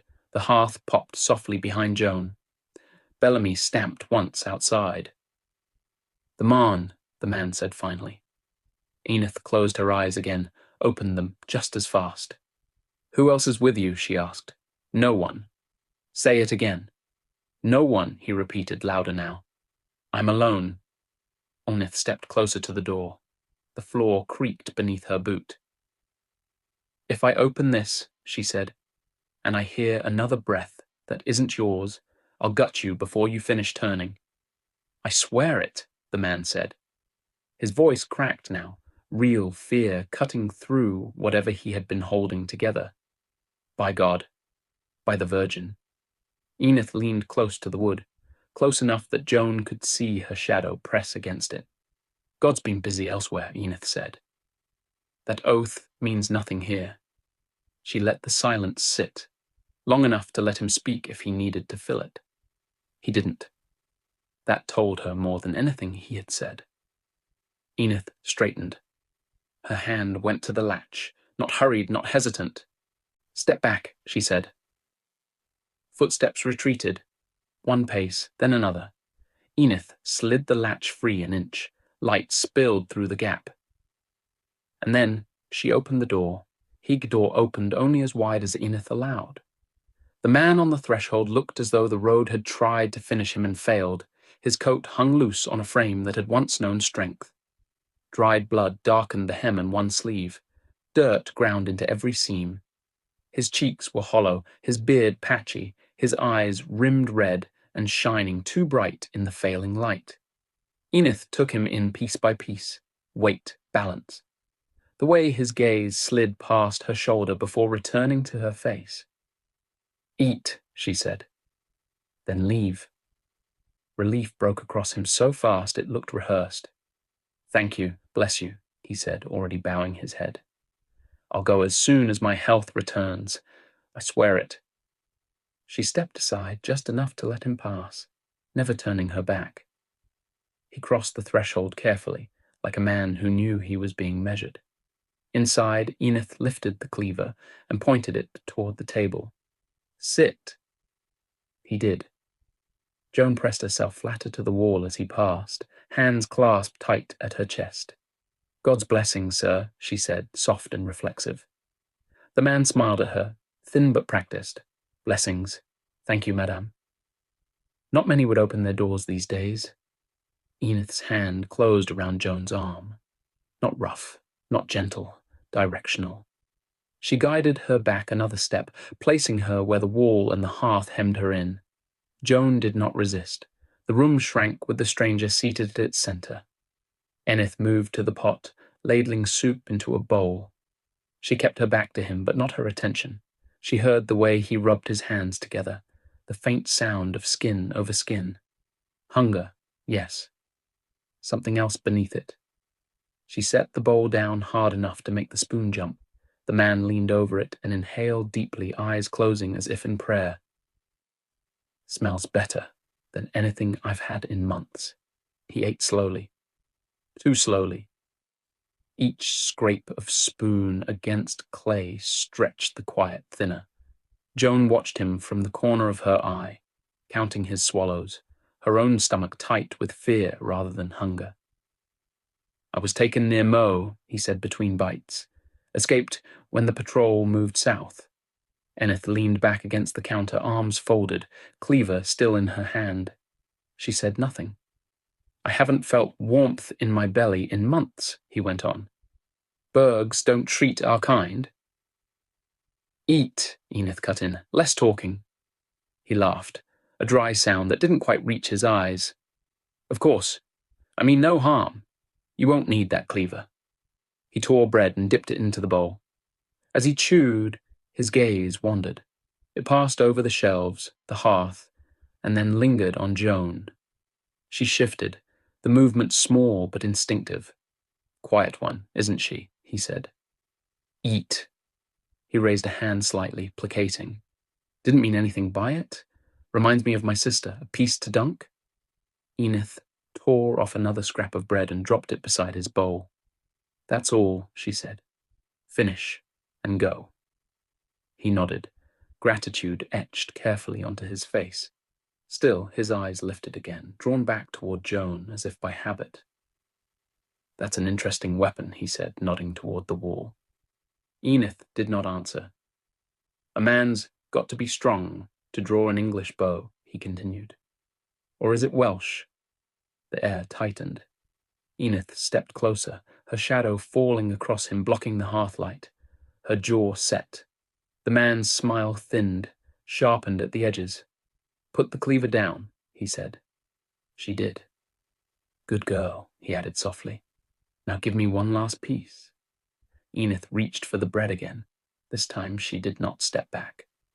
He dipped it into the soup, chewing with deliberate slowness, eyes never leaving her face. As he went to swallow, Enith moved. The blade came free from her tunic so fast it barely caught the light. She stepped in close enough to smell the soup on his breath, and drove it up beneath his jaw and into the soft place at the side of his neck. The sound was small, a wet resistance, then release. Blood burst across the table in a sudden arc, dark and hot, spattering the bowl, the bread, her sleeve. The man made a choking sound that tried to become a word and failed. His hands flew to his throat, fingers slipping uselessly over skin already gone slack. Joan screamed. The sound tore out of her and sent her crashing backward into the hanging utensils. Iron clanged and swung. The man collapsed forward, his weight knocking the bowl to the floor where it shattered, soup spreading across the packed earth like something alive. Enith was already moving. She wrenched the blade free, crossed the room in 3 strides, snatched the cleaver, and planted herself back by the door. Her face had gone flat, emptied of everything but purpose. Joan slid down the wall, scrambling away on hands and heels, sobbing, unable to look and unable to look away. Boots thundered outside. A body hit the door hard enough to shake the frame. It burst open. The second man came through at a run, knife raised, eyes locked on Joan. He didn't slow, didn't look anywhere else. Joan screamed again, higher this time, her voice breaking. The man saw Enith at the last second, turned. Too late. The cleaver caught him high on the skull with a dull, meaty crack. He folded where he stood, dropping to his knees, the knife clattering from his hand. Enith yanked the cleaver free and stepped back. Don't move, she said. He twitched, gurgled, did not rise. Enith grabbed the fire poker and took her place beside the door, breathing slow, eyes scanning the man on the floor. The dying one still, reaching blindly toward the table. Joan's cries came in ragged bursts now, panic breaking her breath apart. The first man dragged himself an inch closer, leaving a slick trail behind him, his mouth opening and closing without sound. Enith closed her eyes. She bent and pressed her palm flat against the dirt floor. The world fell away. She was 15 again, kneeling on a forest path, turned to mud by rain and blood. One hand on her bow, the other on the earth. She remembered the smell first. Wet leaves, wood, fear. She remembered her father's voice, not loud, not urgent. Listen lower. She'd closed her eyes then, too. Let the ground speak. Felt the distant tremor of hooves long before they could be heard, the rhythm of them carried through root and stone. Beside her, a dead soldier lay sprawled, eyes wide and staring at nothing, mouth frozen open, as if he had been about to warn her. She had opened her eyes and known. Back in the farmhouse, Enith opened her eyes. The dying man lay where he had fallen, the cleaver buried in the second man's skull, his chest shuddering in short, failing pools of breath. 1, Enith said quietly. 2, 3, 4. Enith, Joan sobbed. Please. No horse hooves this time. Enith straightened, drew a slow breath through her nose, and took the room in all at once. Stand up, she said. Come to me. Joan scrambled to her feet, legs buckling as she stumbled toward the door, hands shaking so badly she had to clasp them together to keep them still. Her lips moved soundlessly, prayer tangled with terror. Stay here. Enith eased the door open a fraction and looked out into the yard. The animals were restless, shifting, stamping, their unease rippling outward. She reached down, grabbed the first man by the ankles, and hauled him across the floor. He made a wet, bubbling sound as his head bumped over the threshold. Blood smeared the dirt behind him in a dark, uneven line. Joan watched, frozen, the words of her prayer caught somewhere between her throat and her heart. The pigs sensed it before Joan did. They stirred in their pen, snouts lifting, bodies pressing together, a low chorus of grunts rising into sharp excitement. Enith dragged the second man across the yard by his shoulders, his boots carving shallow lines through the dirt. The pigs answered with frantic squeals, the sound swelling into something eager and wrong. Joan's knees gave out. She barely turned before retching, bile burning her throat. She wiped her mouth with the back of her hand, shaking so hard her teeth clicked. Forgive us our trespasses, she gasped. Deliver us from evil. Forgive us, Lord. Enith finished what she was doing and stood over the pen, watching the animals settle into their grim anticipation. Her face held nothing that Joan could read. No anger, no regret. Joan lifted her head, eyes wild, streaked with tears. How could you? Free fodder, Enith said. She stepped past Joan, wiping her hands on her apron, blood smearing into dark, familiar stains. There was nothing hurried in the motion, nothing performative. Joan folded forward again, forehead pressed to the dirt, prayer spilling from her in broken fragments. Why have you sent me here, she whispered. Why this place, Lord? Please. Enith returned, stopped short when she saw her like that. Stand up, child, she said, sharp with something close to impatience. Has he ever answered you? No. And he will not begin to hear, trust me. France is a godless place now. God forgive her, Joan sobbed. Her strength failed completely. She crumpled. Enith caught her before she hit the ground, grip firm, steady, not unkind. Go inside, Enith said. Put a log on the fire. Sit by it. Joan nodded stiffly, tears still running, and stumbled toward the house. Enith turned back to the yard at once, already reaching for a rag and a basin of water. Work waited. It always did. Inside the hearth glowed low. Joan knelt and fed it a stick, hands trembling as she set it in place. The flame took slowly, then climbed. She stayed there a moment, watching it breathe. Her gaze lifted. The coat of arms hung where it always had. 3 faded red diamonds knifed into the wall, edges frayed by time and smoke. She rose without thinking and brushed the cloth with her fingertips. The fire surged, not a flare, a rush. The flames leapt high, roaring sudden and bright, casting the diamonds in deep crimson for a heartbeat, too long to be chance. Joan did not flinch. She stood very still, eyes fixed, calm settling over her like a held breath. In the shadowed kitchen, Enith snapped her head up. Her hands were raw from scrubbing, her sleeves damp. She stared at the fire, then at Joan. The flames settled back into their steady crackle.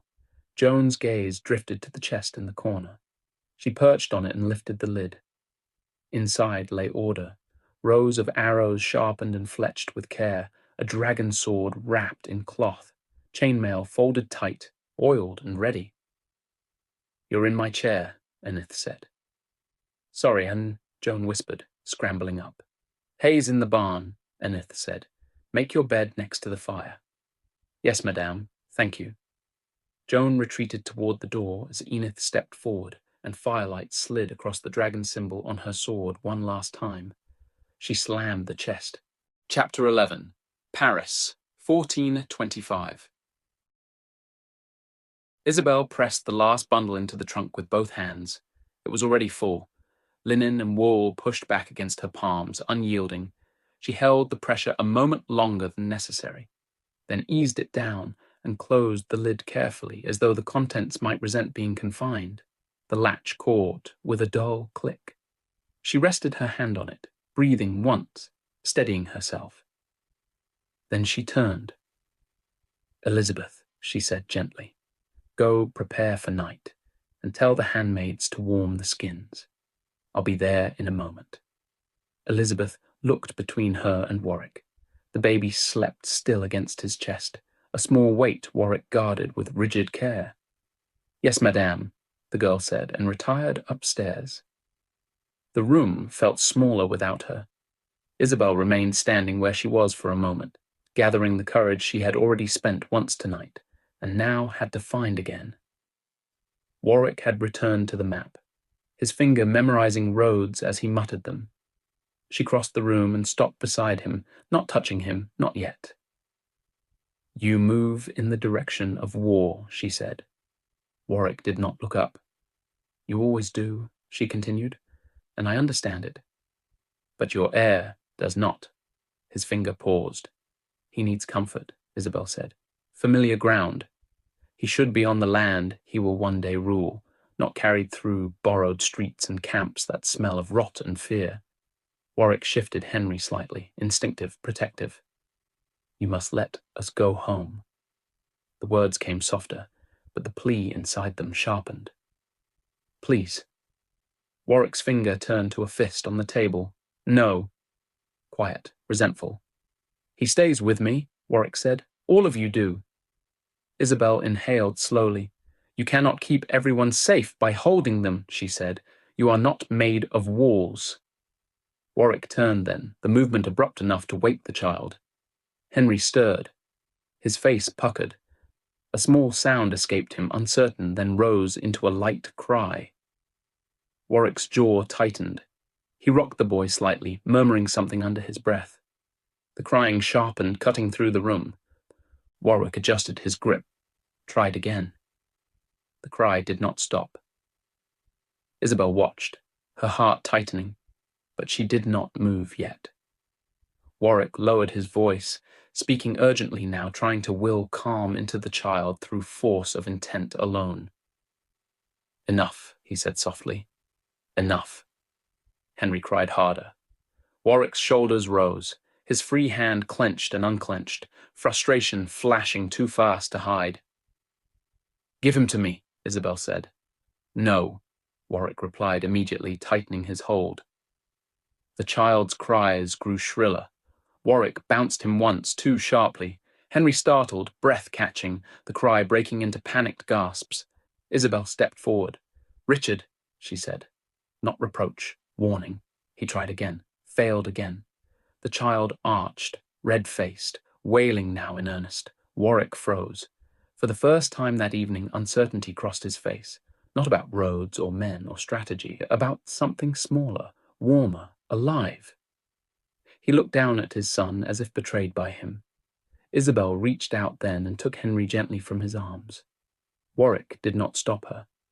The child quieted almost at once, his cries softening as Isabel settled him against her shoulder, her hand finding the rhythm his body remembered.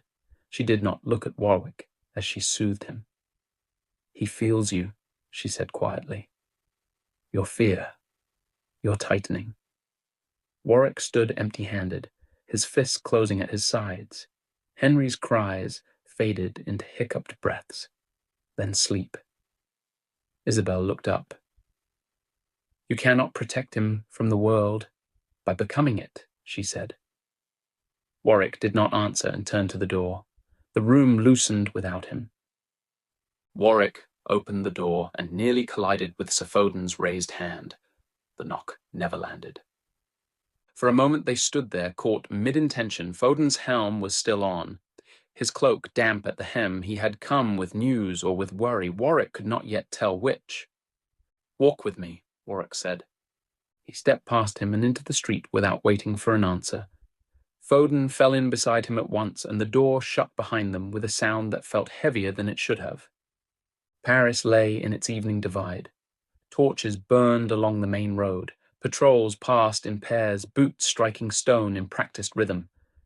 Order was being performed, loudly enough to be believed. Warwick did not slow. "We need to move within days," Warwick said, "not weeks." Foden glanced at him. "With respect, my lord, we're not whole." "I know. Half the men are drunk or buried in whores. The rest are injured or tired or thinking of home. They've been paid and fed and welcome the comfort." Warwick let out a short breath that was not quite a laugh. "That is always the problem," he said. "Coin."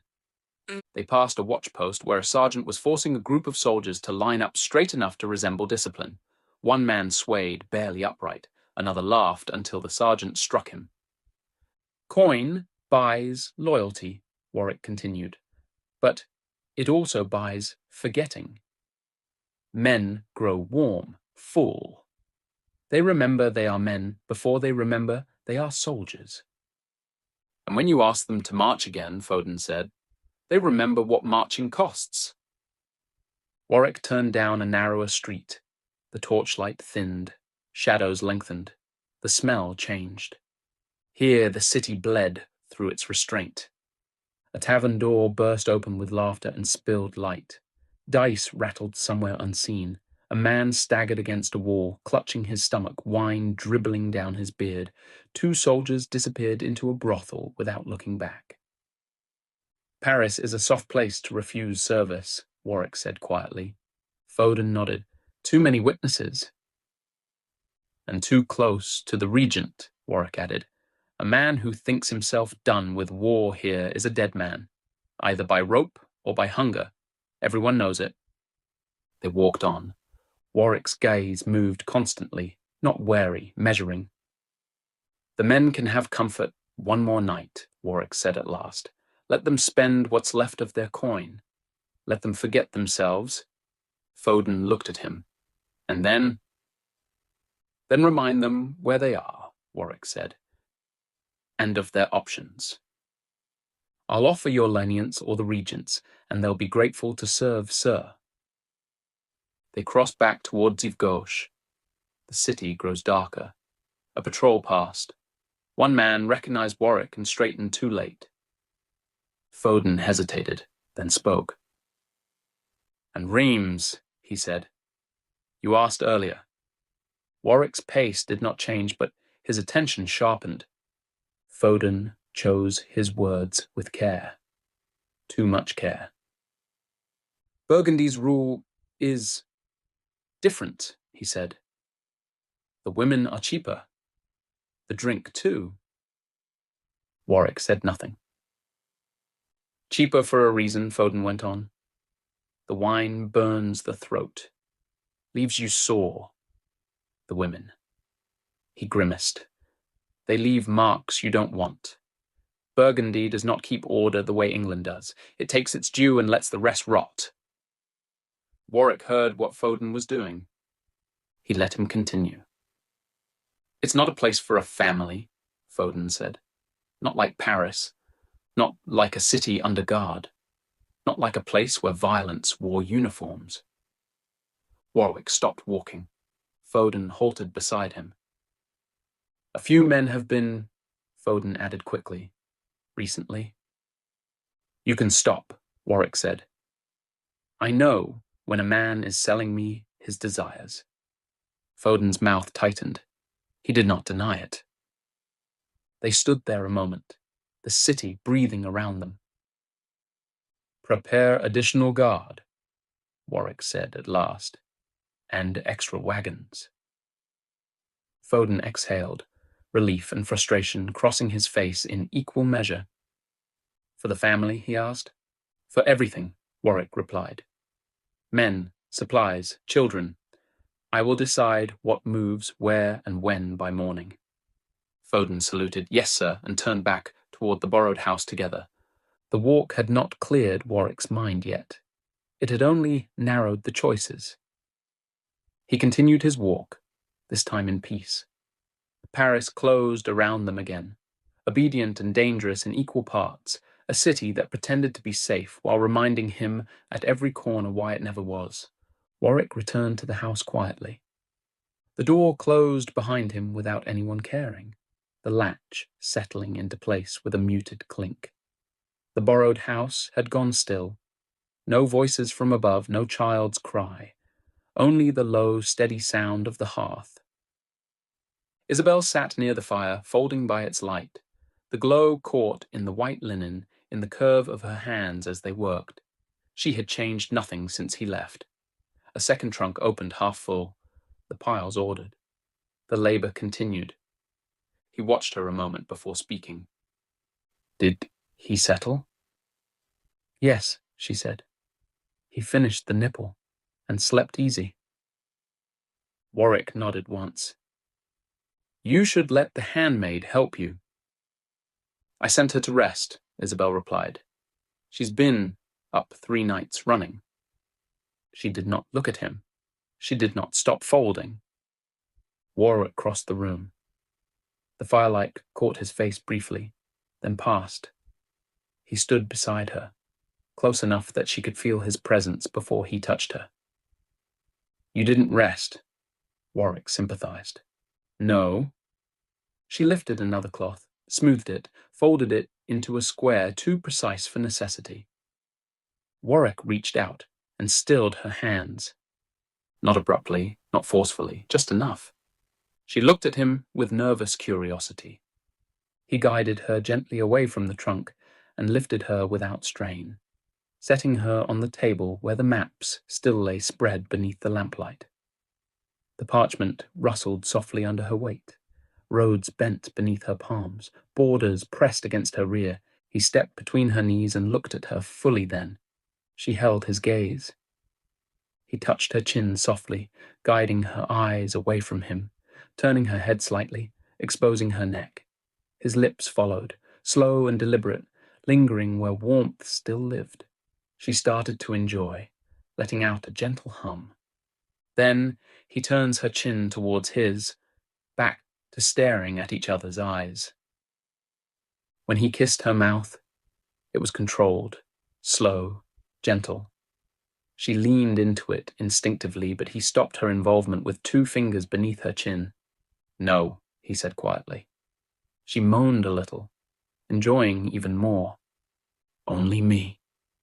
He kissed her again, not taking, not yielding, a brush, a press. His mouth lingered at the edge of hers, along the curve of her upper lip, as if learning it anew. His touch held her still, without might. He sexually and gently kisses her lips, kissing just the upper lip, gently caressing it between his lips and biting ever so softly. Then does the same to her bottom lip. She shows incredible restraint, holding back her kiss and letting him do what he wants with her lips. She whispered, barely sound. Let me. No, he says with a deep sexual voice, lost in the moment.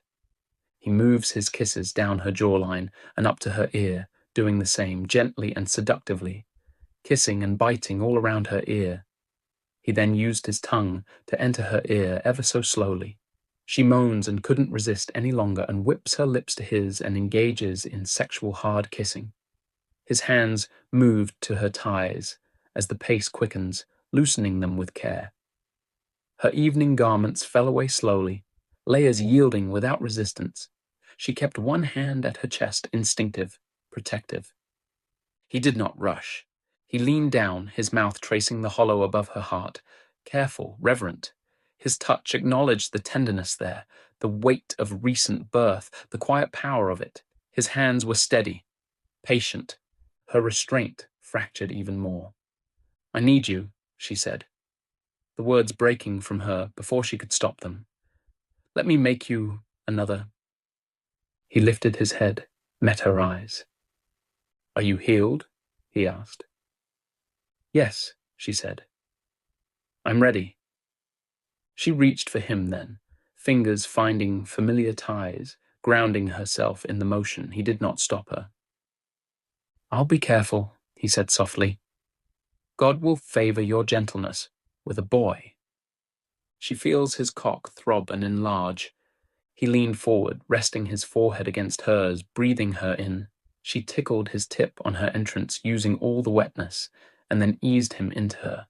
He moved slow, deliberate, attentive. She grimaces, and he starts to pull out. No, she says. It's better just wait. They kiss, as he waits, to push his shaft deeper. She relaxes, and she feels it fully. He waited when she stilled. He held when she needed time. Their mouths met then, finally equal, not urgent, not rushed. The fire whispered behind them. Maps crumpled beneath her palms. Outside, Paris slept uneasily.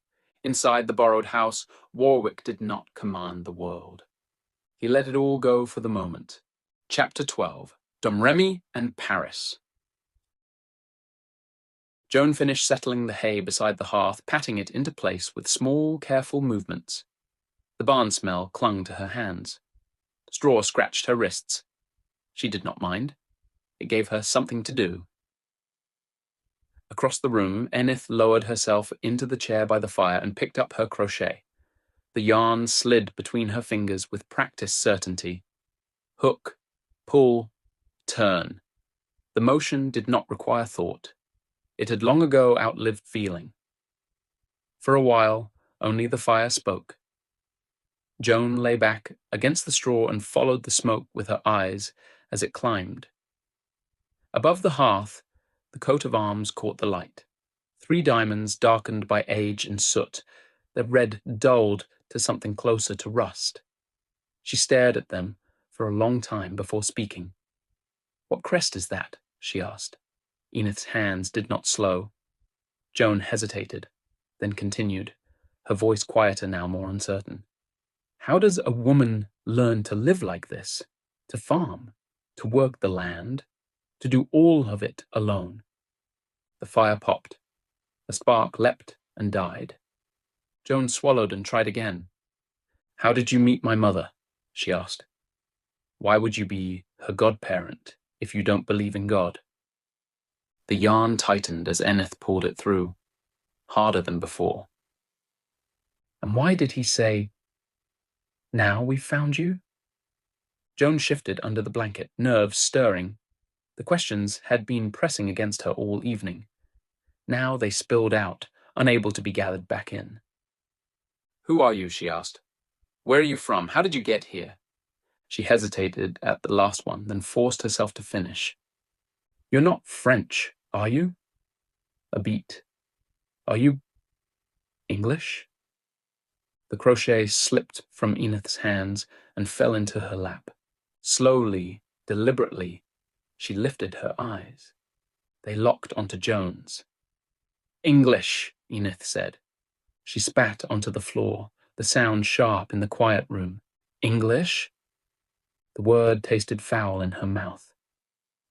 She leaned back in her chair, the fire carving her face into planes of shadow and light. "I'll tell you one thing," she said. "One story. That's it? No questions, no interruptions." Joan nodded at once, eager and obedient. She curled onto her side and pulled the wool blanket up to her chin, eyes bright, breath held. Enith stared into the fire. "My father," she said, her voice stripped bare.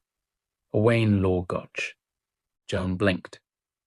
"Owain Lorgoch." "A Welshman," Enith said. "A crown yeoman in the English army." Joan frowned, confused. "A Welshman? Serving the English?"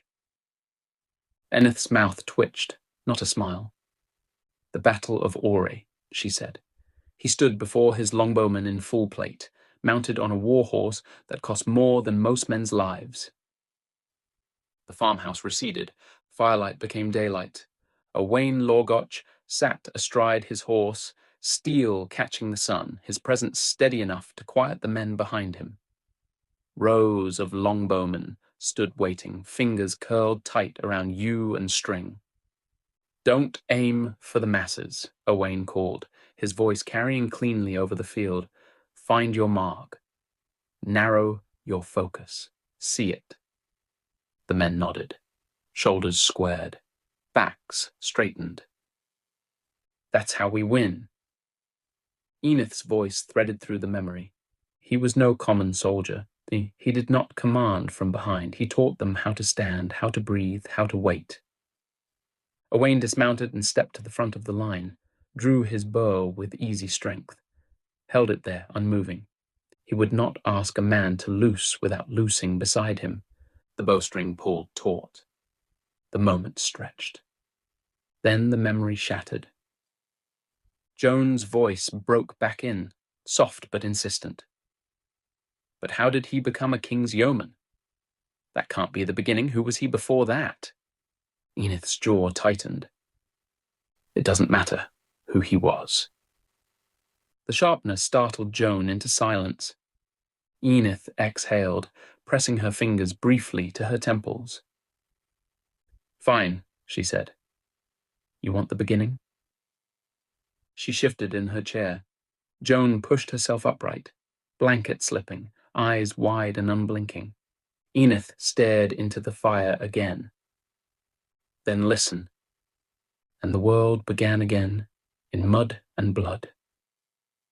The field at Montmirail had rotted before the sun finished setting. Mud swallowed the dead where they fell.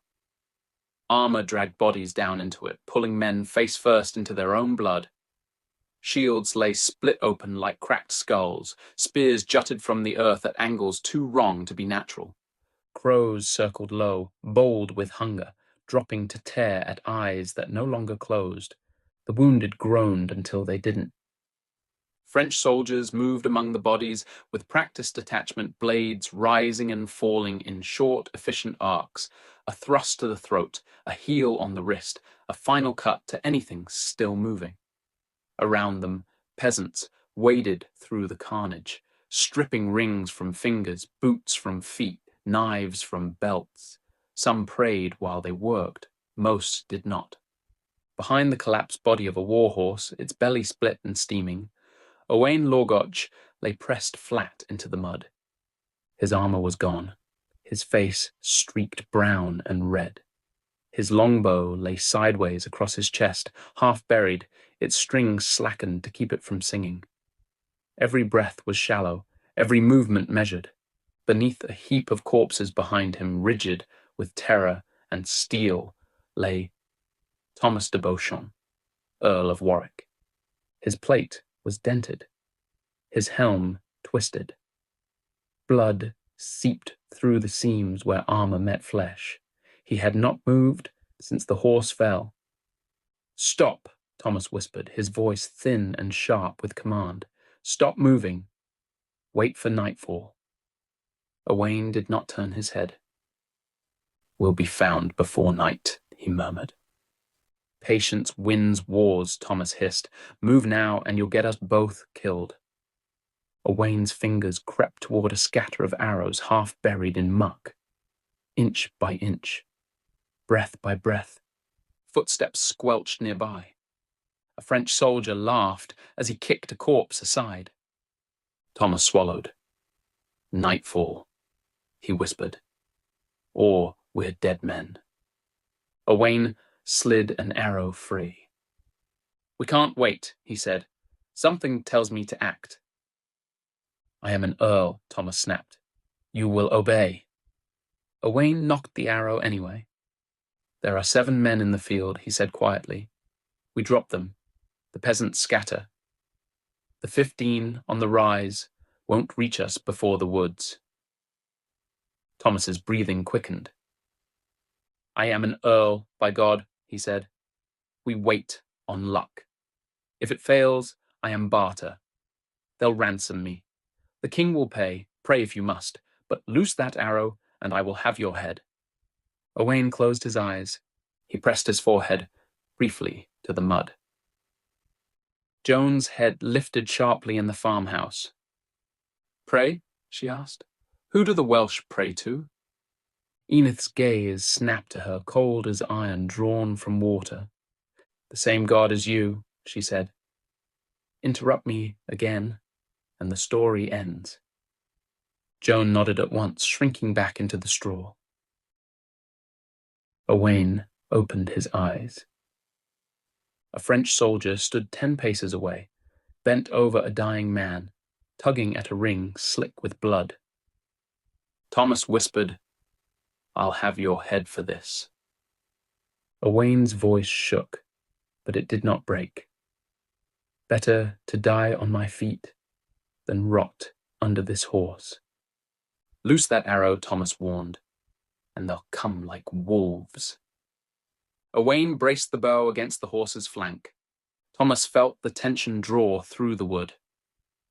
"Stop," Thomas breathed. "They'll spare us. We can carry word to the king." A soldier's head turned.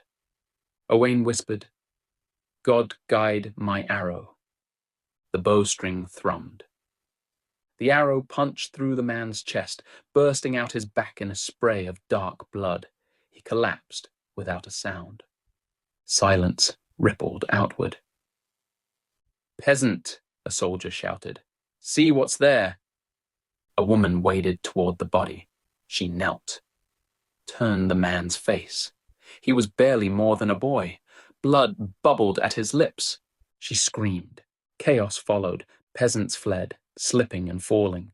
French soldiers drew steel. On the rise, knights cursed and gestured, ordering the men below to handle it. Owain already had another arrow nocked. "Don't move," he told Thomas. The second arrow took a man through the throat. Blood sprayed sideways. He clawed at the shaft, choking as he fell. "They're here," someone screamed. "Find him." 5 soldiers advanced through the bodies, blades up, eyes wild. Thomas tried to rise. Owain seized his ankle and dragged him back down. Another arrow flew. Another man dropped, screaming until his voice turned wet and stopped. 4 left. "There," one shouted. They charged. Thomas broke. "Mercy," he screamed. "I am Thomas de Beauchamp, Earl of Warwick." No one listened. A sword flashed. Thomas scrambled, grabbed a fallen blade, dropped it slick with mud. He seized a spear instead, hands shaking. "Get up," he screamed. "Help me." Owain stayed low until they passed. Then he rose. He slashed one man's legs out from under him. Bones snapped. The man screamed as Owain drove steel into his ribs. Another turned. Owain stabbed him beneath the arm, where armor thinned. The man gurgled, fell. 2 left. One lunged at Thomas. The other smashed into Owain, a brute with a broadsword that split shields for sport. Thomas thrust his spear. It glanced, wounding but not killing. Owain's blade buckled. He slipped, fell hard into the mud. The broadsword rose. Owain seized a broken shield. The impact shattered wood and rang his bones numb. The sword lifted again, then stopped. The Frenchman stiffened. A spear burst from his chest. He fell. Owain looked up. Thomas stood over him, shaking. Blood smeared across his armor, the spear trembling in his hands. "We could have died," Thomas whispered. Owain stared at him, then took the offered hand. "God was on our side," Owain said. "Now run." They ran. Mud sucked at their feet. Arrows whistled past. Branches tore at armor and skin as they vanished into the trees. Behind them, the field kept eating the dead. Joan sat upright on her straw bed, the blanket bunched around her waist, watching Enith with an expression that was no longer curiosity alone. There was something else in it now, a searching, a need that did not know how to ask properly. "Your father," she said quietly. "He was devout?" Enith did not look at her. "What happened to you?" Joan continued. "Why do you no longer follow God's word?" The yarn slipped once between Enith's fingers. She did not correct it. "I warned you," Enith said, her voice flat, cooled of all warmth. She rose from her chair in one motion, the legs scraped hard against the floor, sharp enough to make Joan flinch. Enith crossed the room and pinched the lantern's wick. The flame died with a soft hiss, and the farmhouse fell into shadow, lit now only by the dying fire. "Story's over," Enith said. "Go to sleep." Joan opened her mouth, then closed it again. She swallowed, gathering what courage she had left. "Wait," she said. Enith did not turn back. "Wait, please," Joan said quickly. "It's just, spit it out." Joan's hands tightened in the blanket. "Would you pray with me?" she asked. "Mother and I always prayed before sleep." Her voice wavered, then steadied. "I've been lonely since she's been gone." Silence settled between them. The fire shifted. An ember collapsed inward. For a moment, Enith did not move. It seemed possible she would refuse, that she would leave the girl alone with her words and the dark. Instead, she exhaled slowly through her nose, as if conceding something against her will. She crossed back to the bed and knelt beside it. "You speak it," she said. Joan's shoulders loosened. She folded her hands awkwardly, unsure if she remembered how. Her eyes closed. "Heavenly Father," she began softly, "I thank you for your love, even in darkness, for the roof above me, for the food in my belly, for the breath in my lungs." She paused, then continued, "I know you have not forgotten me. Watch over my mother and sister. Bring them home to me." Her voice grew smaller. "And if not yet, then give me patience to wait." Enith had not bowed her head. She had not closed her eyes. She had not spoken a word. She just took in the young girl's innocence. "Amen." Joan opened her eyes and lay back down, pulling the rough blanket up to her chin. Her body curled inward, exhaustion finally overtaking her. Within moments her breathing deepened, even and slow. Enith remained where she was. She watched Joan sleep, the rise and fall of the girl's chest barely visible in the firelight. The embers dimmed further, the room settling into stillness. At last, Enith stood and crossed to her own bed. She did not lie down. She sat on the edge of it, hands resting on her knees, staring into the dark where the fire had been. Her lips parted, just slightly. Nothing came. Whatever prayer had once lived there stayed buried. She looked down at Joan one last time, peacefully asleep. Henry fed, with his eyes closed, his mouth held fast, drawing with small, determined pulls, steady and unrelenting, as if the world had narrowed itself to a single truth. Warmth, milk, breath, the slow certainty of being held. Isabel lay on her side in the borrowed bed, half awake, her hair loose against the pillow, her skin pale where the firelight reached her in uneven waves. Henry's hands pressed and released against her, searching, finding, claiming. He fed with a gravity that did not belong to someone so newly arrived.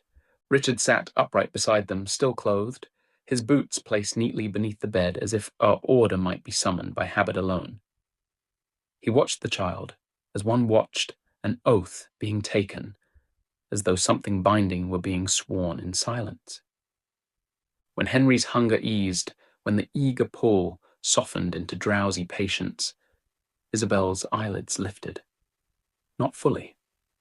They never were. Mothers lived in that narrow space between rest and readiness. Her hand moved once more over the child's back, then stilled. "That will do," she murmured, and eased him away. The sound was soft and intimate in the quiet. Richard leaned forward at once, arms already open. "You need not wake again so soon," he said. "Rest." Isabel hesitated, then yielded. She passed the child to him carefully, both of them still learning the weight of the same fragile life. Henry rooted once at the air, displeased, then settled when Richard drew him close. "It is well," Richard whispered. "Not for Isabel." but for the child. Hush now.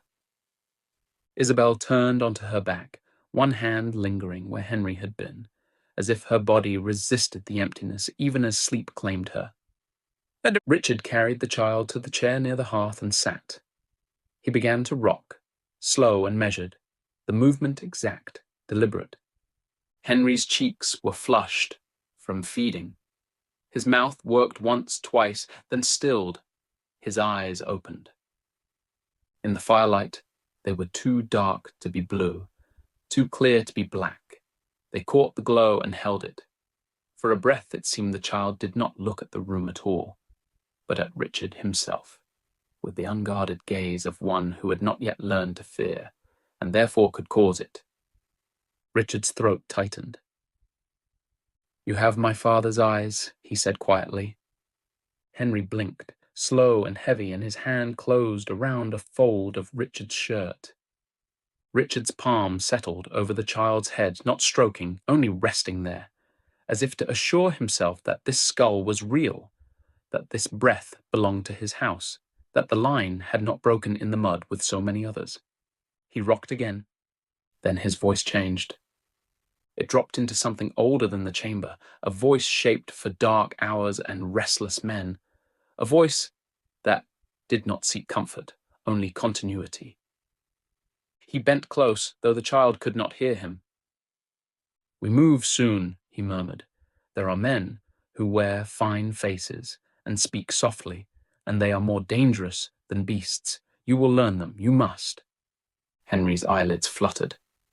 "You come from men who did not yield," Richard continued, quieter still, "who refused the earth when it called for them." The child made a small sound, no more than breath, and tugged once at Richard's collar. Richard's mouth tightened, not quite a smile. "Let me tell you of the man whose blood you carry," he whispered, "of the field where death thought it had him." The fire whispered behind them. The chair creaked beneath its steady rhythm. "Your grandfather was left among the dead," Richard said, and his voice became the road into memory. "But he would not lie down. He took a Welsh fool by the ankle, dragged him to his feet, and told him to run. And the world, as stories always did, slipped away from firelight and into mud. They ran. Not cleanly, not heroically. They ran the way men ran when the ground itself tried to pull them back into the dead. Mud sucked at Owain's boots with each step. Bodies lay half submerged in it, arms and legs crooked, faces pressed into earth. Armor glinted here and there like teeth. A broken shield floated in a puddle of blood and rainwater. Somewhere behind them, shouts rose, sharp with command and panic, the French beginning to understand that a man had been hiding in their victory. Thomas de Beauchamp moved like a man who refused to accept the idea of being caught. He was heavier in armor, taller by a hand, but anger and pride gave him speed. He did not look back. Owain did. He could not help it. The field behind them was a mouth, open, feeding. French soldiers moved through the bodies, finishing what was rest of the living. A blade rose, dropped, rose again. A scream cut short. A peasant woman knelt at a corpse, fingers already in his purse, tugging at something valuable, while the dying man's eyes rolled in his head. Owain's breath hitched. Thomas seized his arm. Owain stumbled over a dead horse's leg, caught himself, kept going. His bow slapped against his side. His quiver was light now, arrows spent, decisions spent. They reached the slope where the ground began to rise toward the trees. It should have been relief. It was not. The climb stole their breath. Mud slid beneath their feet. Roots hid under rot. The farther they went, the louder the sound of pursuit seemed. Not because the French were closer, but because fear made every imagined footstep real. "You're slowing," Thomas snapped. "Free yourself of your armor." "I have no armor," Owain gasped. "Only what God gave me." "Then free yourself of your doubt," Thomas said, and shoved him forward. Owain's legs trembled. He glanced back again. On the ridge, French knights pointed down at the field, shouting to men below. "Cut them off," someone cried. "Around the ridge." Thomas heard it too. He did not flinch. "One foot," Thomas said, then another. Owain's breath came in ragged pools. His hands went numb from the cold. He could taste iron, blood. Not his, maybe. The battlefield did not care whose. "The army's leagues ahead," Owain said. "We won't reach them." Thomas grabbed him by the collar and hauled him up the slope as if dragging a stubborn dog. "Look ahead," he said. "Not behind." They broke into the first line of trees. Branches clawed at them. Leaves slapped wet against their faces. The world darkened under the canopy. The air changed. Earth and rot instead of blood and smoke. For a moment it felt like stepping into a church that did not want them. Behind them, the French began their climb.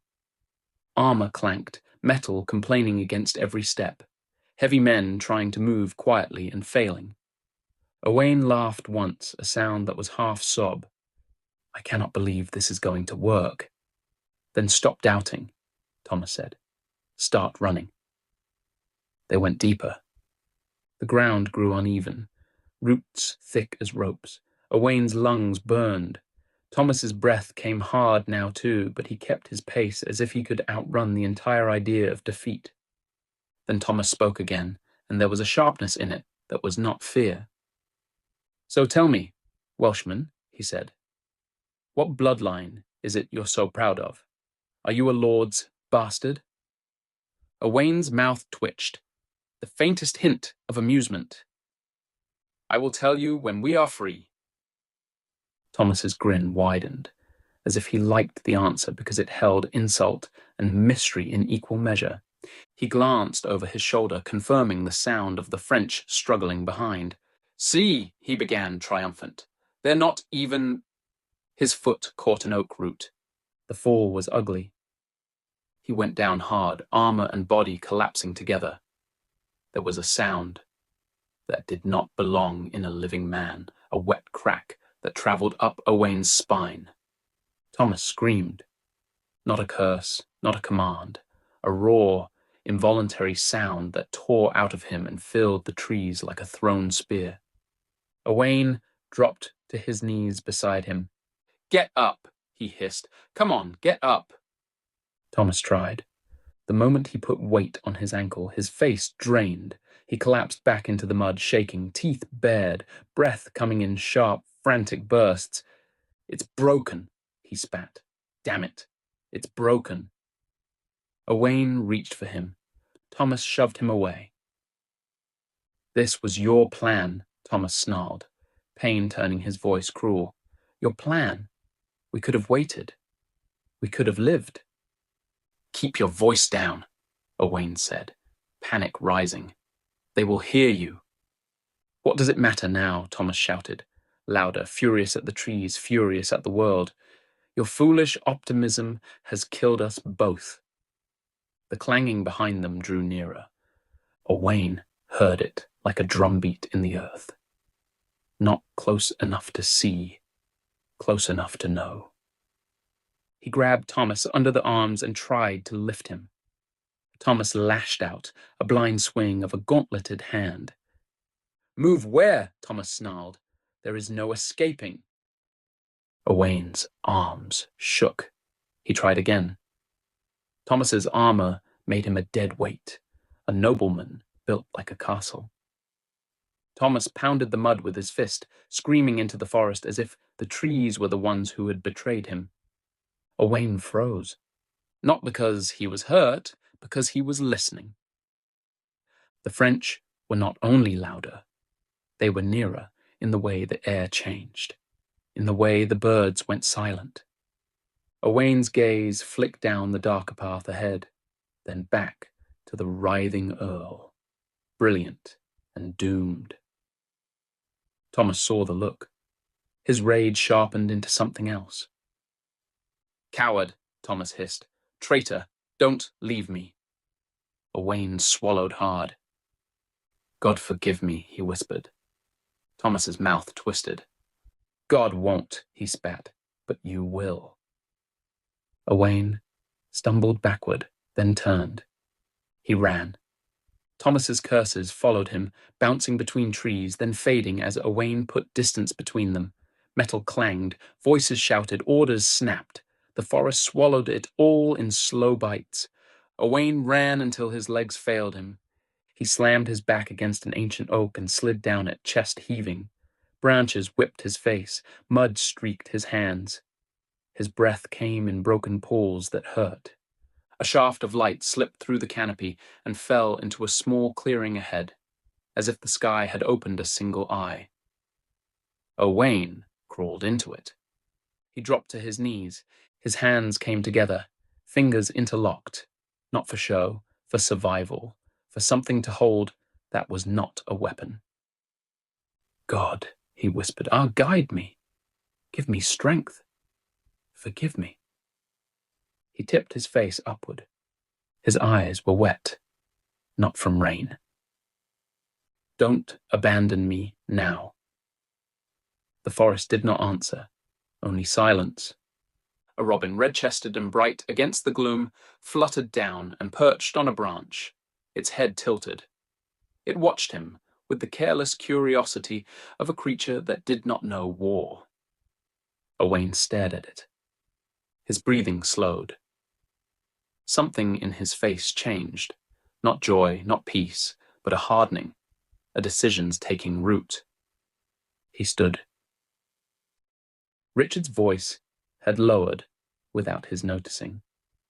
Not because the child demanded it, but because the story did. And it was there, he murmured, rocking gently, that God decided our line was not yet done. Henry's breathing had deepened. The small fist at Richard's collar loosened. The weight against his chest shifted from alertness to surrender. Richard did not stop speaking at once.